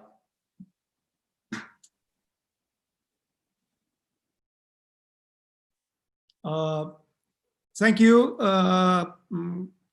listeners, and thank you all the participants. We're gonna very quickly go to our next speaker, who is patiently waiting, and I know that he is awake. It's almost 3:30 a.m. in US. Dean, what can I say? I am forever indebted, and thank you that you have taken time out and given your slip today for this conference. Thank you, Dean, and I welcome you for this conference. And I think we should be ready with your presentation. Thank you so much. Let's hear Dean West, President of Association Laboratory, US. Hi, my name is Dean West, President of Association Laboratory, addressing you here from Chicago, Illinois, in the United States of America, and it's my honor to talk to the Indian Association Congress. Today we're going to talk about three things: the changing nature of the decision environment facing leaders, some of the specific implications as a result of the COVID-19 pandemic that we've identified as a result of our sector research, and then some of the strategies that we anticipate associations using in order to adapt to and indeed prosper during the post-pandemic time period. Throughout the sector, every single day, we see our leaders and our teams deal with the stress of the pandemic and deal with adapting to the changes it's forced on us. But what's exciting is the innovation that's come out of it. And let's talk about that. First and foremost, it's important to understand we're witnessing what's called a black swan event. In January of this year, not many of us, I'm sure, took a global pandemic into account when thinking about our business assumptions. In effect, it was a surprise beyond our comprehension. And as a result, we're at a point where we have to revisit and revise our assumptions as to what the world will look like, and as a result, what we will need to do in order to be successful as a result. But one lesson we can take away for sure is the world in which our organizations must prosper is unknown. And as leaders, it's up to us to determine how our organizations prosper moving forward and acknowledge that we don't necessarily know what the future holds. Principle among those decisions, of course, is to make choices. We can do anything we want, just not everything we want. So let's begin as we consider the question, what does the decision environment facing our organizations look like moving forward? My company, Association Laboratory, produces the world's leading association environmental scan of the strategy environment. And we've taken away a wide variety of learnings from this over the years, and I'd like to share them with you today. First and foremost is what I call the end of history. As I said earlier, what you may have realized was your world in January of 2020 no longer became your world once the pandemic swept through India and other countries. Your business assumptions now need to be reviewed, revised, and validated. It does not mean necessarily that you were wrong in January, but you can't be sure any longer that you were right. And it is these business assumptions which actually drive our choices. One of the principal trends we've been monitoring over the last several years, of course, is the Internet of Things. And the Internet of Things is the connection between people and activities and things like your watch, all via processes. And so what this technological innovation has done has eliminated traditional boundaries between markets, between competitors, between the people who work for various organizations, and of course between partners and devices. Today, it is virtually impossible to create barriers between people, between companies, and their ability to work, provide services, compete, and communicate with each other. And as a result, the more your strategy is based on these traditional boundaries that no longer exist as a result of this technology, the more likely they are to be less successful than you need them to be. What is obvious to all of us as a result of the pandemic, of course, is economic disruption. But this disruption isn't necessarily bad. It's creating new markets. Consider one of our clients. The companies work in industrial hygiene. Some of those companies service hotels and clean hotel sheets. But of course, that market has been dramatically impacted. Another market is in healthcare. They also clean hospital sheets. These companies are working 24 hours a day, 7 days a week. So what we're seeing as a result of the economic disruption is new markets served by different types of organizations who employ people who need different competencies.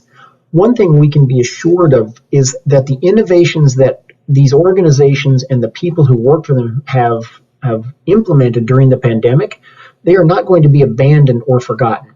We are not going to be returned to some other time period. We will walk forward based on these innovations, and that's going to be exciting for all of us.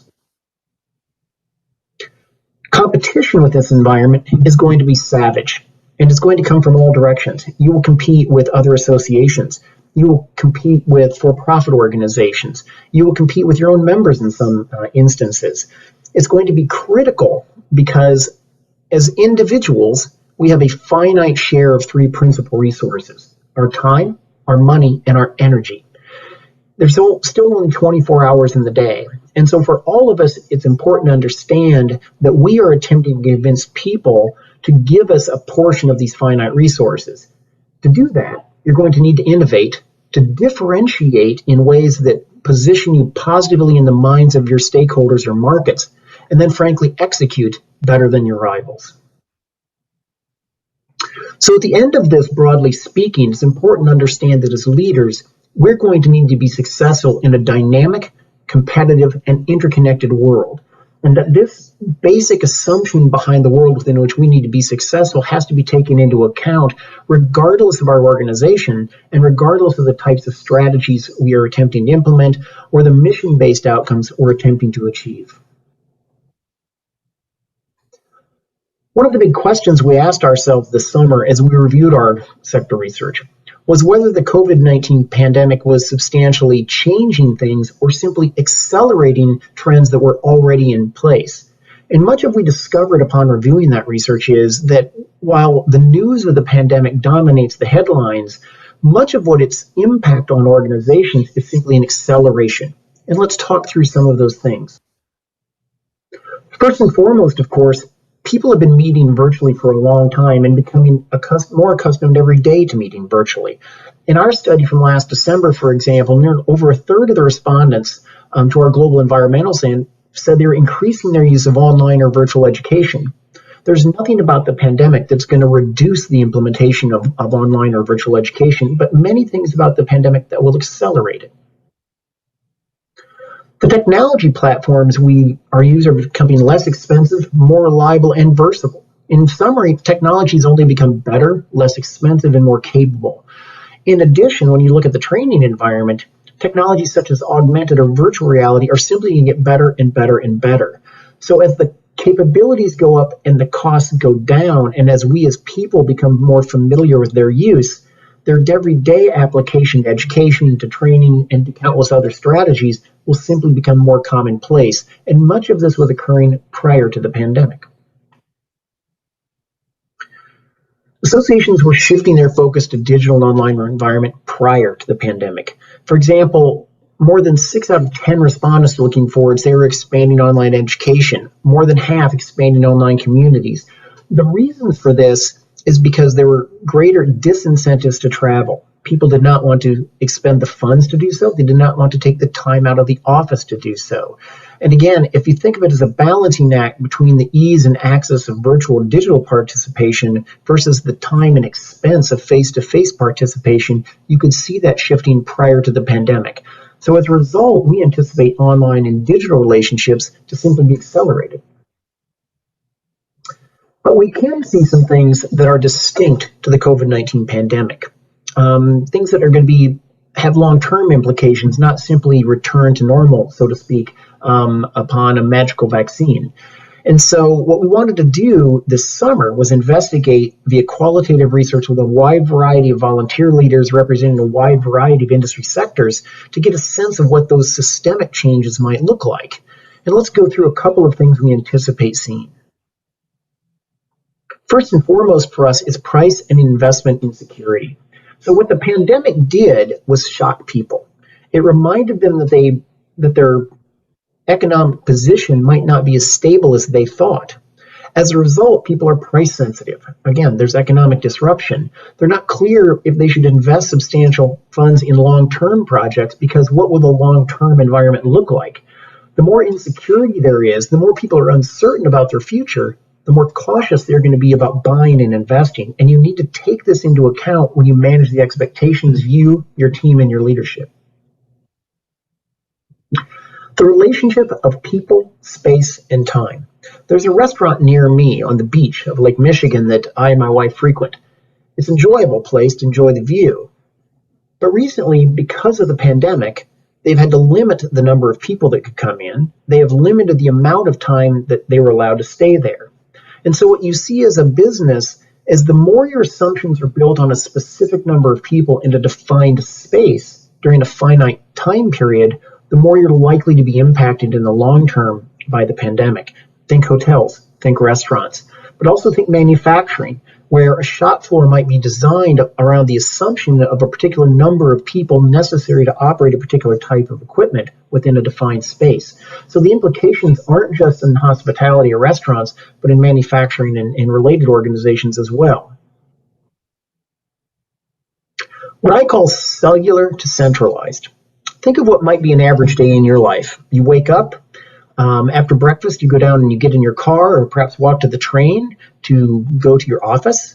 You work for several hours before walking down the street to join some colleagues for lunch. You return to your office for several hours and then perhaps afterwards go to exercise at a local health club, perhaps have a drink or a snack with friends after work before driving or taking mass transit back home. Your life was based around cells, home, office, entertainment, a movie theater, a restaurant, and indeed your children's schools. And much of your time was spent moving back and forth between these cells. But as a result of the pandemic, much of our daily life has become centralized around the home. We now work from home. We entertain ourselves at home. We exercise at home.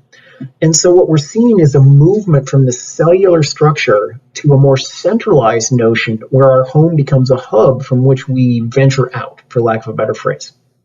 And so it's important that understand that the professions and the companies that support the centralized mindset are going to be well positioned moving forward.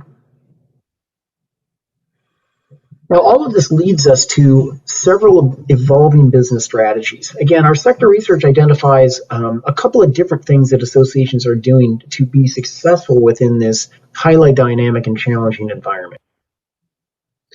There's 4 of them we've identified: membership strategy, product strategy, content strategy, and partner strategy. And I want to spend some time walking through these 4 strategies and look at the rationale behind them and the goals they're attempting to achieve, and why we believe as we look at them, they'll be successful for associations moving forward.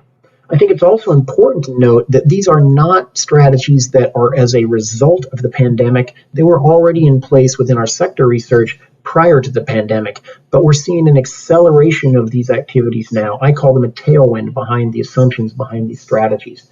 And let's talk about them in more detail. First and foremost is membership strategy. Your current members are already committed to you, so serve them first. They are the easiest to serve. You understand them. They understand you. They've already decided that you are an important relationship in their professional or organizational lives. And so it's important now to hold on to these individuals and investigate ways to serve them in more depth. And there's 3 principal ways we see this occurring when we talk to association CEOs. And this, again, is based on our study. Over 500 association executives participated in this.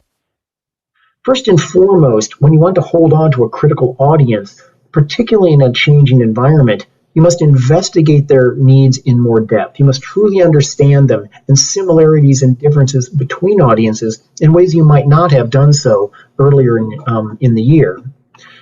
In addition, you want to evaluate whether what you currently provide continues to be relevant to them given the changing environment within which they work.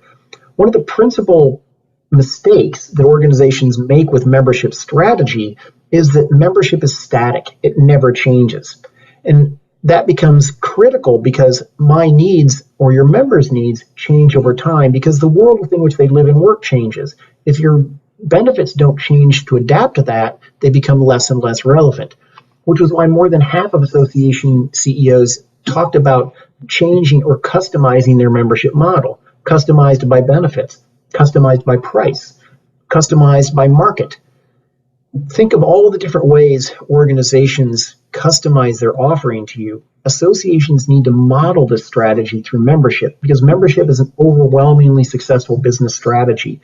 There's been a great deal of talk about its death over the years, but the metaphor I use, just because the grocery store across the street from your house is going out of business does not mean that all grocery stores are going out of business. Sector research has consistently shown that membership strategies are successful. Over the last 10 years, nearly half of associations indicated they had increased membership, and we can't abandon it simply because of the challenges of the pandemic. But membership is not the solution to every problem. Membership is best thought of as a group of benefits bundled together because that's easier and less expensive for your member to participate with them. Okay.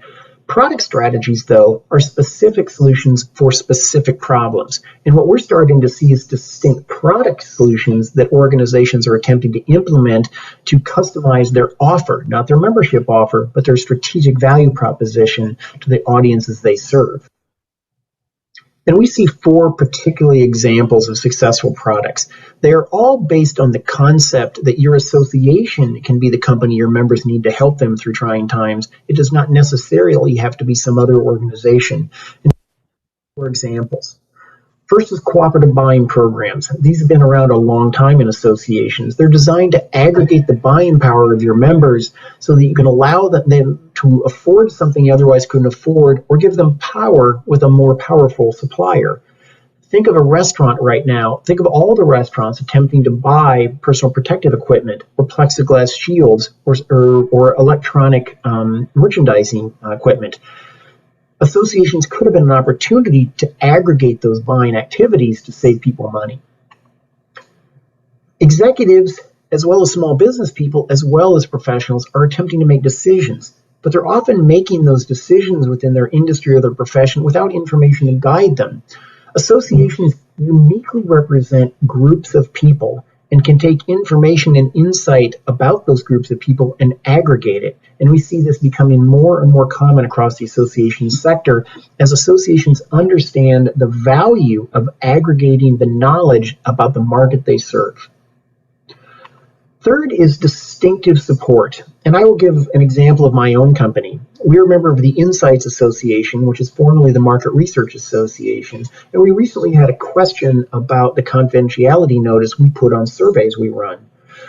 Well, this is a very precise and relevant question for my company, but it's not common. It doesn't come up on Google when you hit search. And so as a result of our corporate membership in the Insights Association, I accessed free of charge via their online platform the legal counsel and advocacy counsel for the Insights Association, who answered my question about potential liability in 15 minutes. That simple 15-minute interaction via their online platform is worth all of the finances and all the money and time we invest in the association for the rest of the year. And that leads me to the final example we see in the sector, where associations are taking leadership to be the consultants to their members, to advise them on decisions, to give them the information they need to be successful. Again, it's not simply about providing a newsletter, it's about actually providing the hard information and insight that only the aggregated intelligence of an entire sector or profession can provide. And we're seeing associations decide we want to be the entity that provides that, not necessarily the supplier. Now, one thing we're all interested in, of course, is new markets, new customers, people that expand our base for product sales or for membership. So one of the big questions we asked the sector was, how do you anticipate expanding your customer base? And there were 2 distinct strategies that came out of this. First and foremost was content strategy. Now, just because the people you serve are defined by a geography, let's say state as an example, or even national boundaries, that doesn't mean the people who buy from you need to be. And content strategy has become an extremely popular mechanism for associations to expand their reach beyond traditional audiences and create a larger customer base for the products and services that are unlimited by geography. The data behind that. Half of association CEOs say their association is creating content strategy. What content strategy provides is scalable reach, meaning if 10,000 additional people come to your website to download an article, the costs to you don't go up, but the opportunities for you go much higher. It's a scalable, expandable reach. In addition, 3/4 of association CEOs say their association is creating more robust content. And here's what that means. So you might produce an article, for example, to publish in your newsletter. Perhaps you've written something on something occurring to your industry or profession. You take that same article and you apply it to a webinar. You take that same article and use that as a discussion guide at a luncheon meeting with volunteer leaders. You use that same article as a mechanism to drive content at a virtual event. So that identical piece of content gets translated into 2, 3, 4, or more sources of revenue or sources of engagement for your members or for your customers. And it's the same piece of revenue. We have an example from my own company of a white paper we wrote in 2015 that is still getting us revenue 5 years later in the form of speaking engagements and in the form of new clients.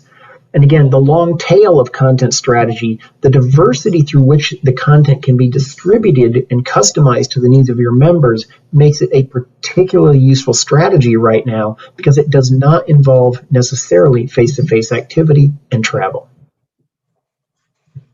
And here's where we start to see this. The other reason content strategy is so critical is it supports all these other marketing and revenue goals.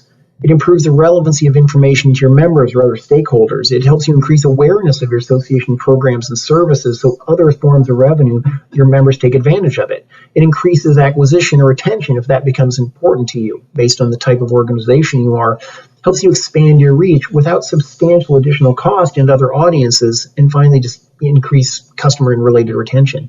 So the content strategy has become so popular among association leaders because it allows you to extend beyond your traditional boundaries, to do so in a way that doesn't necessarily increase your expense, and because it supports all these other strategies that are so important to marketing revenue and also mission-based goals. The last strategy I want to talk about is partner strategies.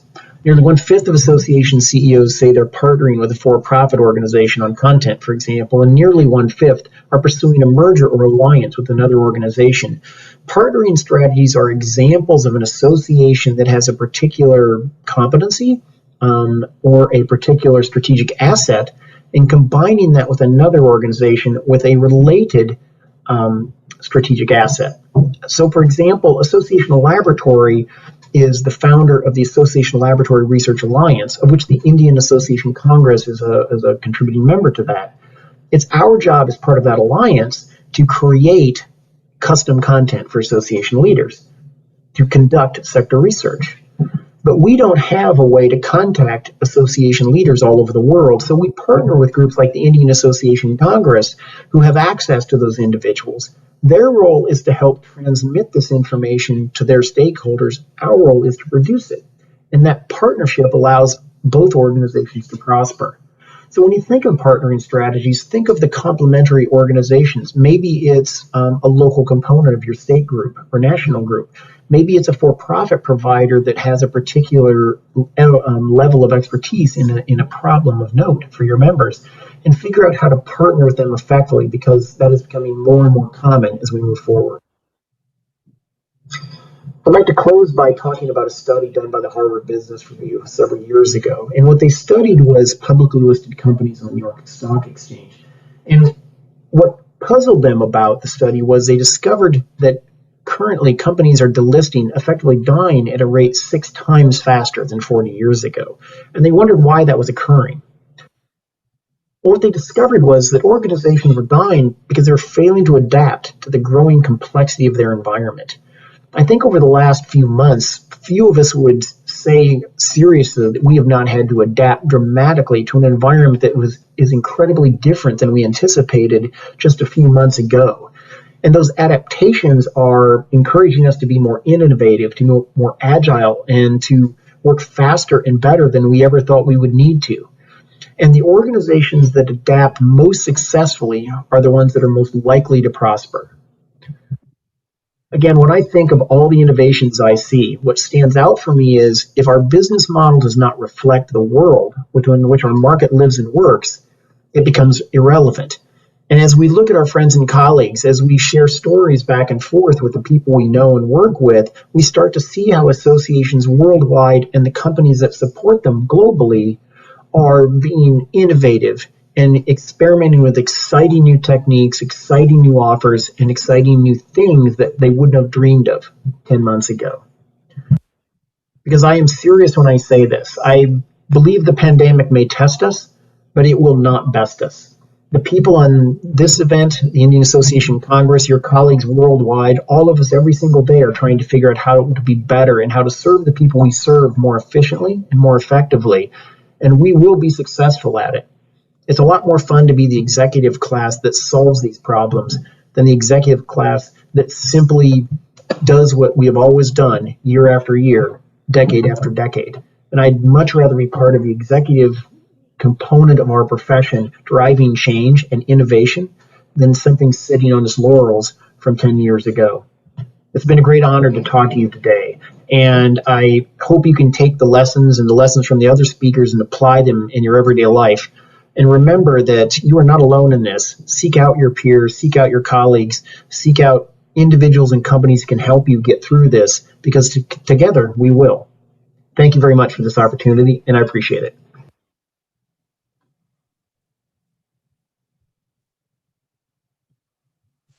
Thank you, Din. Pleasure. Thank you so much, Din. It's amazing presentation as always, and I love the last slide with our cricketer on this. Where did you manage that? I'll turn my volume up. My apologies, Prasad. Say again? I'm saying I love the last slide. Oh yeah. With our cricketer. Exactly. I wonder where we find him. The internet is always your friend when it comes to customizing your presentations. So yes. Absolutely. Yeah. Thank you so much. My pleasure. It's of course, we as the Indian Association Congress, we are also the charter partner for your global research. Exactly. For the association outlook. And you know how strongly we feel about the sustenance of the association community. It is so important for us because this is the ecosystem, and not just the association, but also the people, those who are attached with the association, you know, as an employee, junior employee. And this pandemic has certainly taken those privileges from them. So most of the associations are no doubt struggling to be afloat.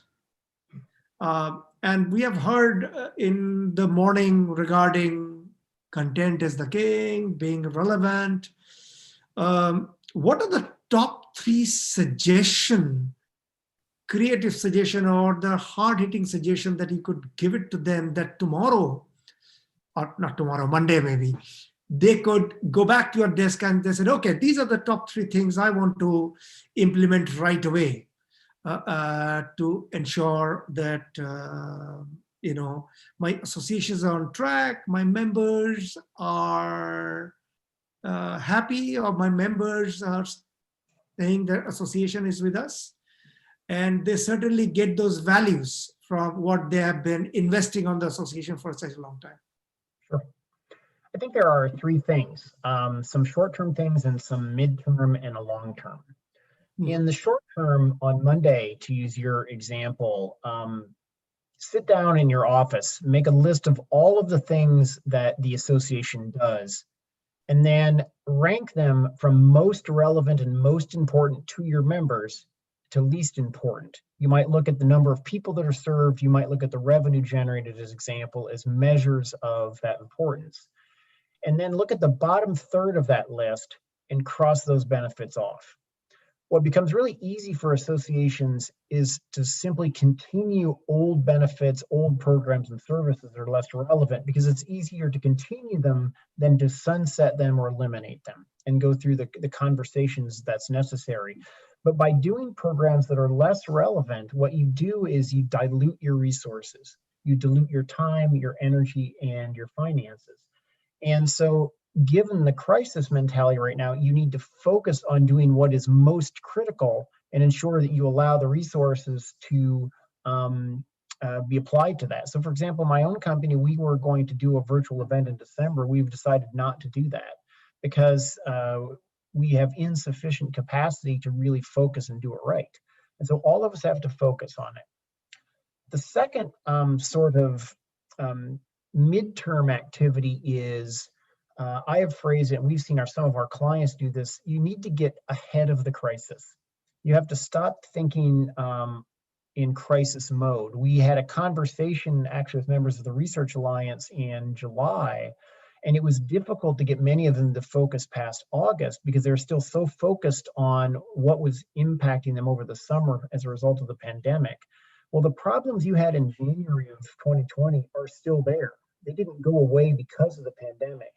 So the more you simply look at the pandemic as the only thing you have to adapt to, and the speaker, I believe 2 speakers ago addressed this as well, the more you're only focused on the pandemic, the more likely you are to miss these other threats and other opportunities that have always existed for you. And I think the third, more longer term one is to put your leadership, your staff teams, your volunteer leaders, your industry leaders in a room and revisit the long-term assumptions and start saying, what is our industry or our profession going to look like in 3 years? So this particular event is an example of how to do that, Prasant. We've been organizing what we call virtual town halls for some of our clients, where they'll review the research and then break into smaller groups to discuss it, because people are trying to understand what you have to do next year and the year after and the year after. As we saw the gentleman from Singapore highlight, they're already in the midst of talking about meetings for 2024. And in the changing nature of what the MICE industry will look like, they're not talking about today or next week. And I think those 3 steps become critical to demonstrate to your leaders and stakeholders that you're going to focus on what's most important. You're going to get ahead of the pandemic and not let the pandemic dominate your decision making. And you're going to encourage them and engage them to think about how your industry or profession is going to be different as a result of the pandemic in the future. Yeah, absolutely. Man, I know there is no shortcut, or there's no short answer or a short answer, as we all are going through this dynamic situation. And I think as Gary, our earlier speaker, also mentioned, in our lifetime we have not seen this. Okay, so of course, in the beginning people thought it will be over by 3 to 6 months. Now the goalposts are continuously being shifted. So it is certainly bringing a lot of uncertainty with people. But business must continue, work must continue. Do you think that associations should now greatly focus on what they have tangible within them in terms of their content, and see that as a tool to take their mission or their communication ahead? Because this online discussion also created different kind of opportunity. Is that the people, those who could not attend the conference earlier days, there are cases where more people are joining online. So thereby the associations are able to meet or to touch more people than in a physical format. So do you think that content is going to play a major role for them to create a stickiness? I do. And again, that began prior to the pandemic. It was the #1 strategy 2 years ago on that same sector research. And again, the reason is it's easy to scale beyond your traditional audiences without your expenses scaling.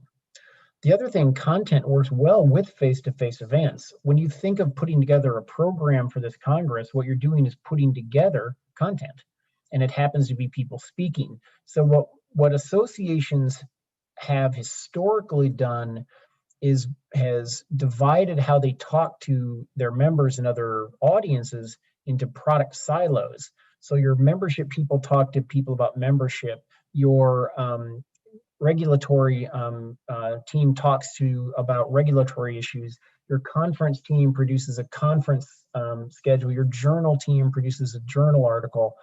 All four of those are content. Okay. And so what we're seeing now, instead of having distinct silos by product, what associations are doing is creating a holistic or total viewpoint that says, what is the information that's most relevant and most valuable to my audience, then deciding how that gets distributed via a conference, via a webinar, via some other mechanism like a journal article, or whether it should be distributed across all those platforms to give it diversity. And so that's the big switch. It's not that associations have not produced content, it's that they've organized content around these silos, which is a less effective and less efficient way of doing it. Okay. And the other thing I would go to this, content acts as a foundation that can drive conversations. So where we have seen some of our organizations get ahead of the pandemic, so to speak, is to use research, to use sector reports as a discussion guide that allows their leaders to meet either virtually or face-to-face in some instances and simply talk about these issues in a more educated way. And so it's a complementary strategy to face-to-face events. It's a complementary strategy to virtual events. And I think that's another innovation that people are starting to recognize. How do you put two different strategies together so that their combination is more successful than either one would be individually? Yeah, absolutely. That makes sense. Also, there were some association working into different sector, let's say social sector. Now with this, the money being stopped coming in from the donors, organizations in major areas, and that has stopped those associations doing those good work that they have been doing it. Right. Do you see it coming back soon, the sponsorship or the company's confidence in the next financial year, in Q2, Q3? That's an excellent question that I am hesitant to answer with confidence. But I think there are some constants that we're talking about. People still want to meet. We're social animals as humans. And in particular, the development of trusted relationships is more difficult to do virtually. It's also more difficult to establish a network virtually. So for example, I have been in the association sector now for 30 years. I have a wide variety of friends and colleagues. Our company's in its 21st year. We have a wide variety of assets and clients and former clients. So there's a network that exists. But if I was just starting today, how would I create that network as an individual? And particularly for associations, I think that's going to be a critical role, because while national and international travel right now may be fairly limited, in some places overtly restricted, local meetings are going to are going to be incentivized. Because so again, I live in Chicago, and there are states within the United States that I'm not technically restricted from visiting, but there are countries I am technically, it's very difficult to attend. I can't go to Canada, the country just to the north, as an example. So I'm restricted, but I can meet in Chicago with friends or colleagues. So I think for organizations who have local components, now is the time to take advantage of those local components at the city level or even the state level, because it's easier for people to meet. They're more likely to meet because it's closer and less expensive. They're more likely to meet because some of the restrictions on travel as a result of the pandemic may not apply. And personally, people want to talk to their colleagues and peers and share stories of how they're adapting and share stories about how they're prospering, or frankly, just compare notes and suffer together, if you will, with their friends and colleagues. And I think there's opportunities for associations to do that. Content supports that, but membership supports that as well. And I think many associations are realizing that local outreach is an important part of how you create a non-tangible value built around the products and services that we traditionally talk about. That makes sense. Yes. So with that, Dan, thank you so much. I do not know whether it is time for you to go for a jog or go hit the bed for a couple of hours. Let's say go for a jog. Let's say that. So thank you, Dan. Thank you so much. You know, I am forever indebted to you, and I'm sure our colleagues are, and those who are listening, for you to make that time to speak to us in person. Thank you. It was an honor to speak. Thank you very much, everybody. Thank you. The time has come to our next speaker. Ed Rigby is not unknown face for Indian Association Congress. We have been fortunate to have him in our platform several years, not just in India, but also in Middle East. Ed, as I know him, or as world knows him, is the ROI guy. Okay, because when we run an association, we all know it's all mission driven, it's a non-for-profit, but of course, that argument still remains that it's cannot be not for revenue. The revenue has to be there. And I think Ed has come from that background where he was continuously harping on that there has to be an ROI, return on investment that you do. And what could be a better time than talk about that at this time. The topic that Ed is going to talk about is the collaboration without fear. And as we understand from last 6-7 months, that much that you plan, much that you do, much that you project yourself strong, but you are as vulnerable as anybody else. So it is the time to collaborate, to be with people, like-minded people, and build something for everybody's gain and create a win-win situation. So over to Ed to present. Thank you, Ed.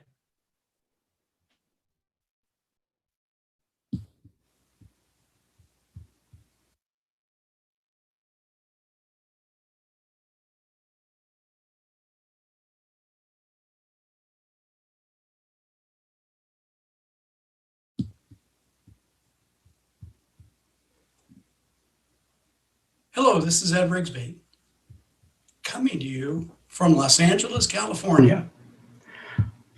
I hope your day has been good. Today I wanted to talk to you a little bit about collaboration without fear. I'm the author of several books on strategic alliances and collaboration. My first book, The Art of Partnering, that book is where I brought out the idea, put forward the idea of total organizational partnering, where you want to look at all areas of your business to make partnering work for you. My second book, Developing Strategic Alliances, I put forth steps to make alliances healthy. My third book, I put forth and further sophisticated the idea of a partnering pin pad, those 5 areas to make total organizational partnering work. And in my fourth book, The ROI of Membership, I put forth the idea of growing your membership organization through proving the return on investment in membership through measuring the actual dollar numbers. So today I'm going to take some ideas and go even further than I've gone in my previous books to share with you ideas on how to make partnering work for you. So right now during the pandemic, we're dealing with this disruption dilemma. All of a sudden, things happened beyond our control, things that we didn't anticipate. It's this pandemic is lasting longer than anybody thought it would. And so your organization might be having some challenges and you might be looking for some answers. Unfortunately, a lot of organizations become immobilized. And if we look at this cartoon where it says, of course, we'll make a decision once we've considered the 5,243 factors. You know, you may be in that same situation where you've become immobilized and you're just not sure how to move forward. What you're looking for is what ideas can resolve this dilemma of disruption during the pandemic. I mean, let's face it, we're all being disrupted, no matter who, it's affecting everybody. And so looking at how do we come out of this on top rather than be a victim and a casualty of the pandemic. Well, you know, you can go quickly by yourself. You can get a lot of things done when it's just your organization and you're not working with others. However, you can go a lot further with partners. And today I want to talk to you about how you can do this, go further with partners. Before I get going, though, I do feel it incumbent upon me to share some typical roadblocks that you might have in making partnering work for you. Now, having conflicted core values is a very typical problem that organizations have. And we're going to be talking about ways to mitigate this problem as we go further in the presentation. Relinquishing control. You know, when you work with another organization, there is a modicum of letting go of control, and that's not always easy to do. And the leaders of our organizations, whether it be the paid staff or the volunteer leaders, may not want to give up and let others have a little bit of control. Another thing is sometimes when people want to partner, they don't completely embrace the basic principles of partnering, the basic principles of working with others and making collaboration work.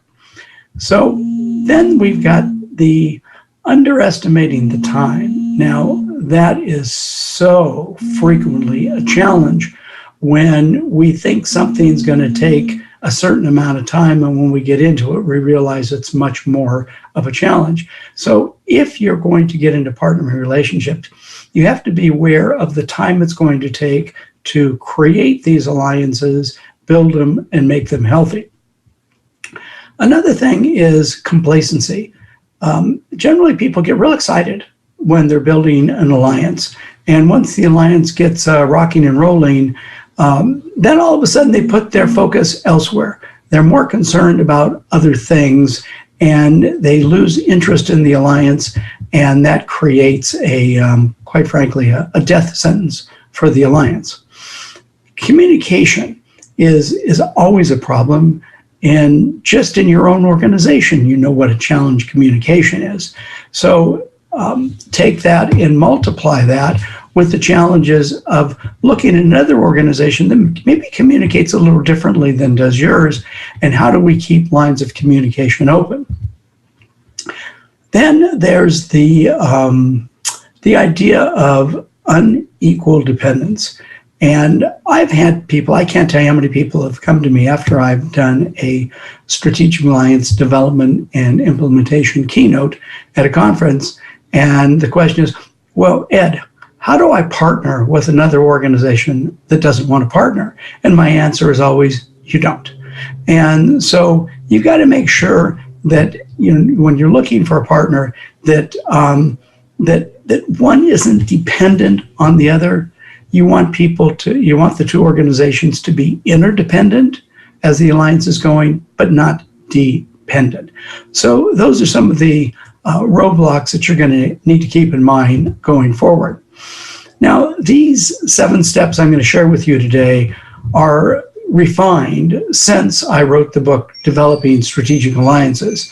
And as you can see, there are 3 blocks in different colors. These are phases. I'm going to talk to you about these. And I really think that this is if you want to create any kind of a collaboration, these are the steps that you're going to need to take to make your collaboration successful, to make it healthy, and to make it painless. So let's get started. The first phase, I call it the find it phase. This is when you do research and the acquisition of who you're looking for as far as partners. The first step is called monitor. So let's look at this.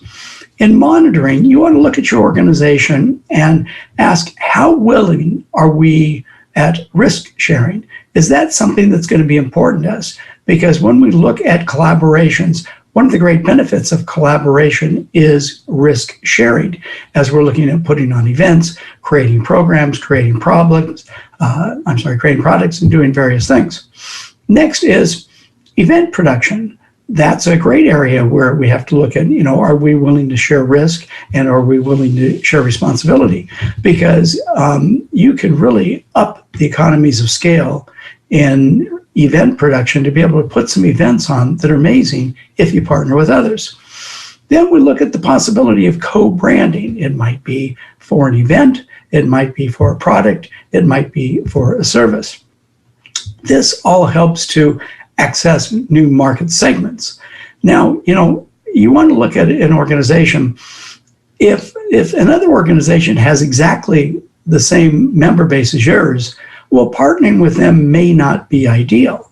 However, if another organization has only a slight overlap of members that your organization have, but you're in a similar type of an industry, well, by the two of you working together, this can help each of you access new markets and boost your membership growth, because that's something that you want to do. You're not looking for just to flatline, you're looking to grow it. Now, other cross promotions can help you to, sell products. A lot of organizations are looking beyond just membership dues to balance their budgets. They're looking to non-dues revenue items. And in looking at cross-promoting products and services, this can help your non-dues revenue. You also want to look at how can you work with other organizations to disrupt your competition. There may be competing organizations that you want to disrupt, and you want to look at potential partners that can help you do that. Also, depending on the number of partners you bring into the relationship, you can also increase your buying parity on various things.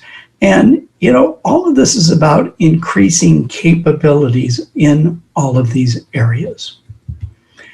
The next step in the find it phase is to educate the people in your organization and to educate potential partners. Now, this is where we want to look at what is the strategic fit between our organization and the organization with which we want to collaborate. What is the cultural fit? And how our cultures align or how different they are, and the operational fit, the competencies. Because if the strategic fit, the cultural fit, and the operational fit are very, very different, you're going to have problems. These 3 things are what I call the pillars in looking at how you're going to make collaboration work. And these 3 pillars are really the foundation to a successful collaboration. Going further in the find it phase is you have to look at what is going to be the alliance structure or the structure of your collaboration. There's various ways we can structure these things, and you need to figure this out before you go too far in building an alliance. You don't want to get going with one structure and find out you actually needed something different. So let's talk about those. So in looking at the structures, a simple collaboration or a simple alliance might be something as simple as a handshake. You're just going to agree to maybe you're going to, mention in your newsletter about something that another organization is doing, and maybe they're going to mention in yours. And it's very simple, very easy, not complex. Next, we have to step it up. We have to look at a strategic collaboration, a strategic alliance, a strategic partner relationship, where this is when we get much more formal, when we look at here's what we want to achieve together, here's how we're going to achieve it, here are ways that we're going to measure, here are ways that we're going to follow up. That takes a lot more work and a lot more organizing than a simple handshake. Then we have, let's take it even a step further of complexity, is a joint venture. That's where your organization and another society or association might come together to create a joint venture. And a joint venture is basically a third entity where your organization and their organization own the entity. So your association stays separate, their association stays separate, and this joint venture, which comes together and it's a separate structure, separate governance, separate officers for a particular purpose. It may be within the nonprofit sector. You may put it out of the nonprofit sector, depending on what you want to achieve. Then we have strategic sourcing. We're going to have a relationship where you're going to buy from a company or an association at a strategic level to where this is the only one you're going to buy from. You're going to have a very close relationship. We can turn that around and we call it strategic reseller, where somebody else is selling something of yours.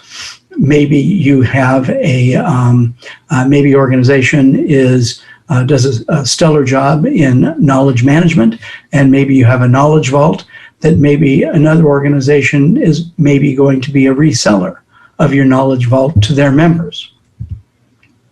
Then there's licensing agreements where maybe you license some entity, could be a profit or could be a nonprofit, to use your name. This tends to happen a lot when we're going after royalties. We license companies to use our membership list, so forth and so on. The last step in the find it phase is to organize. You do have to organize your alliance, and you have to organize it well, because if you don't, you're going to have a problem. So let's look at organizing your collaboration. Due diligence in organizing it is key. Too frequently, oh my God, I can tell you story after story after story, organization after organization that jumped in bed with another partner and they didn't do their due diligence, and months later or a few years later, the alliance went to heck, and it was the alliance from hell. And so it was the relationship from hell. So you've got to look at how do we deal with conflict, and do both organizations deal with conflict similarly? What about decision-making style? Do both organizations have a similar decision-making style? What about sharing of information? Are both organizations open in their willingness to share information? And are the operating styles compatible? This is something you really got to do your work ahead of time to make sure that you're looking at the proper partners. Also, look at the foreseeable roadblocks. Now, I talked earlier about typical roadblocks in making partnering work, but you've got to look at, well, which ones of those might be foreseeable in your alliance, and how can we mitigate these? So this step is a very important step. Now, as we move further in the phases, the second phase, the yellow box here, is the get it phase, or the business development phase. And in this phase, we really want to talk about the agreement. And I will just tell you, if you're going to have anything more than a real simple handshake alliance, you definitely want to have agreement. And I'll tell you, I'm embarrassed to say, I've even broken my own rule and got into alliances with other consultants without doing agreements. It didn't end well. So it's just so important to put together agreement. And here are a few of the key elements of an agreement. Does this alliance meet our objectives, and how are we going to work together to meet those objectives? Does this alliance balance the human dimension with the business issues as we go forward? Also, what about the intellectual property that's developed? What about copyrights? What about trademarks? What about patents? Who's going to own it? Which organization? I was doing a program in Kuala Lumpur, and one company, it was a university, they partnered with a for-profit company, and they thought in putting all of this intellectual property together, they thought they were going to own it.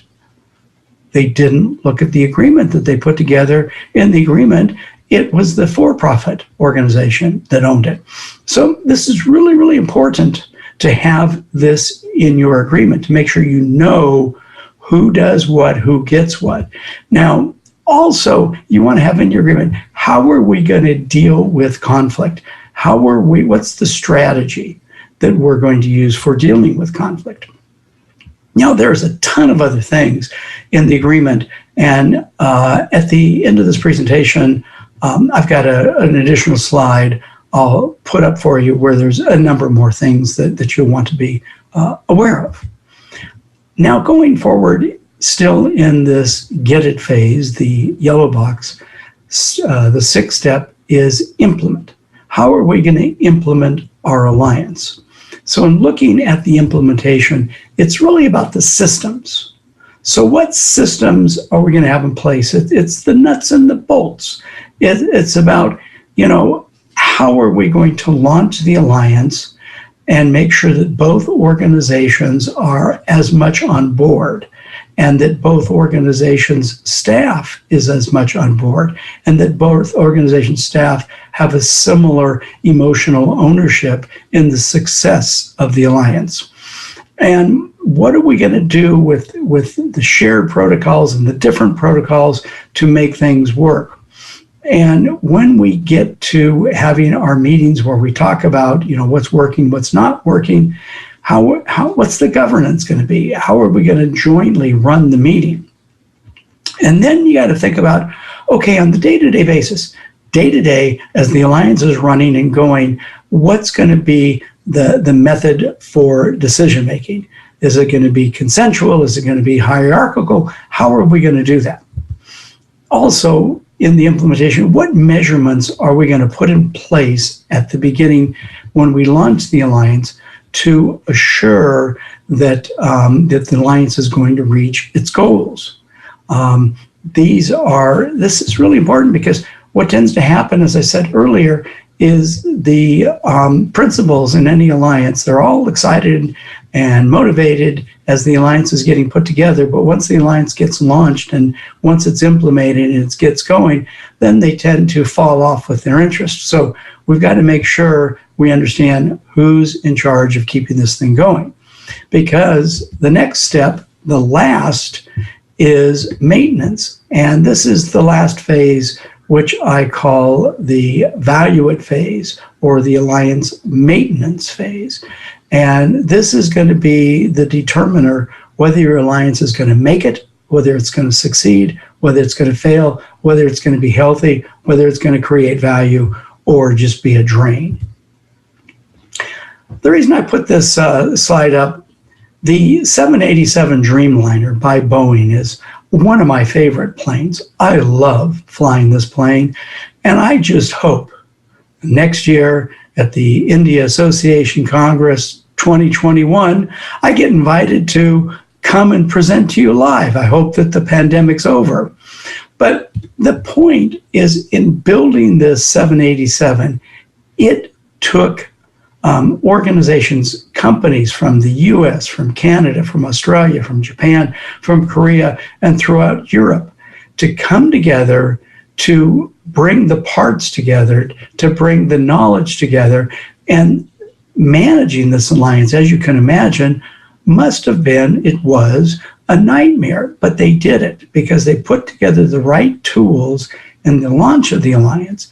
Because let's face it, if one supplier is dragging their heels, and doesn't get a part, then the next supplier can't do their part, and the whole project keeps getting pushed back further. So ultimately, everybody has to do their job in a timely manner, provide their product, provide their engineering, so forth and so on. This is crucial. Now, your alliance probably is not going to be quite at this level, but it's important to understand that how important it is for one partner to do their job, and if that partner drags their heels, it's going to slow down the other partner. Now, in step 7, the maintenance aspect, keeping your alliance healthy, keeping your alliance going, getting value from your alliance. We've got to look at, sometimes there's an unspoken clash in the strategic direction. That's why the agreement is so important, because too frequently people forget about what they agreed to.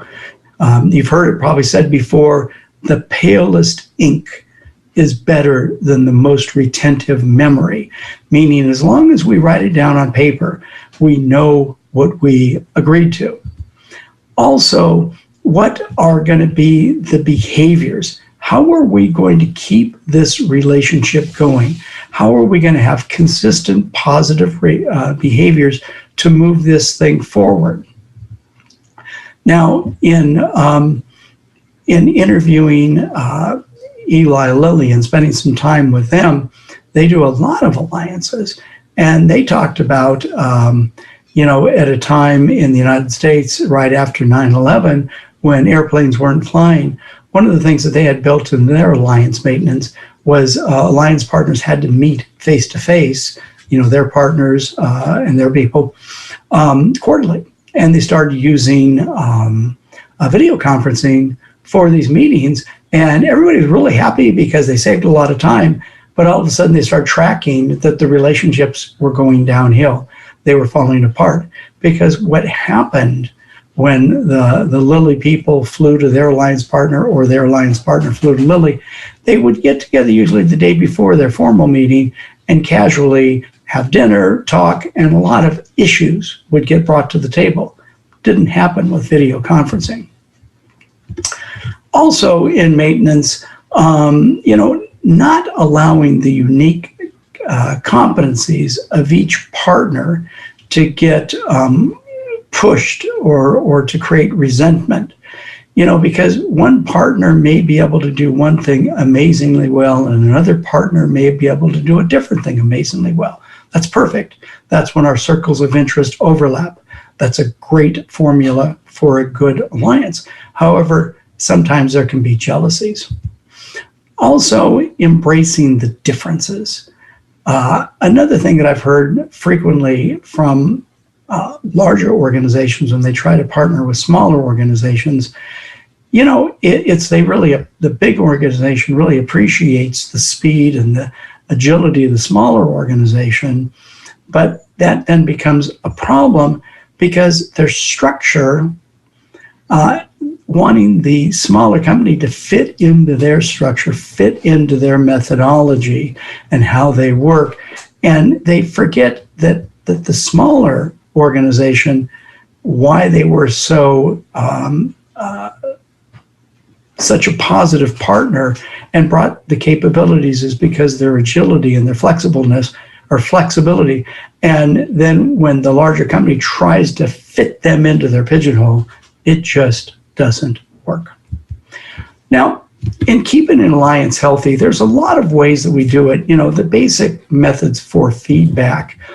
Now, I put this slide up just to show you something that Eli Lilly, they're a pharmaceutical company, as you probably know, and they're a pretty large company as far as the amount of dollars they do through alliances. I think their first alliance was in the 1930s when they were working to bring insulin to the market. And they do a 360 kind of a thing. And when I said earlier, those 3 pillars, they use the 3 pillars, strategic fit, cultural fit, and operational fit, and ask different questions about it. So they can start looking to see where's the gap. Where's the gap between what the Lilly people are saying versus what the Lilly partners are saying, and then they can go to work to fix the problems in the alliance before they get out of hand. Now, this is very, very formal. This might be too formal for you. You might want something a little more simple. And in my book, Developing Strategic Alliances, I brought this out. I have a short form, which I'm going to share with you. And in the book, there's also a longer form. Now, basically what you do in the short form, you put on a piece of paper or in an email. You don't want to do this face-to-face. You want to do it in the privacy of your office and transmit it to your partner so they can look at it in the privacy of their office. So you want to put down the value we're getting from the relationship. You want to put down the value we think they are receiving from the relationship and your ideas for improvement strategies. And then your partner does the same exact thing for you, and you switch. And not face-to-face, but in the comfort of your own office, you can go through these things. You can internalize them rather than getting into an argument and a fight. And you can, in a calm manner, look at, okay, I can see what they think is what they believe the value is, what they believe my value is. I shared with them, what I think the value is, what I think they're getting. And again, just like in looking at this Lilly web, it shows the gaps, the same thing in, doing even your short form. It allows you to understand the challenges. Now, as we close this out, I want to share with you that we only got to spend 20 minutes. So adapted from my 3 books, Partnerships, Developing Strategic Alliances, and The Art of Partnering, are quite a number of articles, some around 80 or 100 articles that are on my website at rigsby.com, and you can access them for free. You don't have to put in an email or anything. They're just there to help you. As far as all of the things I've talked about, I've gone a little bit deeper. Now, my 7 steps is a refinement since writing Developing Strategic Alliances, so it's a little bit different in that book. But there is an article on the 7 steps. Additionally, I told you that at the end I'd bring up another slide where I have additional alliance agreement considerations for you, because there's a lot of additional things that you really need to be thinking about. And you might want to take just a quick screen capture of this slide so you can go into this later. In my book, Developing Strategic Alliances, I have a appendix at the end, which is an alliance checklist put together by a lawyer from the Corporate Partnering Institute. But there's just a lot of things that you want to look at that will have a determination on the success of your alliance. And you want to resolve these before you put the alliance together. Using just this list I've given you right here will save you a lot of money. Why? Because if you put an agreement together, you're probably going to want to get your associations at counsel to make sure that the legal documents are done well. Well, if you do this work before you get together with the lawyers, this is a lot of the work that the lawyers would be doing. Well, you can bypass that and just let them dot the I's and cross the T's. Well, I hope you've received some value. I hope that you now can look at how you can put a collaboration together without fear and make it work and make it healthy and take you through the time of making this alliance very successful. I want to bid you a fond day and hope that the time will come when we are able to get back together and see each other in person, break bread, and maybe have a cup of tea together. Wish you the best at the India Association Congress. Thank you, Ed. Much appreciate your presentation. And I know you really, and I miss your, hello, Ed, can you hear me? Yeah, I can hear you. Sure. Absolutely. Amazing presentation, as always, very in-depth, very informative, and I'm sure the participants could take use of it. However, one thing I must say, that I certainly miss your on-stage energy, and that cannot be replaced. Okay. Thank you. Thank you. And I hope by next year we'll be able to see you in person, and people will be able to see you in person, and not just have a cup of tea. We could have a drink together too. Coming back to the subject, collaboration, of course, this collaboration should lead to a logical result or a result. Because now, more than ever, associations are looking at, and especially the members are looking at those who are marginalized or coming from small and medium sector members, whose business or whose organization has suffered, employees left, furloughed. They are now looking to association for ROI. All this investment I have been doing for long, what is the return? In the good days, I never asked you, but what about now? How can you help? These are the questions coming up. Yeah, I think here's the one thing that I, Prasad, I've been running since the pandemic started. I've been running a weekly Zoom call for association CEOs, American association CEOs. So I'm weekly having conversations with these people about their challenges. One challenge is that the association CEOs are so focused on running their business and bringing in the revenue that they're forgetting to focus on the members. It's sad. But what I think that what associations can do, I mean, next week when they get back to the office, is number one, Dan, I think it was, Dan talked about the silos. And I think if you go to every silo in your organization and say, from this day forward, one of the filters that we're going to use in making our decisions, not the only filter, but one of the filters, is how does this decision affect our ability to retain members, to recruit members, and to deliver a value proposition that members need? That's a key. The other thing is a matrix. I mean, anybody that wants, I've got a matrix, and I didn't think you were going to ask this question, so I didn't put it in the program. But if anybody wants to send me an email, I'll give it to them for free.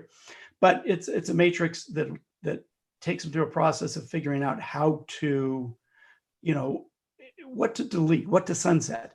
Too many associations are holding on to stuff, services that are no longer important, no longer valuable.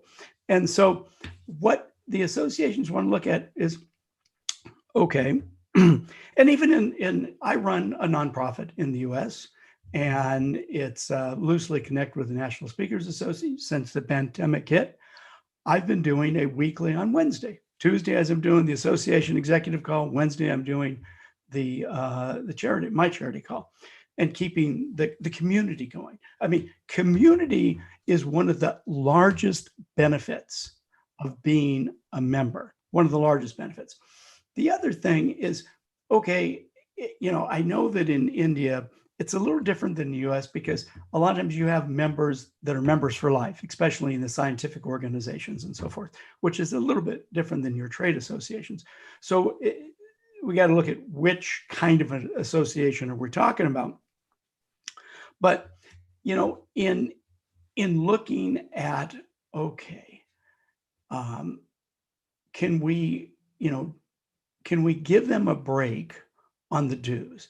Like for the charity that I run, people have a yearly membership.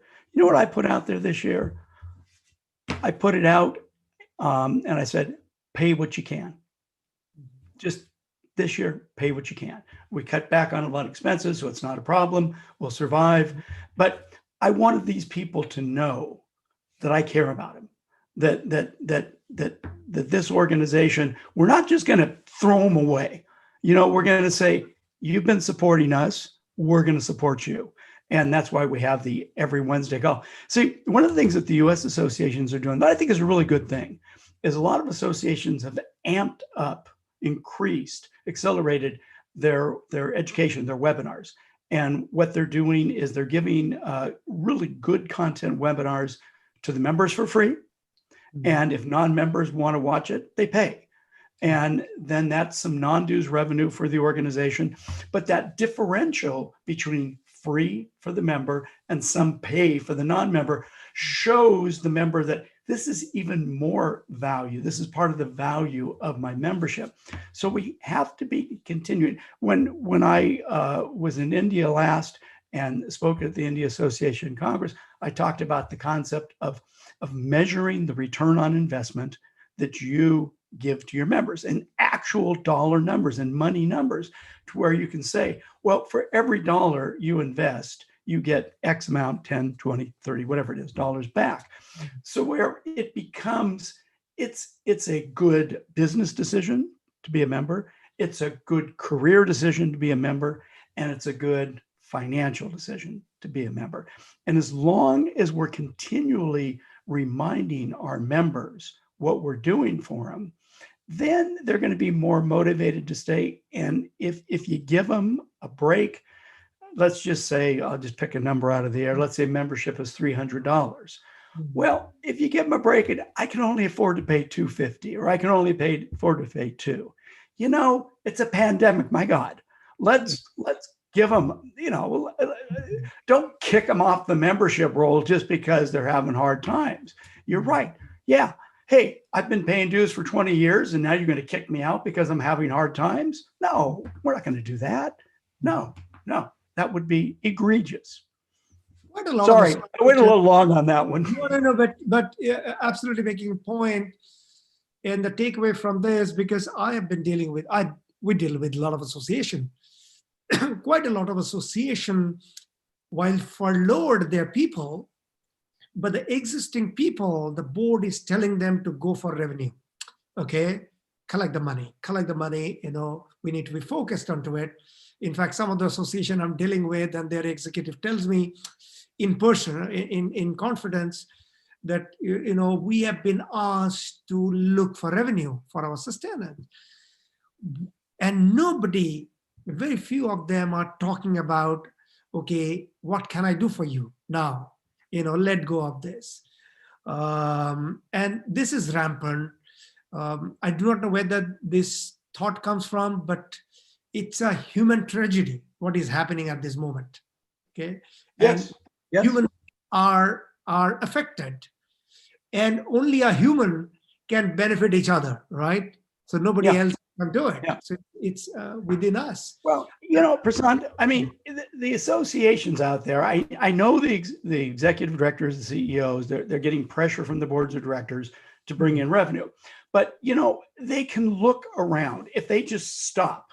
I have a cartoon I use in a lot of my presentations that it's a bunch of hounds. And in the center is a fox.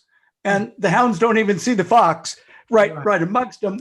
I use that to make the point that, if you look through your organization, you may have things that are of value.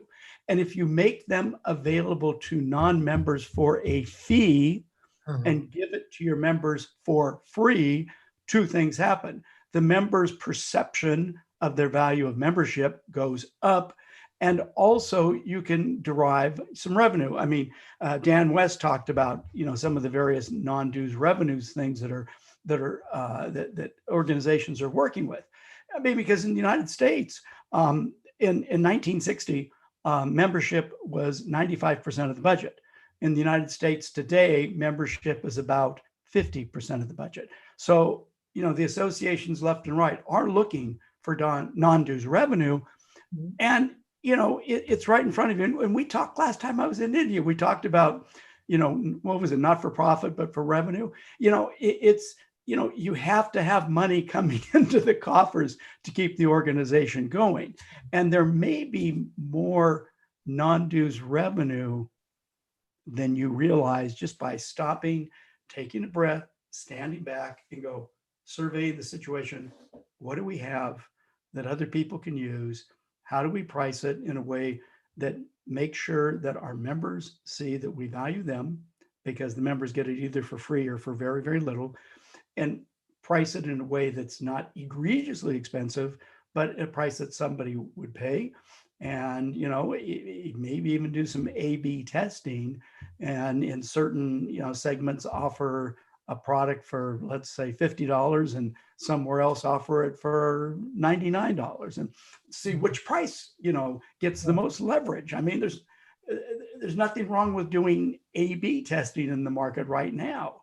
So I think that there's, I would say, I know I'm getting a little bit off the partnering topic, which was the program, but I would say this: focus on what do you have that's of value. Make sure you give it to your members for nothing or very little. Make sure that you offer it to the marketplace for as much as reasonable, and go look for partners out there that can help you produce these things or deliver these things. I mean, if you've got a special course and there's another association that doesn't, well, they can be your reseller, and all of a sudden you might get some non-dues revenue that you didn't really have to work that hard for. Great. Thank you so much, Ed. As usual, always a pleasure hearing you. And I'm sure our participants have been benefited by this. And we look forward to seeing you very soon to India. I sure hope so. That would be absolutely wonderful. Love it. Love it. Thanks, Prasad. Thank you. Thank you Bye-bye. so much. Bye-bye. Thank you so much, those who are listening in. And I know for sure that we are running a bit late, and we have two very important presentation speakers. And I would request everyone to tune in and take advantage of this global knowledge, which will ultimately benefit us as an industry, as an association industry. My next speaker is David Dubois. David, again, based out of US, and manages a large and important association, International Association of Exhibitions and Events. We know most of the associations have events and exhibition, so David's knowledge is certainly valuable. David is going to give us a global update and how our business can be safely relaunched. So over to you, David.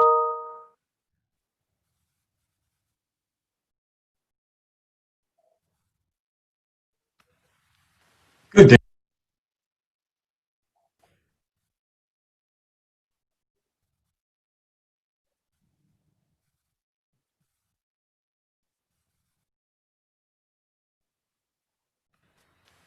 Good day. My name is David Dubois, and I'm the President and CEO of the International Association of Exhibitions and Events. We are an international trade association based in Dallas, Texas, USA, with members in 50 countries. So I welcome you to my presentation, prepared especially for the India Association Congress. My friends and colleagues across India, I say hello to you, and I look forward to sharing some ideas and an update on the global exhibition and events industry at this time.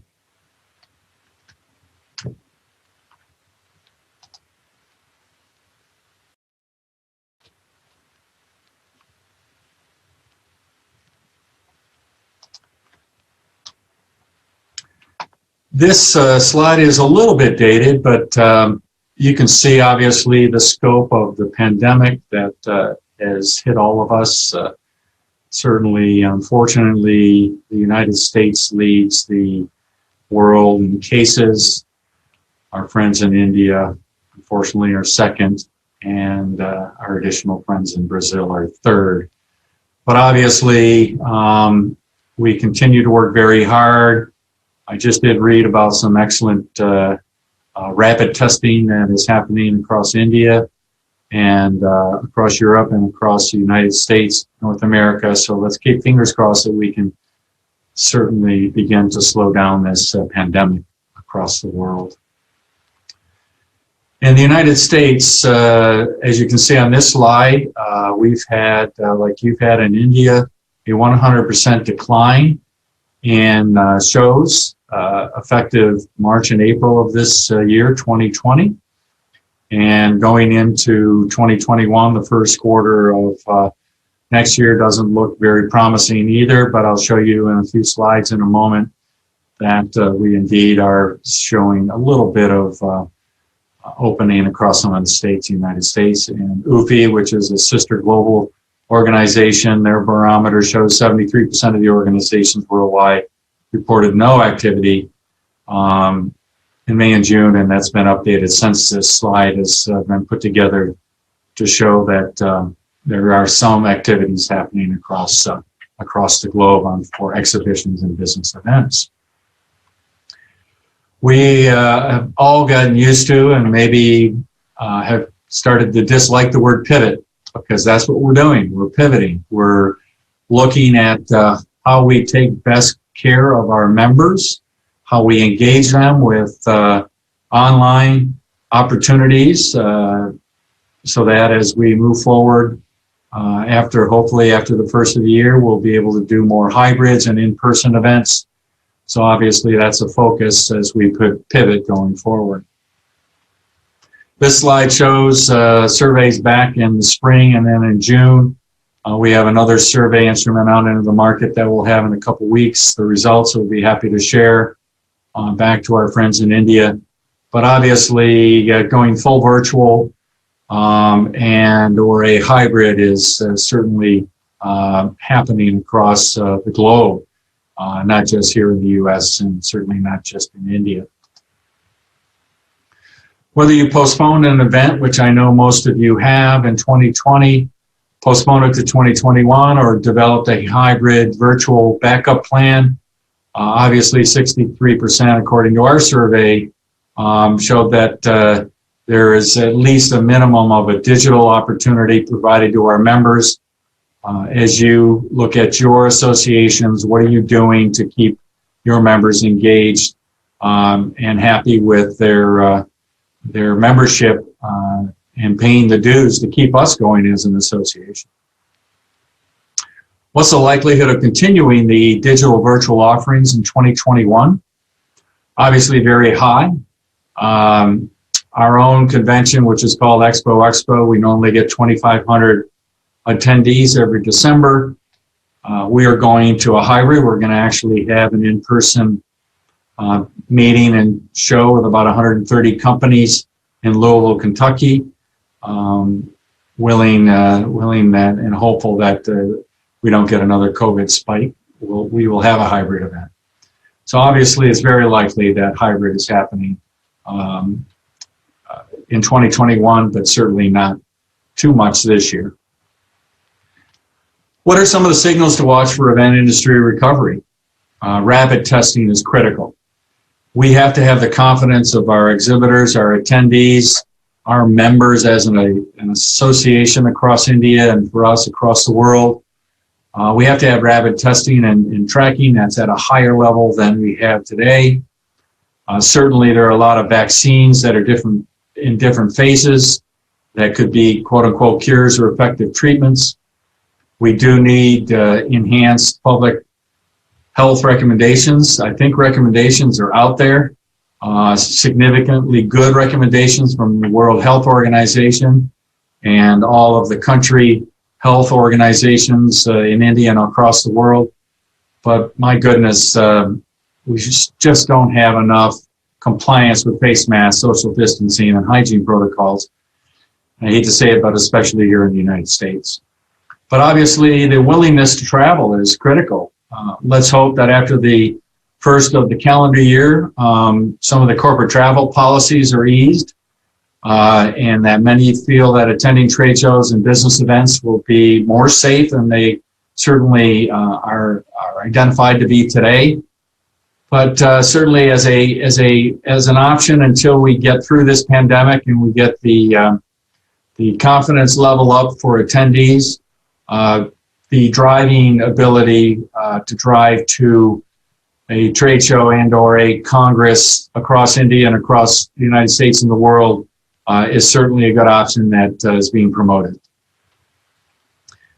Here in the United States and all around the world, the exhibition industry associations, certainly IEIA in India, IAEE in the United States, UPI around the world as well, are advocating governments to show that we can safely open our Congress centers, our exhibition centers, and our hotel ballrooms and our hotels to be able to affect and slowly bring back in-person events.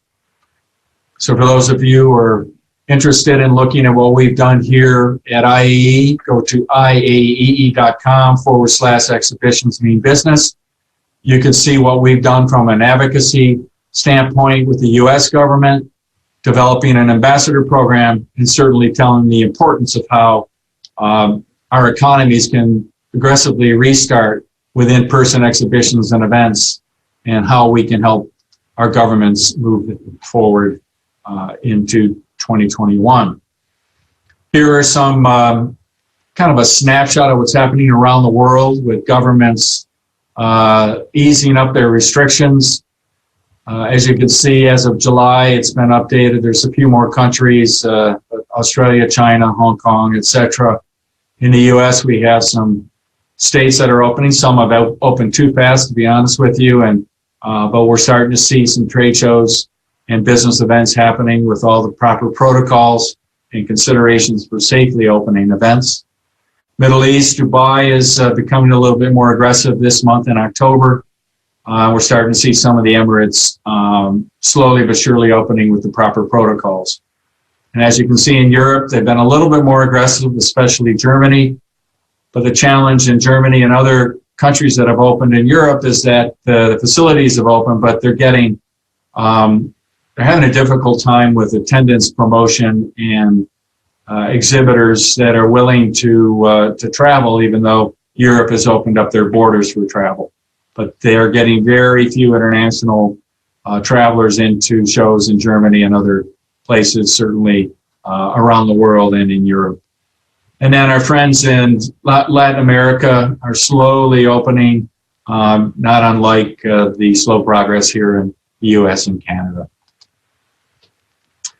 Once again, please feel free to go to IAEE.com and download the essential considerations for safely opening and reopening exhibitions and events. It's a publication we put out in early June, and within the next 2 weeks, we're going to put out the second version. And most of these resources are free. You don't have to be an IAEE member. I certainly encourage you to do so if it makes sense for your association, as we will continue to update all of this information on our website. All of us as association executives are certainly focused on our body of works, our body of knowledge for each of the different industries that we represent. The Art of the Show textbook in its 5th edition is our body of work.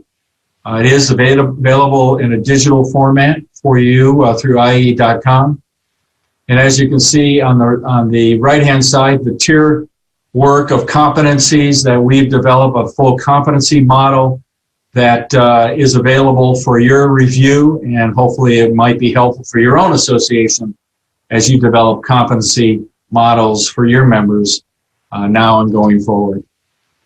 Our own certification program, which many of you have your own certification programs across India and your associations.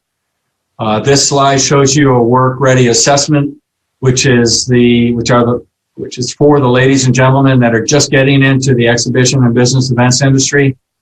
And certainly I hope this kind of model of taking entry-level folks from 0 years of experience to 20 plus years of experience shows that there is an elite community that you can make available in your own industry as association professionals across India. So if you'd like any further information on this, I'd be happy to share that with you and my team as well.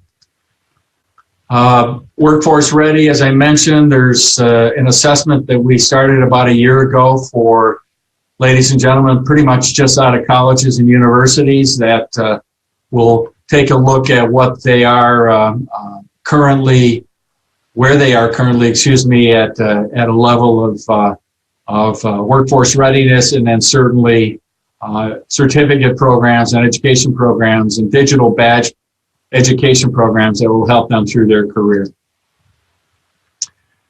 By 2022, everyone will need an extra 101 days of learning. This is based upon some of the research that has been done in adult learning institutions around the world.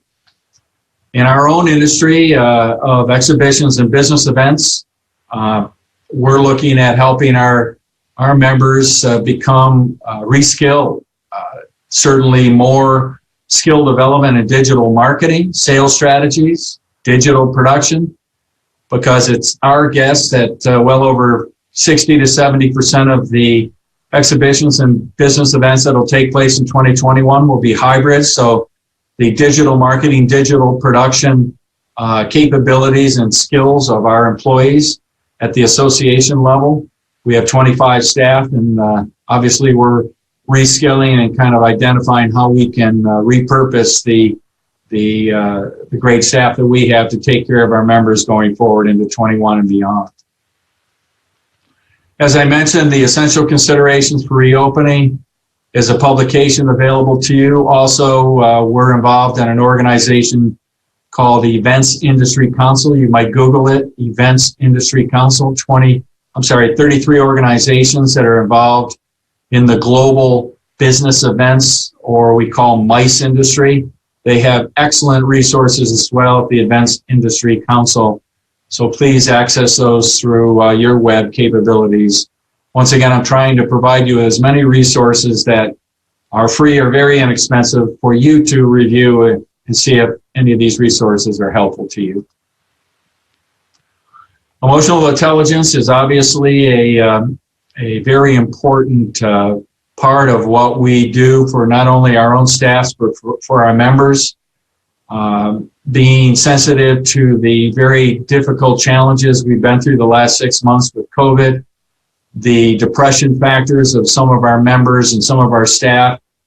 Takes great leadership to be honest, to delegate, to engage our staff, to engage our members in creativity efforts, communication efforts. Obviously, always try to be humorous in what we do and stay positive, because like storms in the sky, the storms eventually end and the sun comes out. And that's how I am looking at it as a leader of my staff in our global industry, and I know you're doing the same across the India Association community.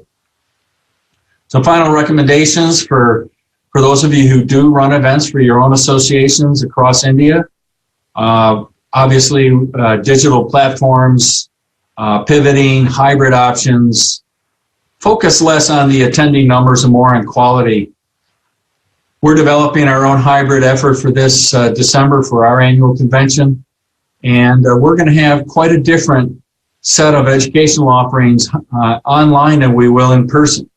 And then we'll have some that certainly overlap. So think about your own online offerings as being different from your in-person offerings as you look into 2021 and you develop a hybrid set of opportunities for your members in your industries. And obviously, there's great opportunities for additional smaller and regional events. And I won't go into a lot of detail, but Global Biorisk Advisory Council, Global Biorisk Advisory Council, please look it up.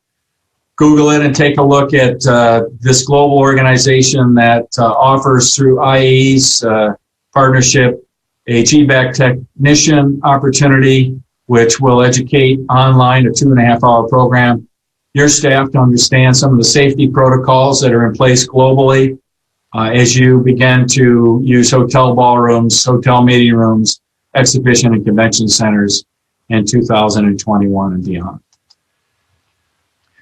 If you're a venue listening in, and certainly a destination, I'm a former destination marketing executive.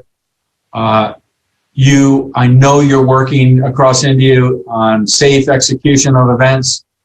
Once again, the GBAC Star Accreditation Program is a powerful selling tool that you should be familiar with, gbac.org, and assuring that your Wi-Fi and your capabilities and your facilities, and as an association executive, when you're working with your hotel partners and your exhibition facility partners, make sure that you understand their Wi-Fi capabilities and the ability to have a significantly larger bandwidth for your hybrid events that you need to host.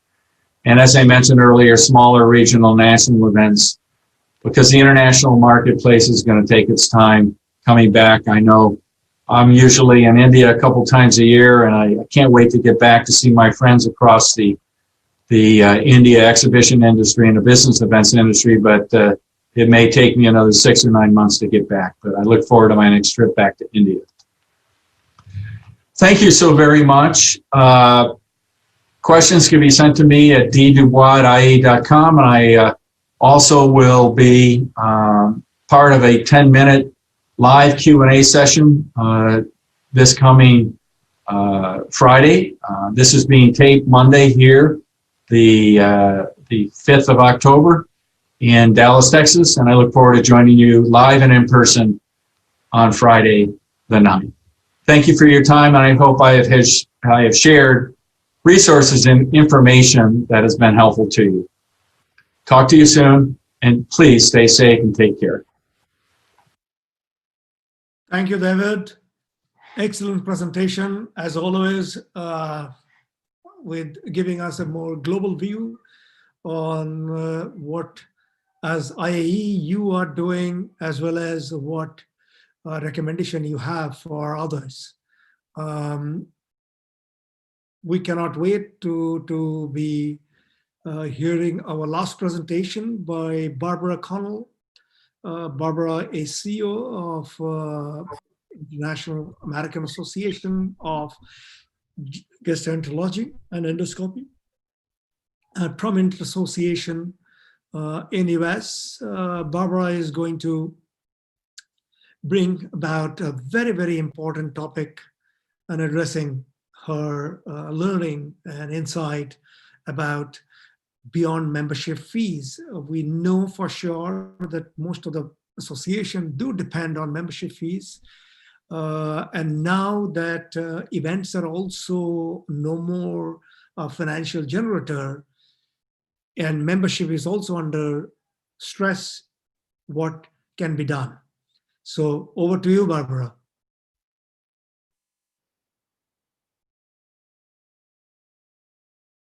Welcome to today's program. Today I'll be speaking about beyond membership fees.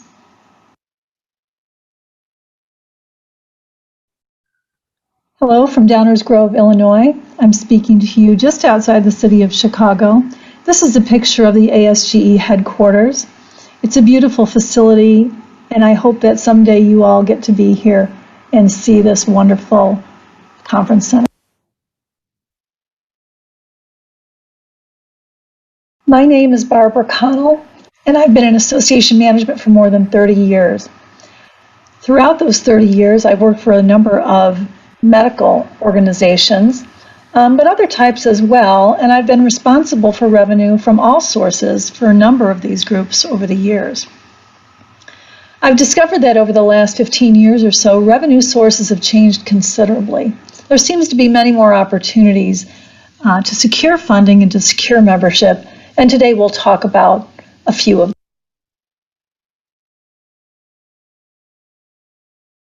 So traditional sources of revenue for associations have been a couple of things that I think we all rely upon. Things like membership dues, which are important as a foundational element of any association, securing those members, keeping them, and meeting their needs. Taking a look at your membership dues every couple of years is important as well. You want to make sure that your dues are high enough, but not so high that you're pushing members away. But take a look at them every 2 to 3 years to make sure that you're keeping in line with the cost of living and market trends. An annual meeting seems to be something that most organizations offer every year or every other year. Again, it's a significant source of income for most organizations, and it allows members to network and be very visible in the field. That camaraderie and that opportunity to educate, I think, is something that's so important to all of our members. And again, it provides a nice source of revenue for the association on a pretty consistent basis. In the distant past, these two activities really were the basis for revenue generation for most associations. There wasn't much beyond that. A few, but not as many. But today what we're going to talk about are some additional ideas that we can association. As 2020 has shown us, having only those two areas is just not enough. Relying on 1, 2, or even 3 areas of revenue can be dangerous. It's important to analyze your assets and turn them into revenue. All organizations have these assets. It's how you use them and how you deliver them to your members and your constituents and your potential supporters that will help you turn them into revenue. Associations, in my opinion, should not have fewer than 5 areas of revenue generation. This is critical. Diversification in your organizational portfolio, similar to your own personal portfolio, is critical. You don't want to be susceptible to market instability. 2020 has certainly shown us that. So how do you begin to identify other? Take a look at your mission, your values, and your deliverables. What is your association's value? What do you offer that is valuable to your industry, to your market, to your members, and to the constituents they serve? What makes your membership valuable? Why are you different than the next organization? What do you do that's unique and that no one else has, or that you do better than anyone else? What do your members want? Why are they part of your organization? What do they get from your group that they don't get from anyone else? And why do individuals or organizations want to be part of or affiliated with your organization? These are critical questions for you to answer, and by answering these honestly and fully and taking it to the next step, you're to deliver. And some of the answers to those questions would be these items. People. The people who are your members, or the companies that are members of your organization. They're unique to you. Why do they join? What can you offer through your people to those organizations that might want to sponsor or support your association? The information you have, and this is information that can range from research to articles to education, to content that you develop, those are pieces of information that's unique to your organization. How can you monetize that? How can you make that available to not only your members, but to constituents outside your membership? Data and statistics, we've heard for years now, data is the gold standard. This is information that you need to be able to tease out of your members. And build a database, build information that's truly important for your membership and for the industry support and constituents around you. And then your market share. How much of the market do you really have in your association? If there's a potential of 10,000 individuals who could be members, do you have 50 of those individuals or do you have 8,000? The difference in those numbers can make a big difference in the market share that you've got and in the value that you would hold in trying to position your organization to supporters outside of your group. So we're going to take a look now at a few of the types of products and services that can generate revenue. This is not a comprehensive list. I'm sure you're going to think of others, but it's a place to start so that we can.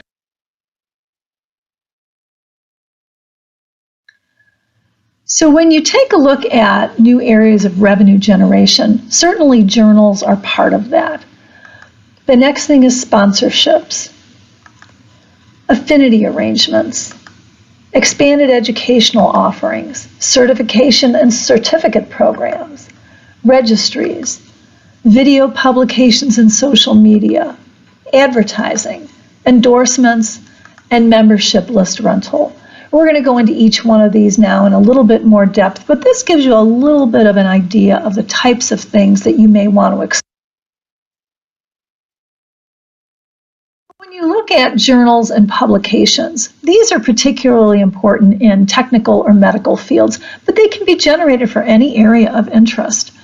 You might want to secure an external publisher, or you can self-publish. Either way, you'll generate revenue if you take a look at different models that are out there. Some organizations charge for authors to publish. Certainly there's advertising costs that you can associate with your journal.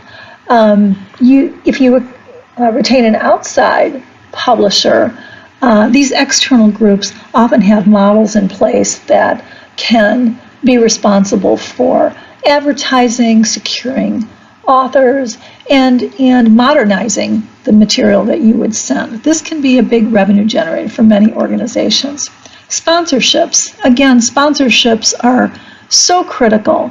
Often in the past, organizations have shied away from working with sponsors because they think it might indicate that you're favoring one organization or another, or that you're supporting a particular product or service.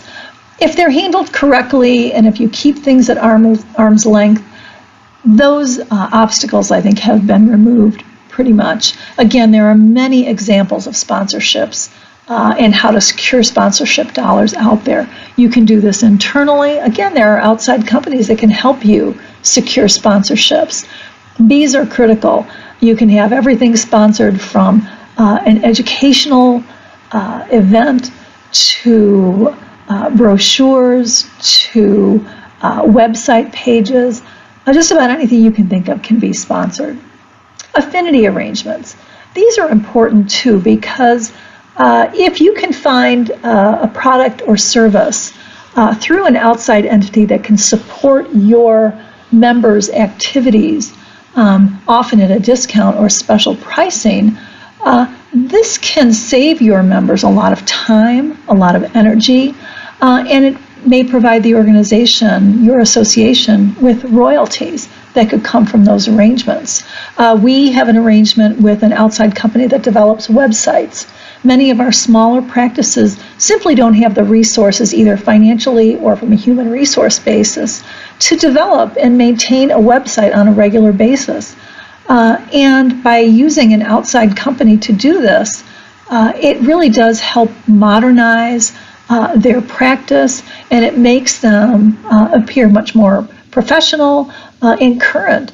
And so ASGE provides this service to the members through this outside company, and ASGE receives a royalty for that. So it works for everyone. Expanded education. You know, we talked about the annual meeting that most organizations offer, and I think that's a great place to start, and it's certainly a place to bring the majority of your members together. But you may want to look outside of just having one educational offering a year. Having several will certainly allow those who can't come to your annual meeting access to your educational offerings, and it certainly spreads your brand a little further outside of just your annual meeting. Very critical and very important. And again, it's an opportunity to seek more sponsorship and support. In this day and age, and we've certainly learned it this year, delivering education online, in person, or as a hybrid is essential. I believe that only in-person meetings may be very limited in the future, just like only online meetings will be limited in the future once we get past the COVID era. But combining online and in-person to become a hybrid and an enduring material will probably be the norm. And again, those sponsorship dollars can go a lot farther when seeking support, as well as purchasing an on-demand product by a member that may not have been able to make the event on that particular day.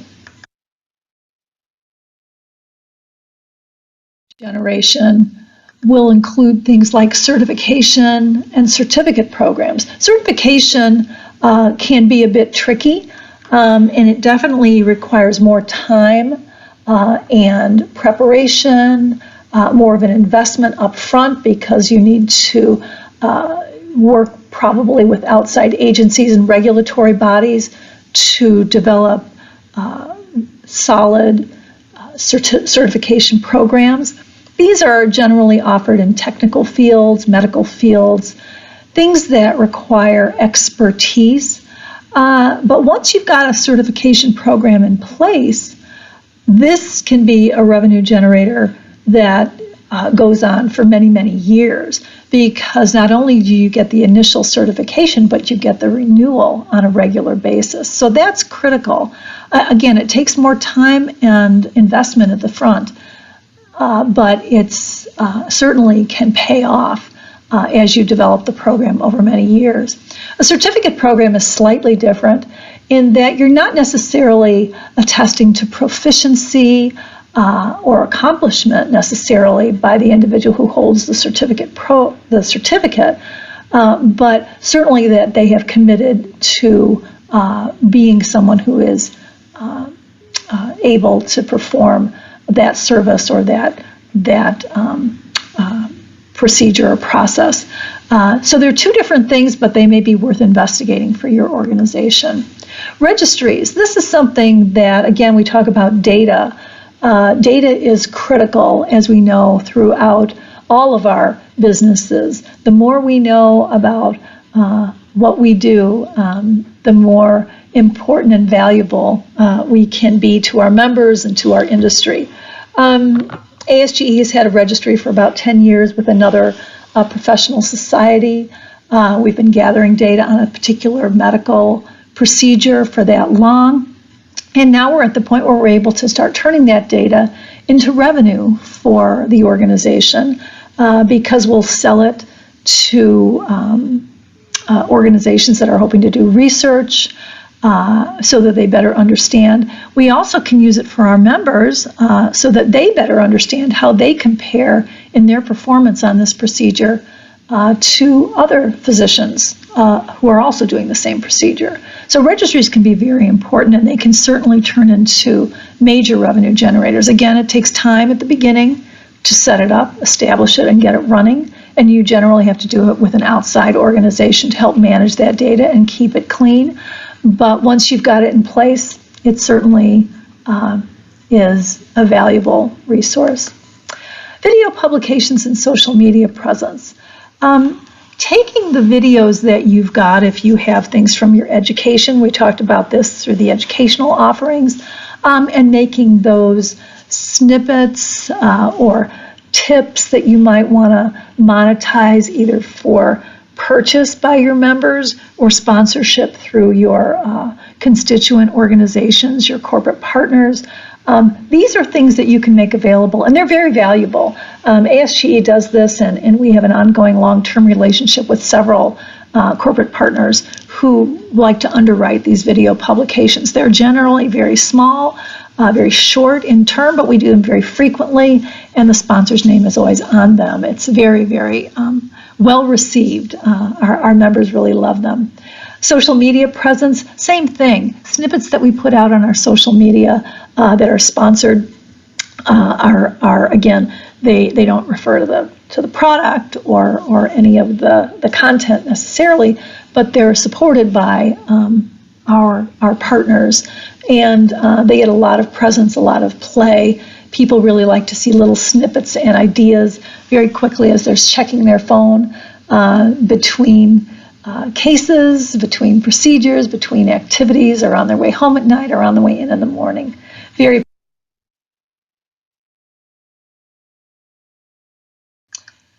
A few more areas we talked about advertising. This, certainly has been something that's been around for a long, long time, but many associations have not embraced this opportunity. This is not something that they generally feel comfortable with. And medicine probably was the leader in that area in feeling uncomfortable in having advertising aligned with their programs or in their journals and their publications. But with the new era of online visibility, online publications, it certainly presents a lot of openings for advertising to be incorporated. If it's done correctly, if it's done tastefully, if you set criteria by which ads can be placed and the content of those ads, I think you can generate a great deal of revenue. Again, there are external partners who can help you secure advertising. Very important to think about working with an outside agency if you don't have the human resources to do that. Endorsements. This is a little bit of a different animal, and I don't mean endorsements related to endorsing a particular product or service or vendor or company. That's not what this refers to. Our endorsements at ASGE help us work with other societies that are like our own, but maybe in another country, maybe in another region, those that are not direct competitors to our own programs.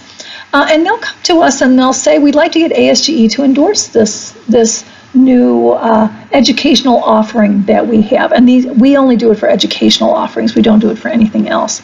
And what they want to do is get access to our membership by having us promote it. So we've come to an arrangement. There's a rather hefty fee that's associated with it.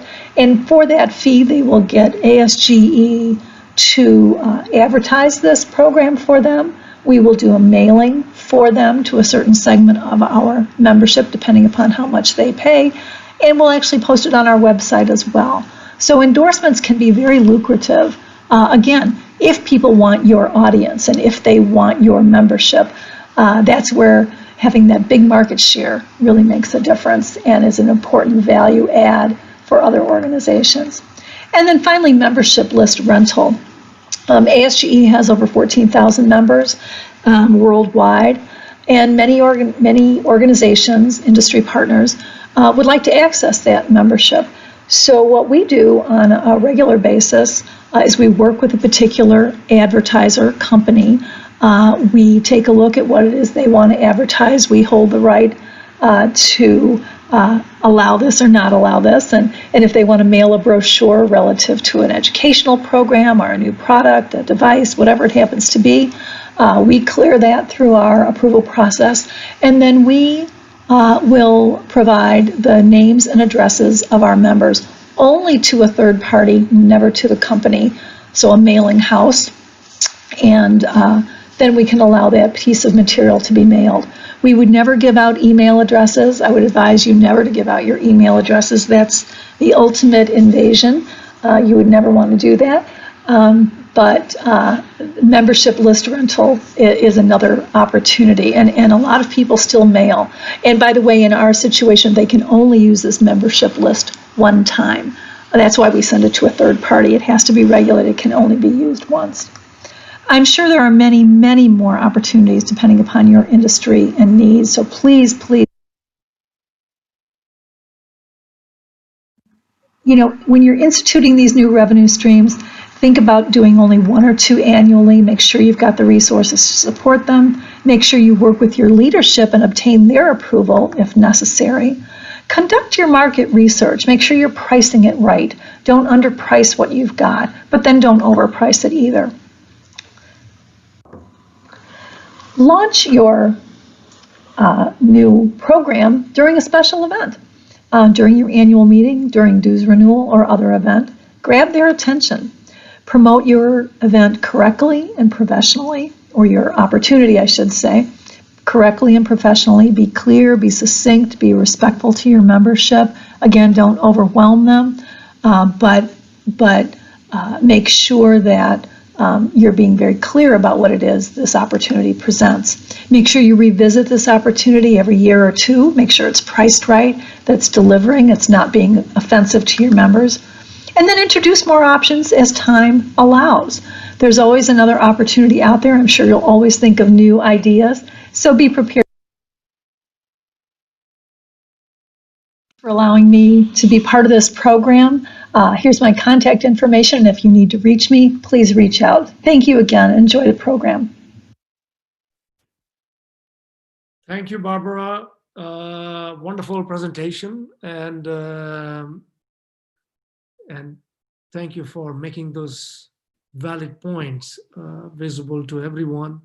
And I'm sure all of us will be greatly indebted to you in terms of finding your observation regarding how we can see revenue beyond the membership fees. With this, I would like to thank all the panelists, all the speakers, Barbara, and look forward to seeing you again in India very soon. Thank you.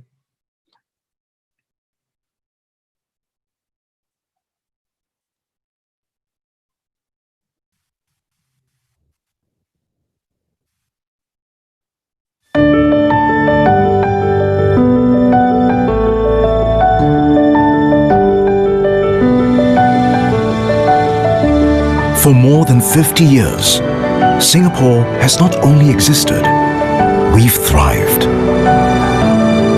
But beneath our glossy exterior and bright lights, something else burns brightly. Our passion. It's made us a nation of vision and imagination. A city with endless possibilities. The Singapore story is one of turning possibilities into reality. This is a place where ideas, passions, technology, capital, and people meet to spark new collaborations and ventures. That is why Singapore is well placed to help you grow your business, to discover new opportunities, and to network with the smartest and most innovative people in your fields. In addition to hosting global business events, we've also been the stage for the IMF World Bank meetings, Sibos, the inaugural Youth Olympic Games, and the world's only Formula One night street race. We are proud to give each event a unique Singaporean flavor. Our strong and developed key sectors will allow you to tap opportunities, insights, and form partnerships. Singapore is located in the heart of Southeast Asia, with access to 4 billion people within a 7-hour flight radius. Your delegates will arrive at Changi Airport, consistently voted one of the world's best airports, with a seamless immigration system and smooth access to the city. Delegates can choose from a wide selection of hotels, from luxury to more intimate boutique options. Our efficient and affordable public transport system makes getting around a breeze, so you can easily enjoy what our city has to offer. To complement your business agenda, Singapore offers vibrant and diverse leisure options with our colorful multicultural heritage, world-class entertainment, and a wide range of dining offerings from the world's best fine dining restaurants to our renowned street food and hawker centers. We believe this seamless integration of work and play makes Singapore a compelling destination for your event. One with endless possibilities to learn, grow, connect, and have fun. We look forward to welcoming you to Singapore, a country where passions are made possible.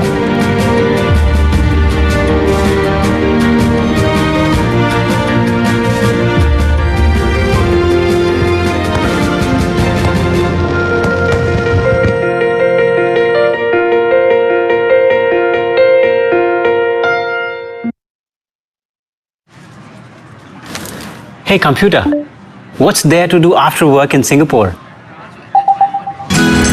Searching. As an always online, all-powerful AI, I am unfamiliar with the concept of a life after work. But here are some results.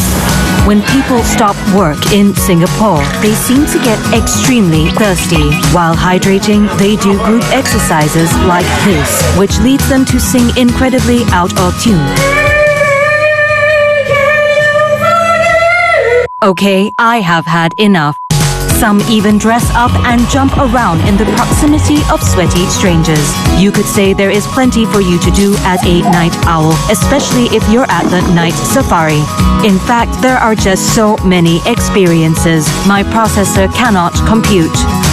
All right, you've convinced me. So can I knock off now?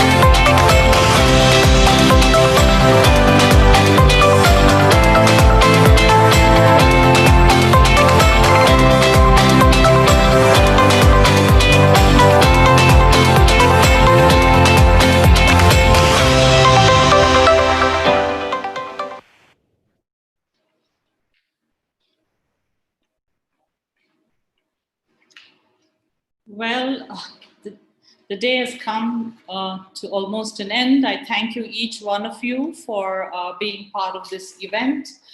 I sincerely thank each and every participant to be patiently with us.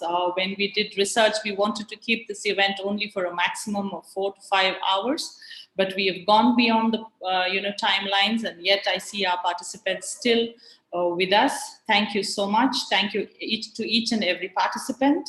I must thank Prashant for a lovely, topics that were selected and such a rich content today. Like they say, learning is a lifelong process, and today was a fantastic learning day for all of us.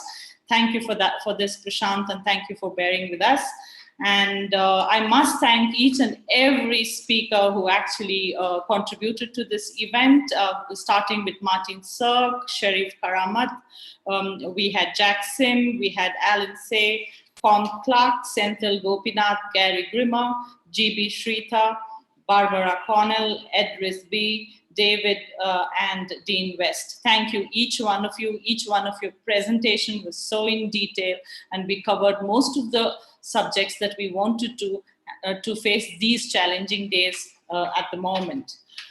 Before we end, I must thank our team members who usually I forget, I must give special thanks to Mohan, Gautam and Vignesh, who really worked through these last 15 days to ensure that this event was a good success, and each and every other member of my team who contributed to making this event a grand success. Thank you so much to each one of you.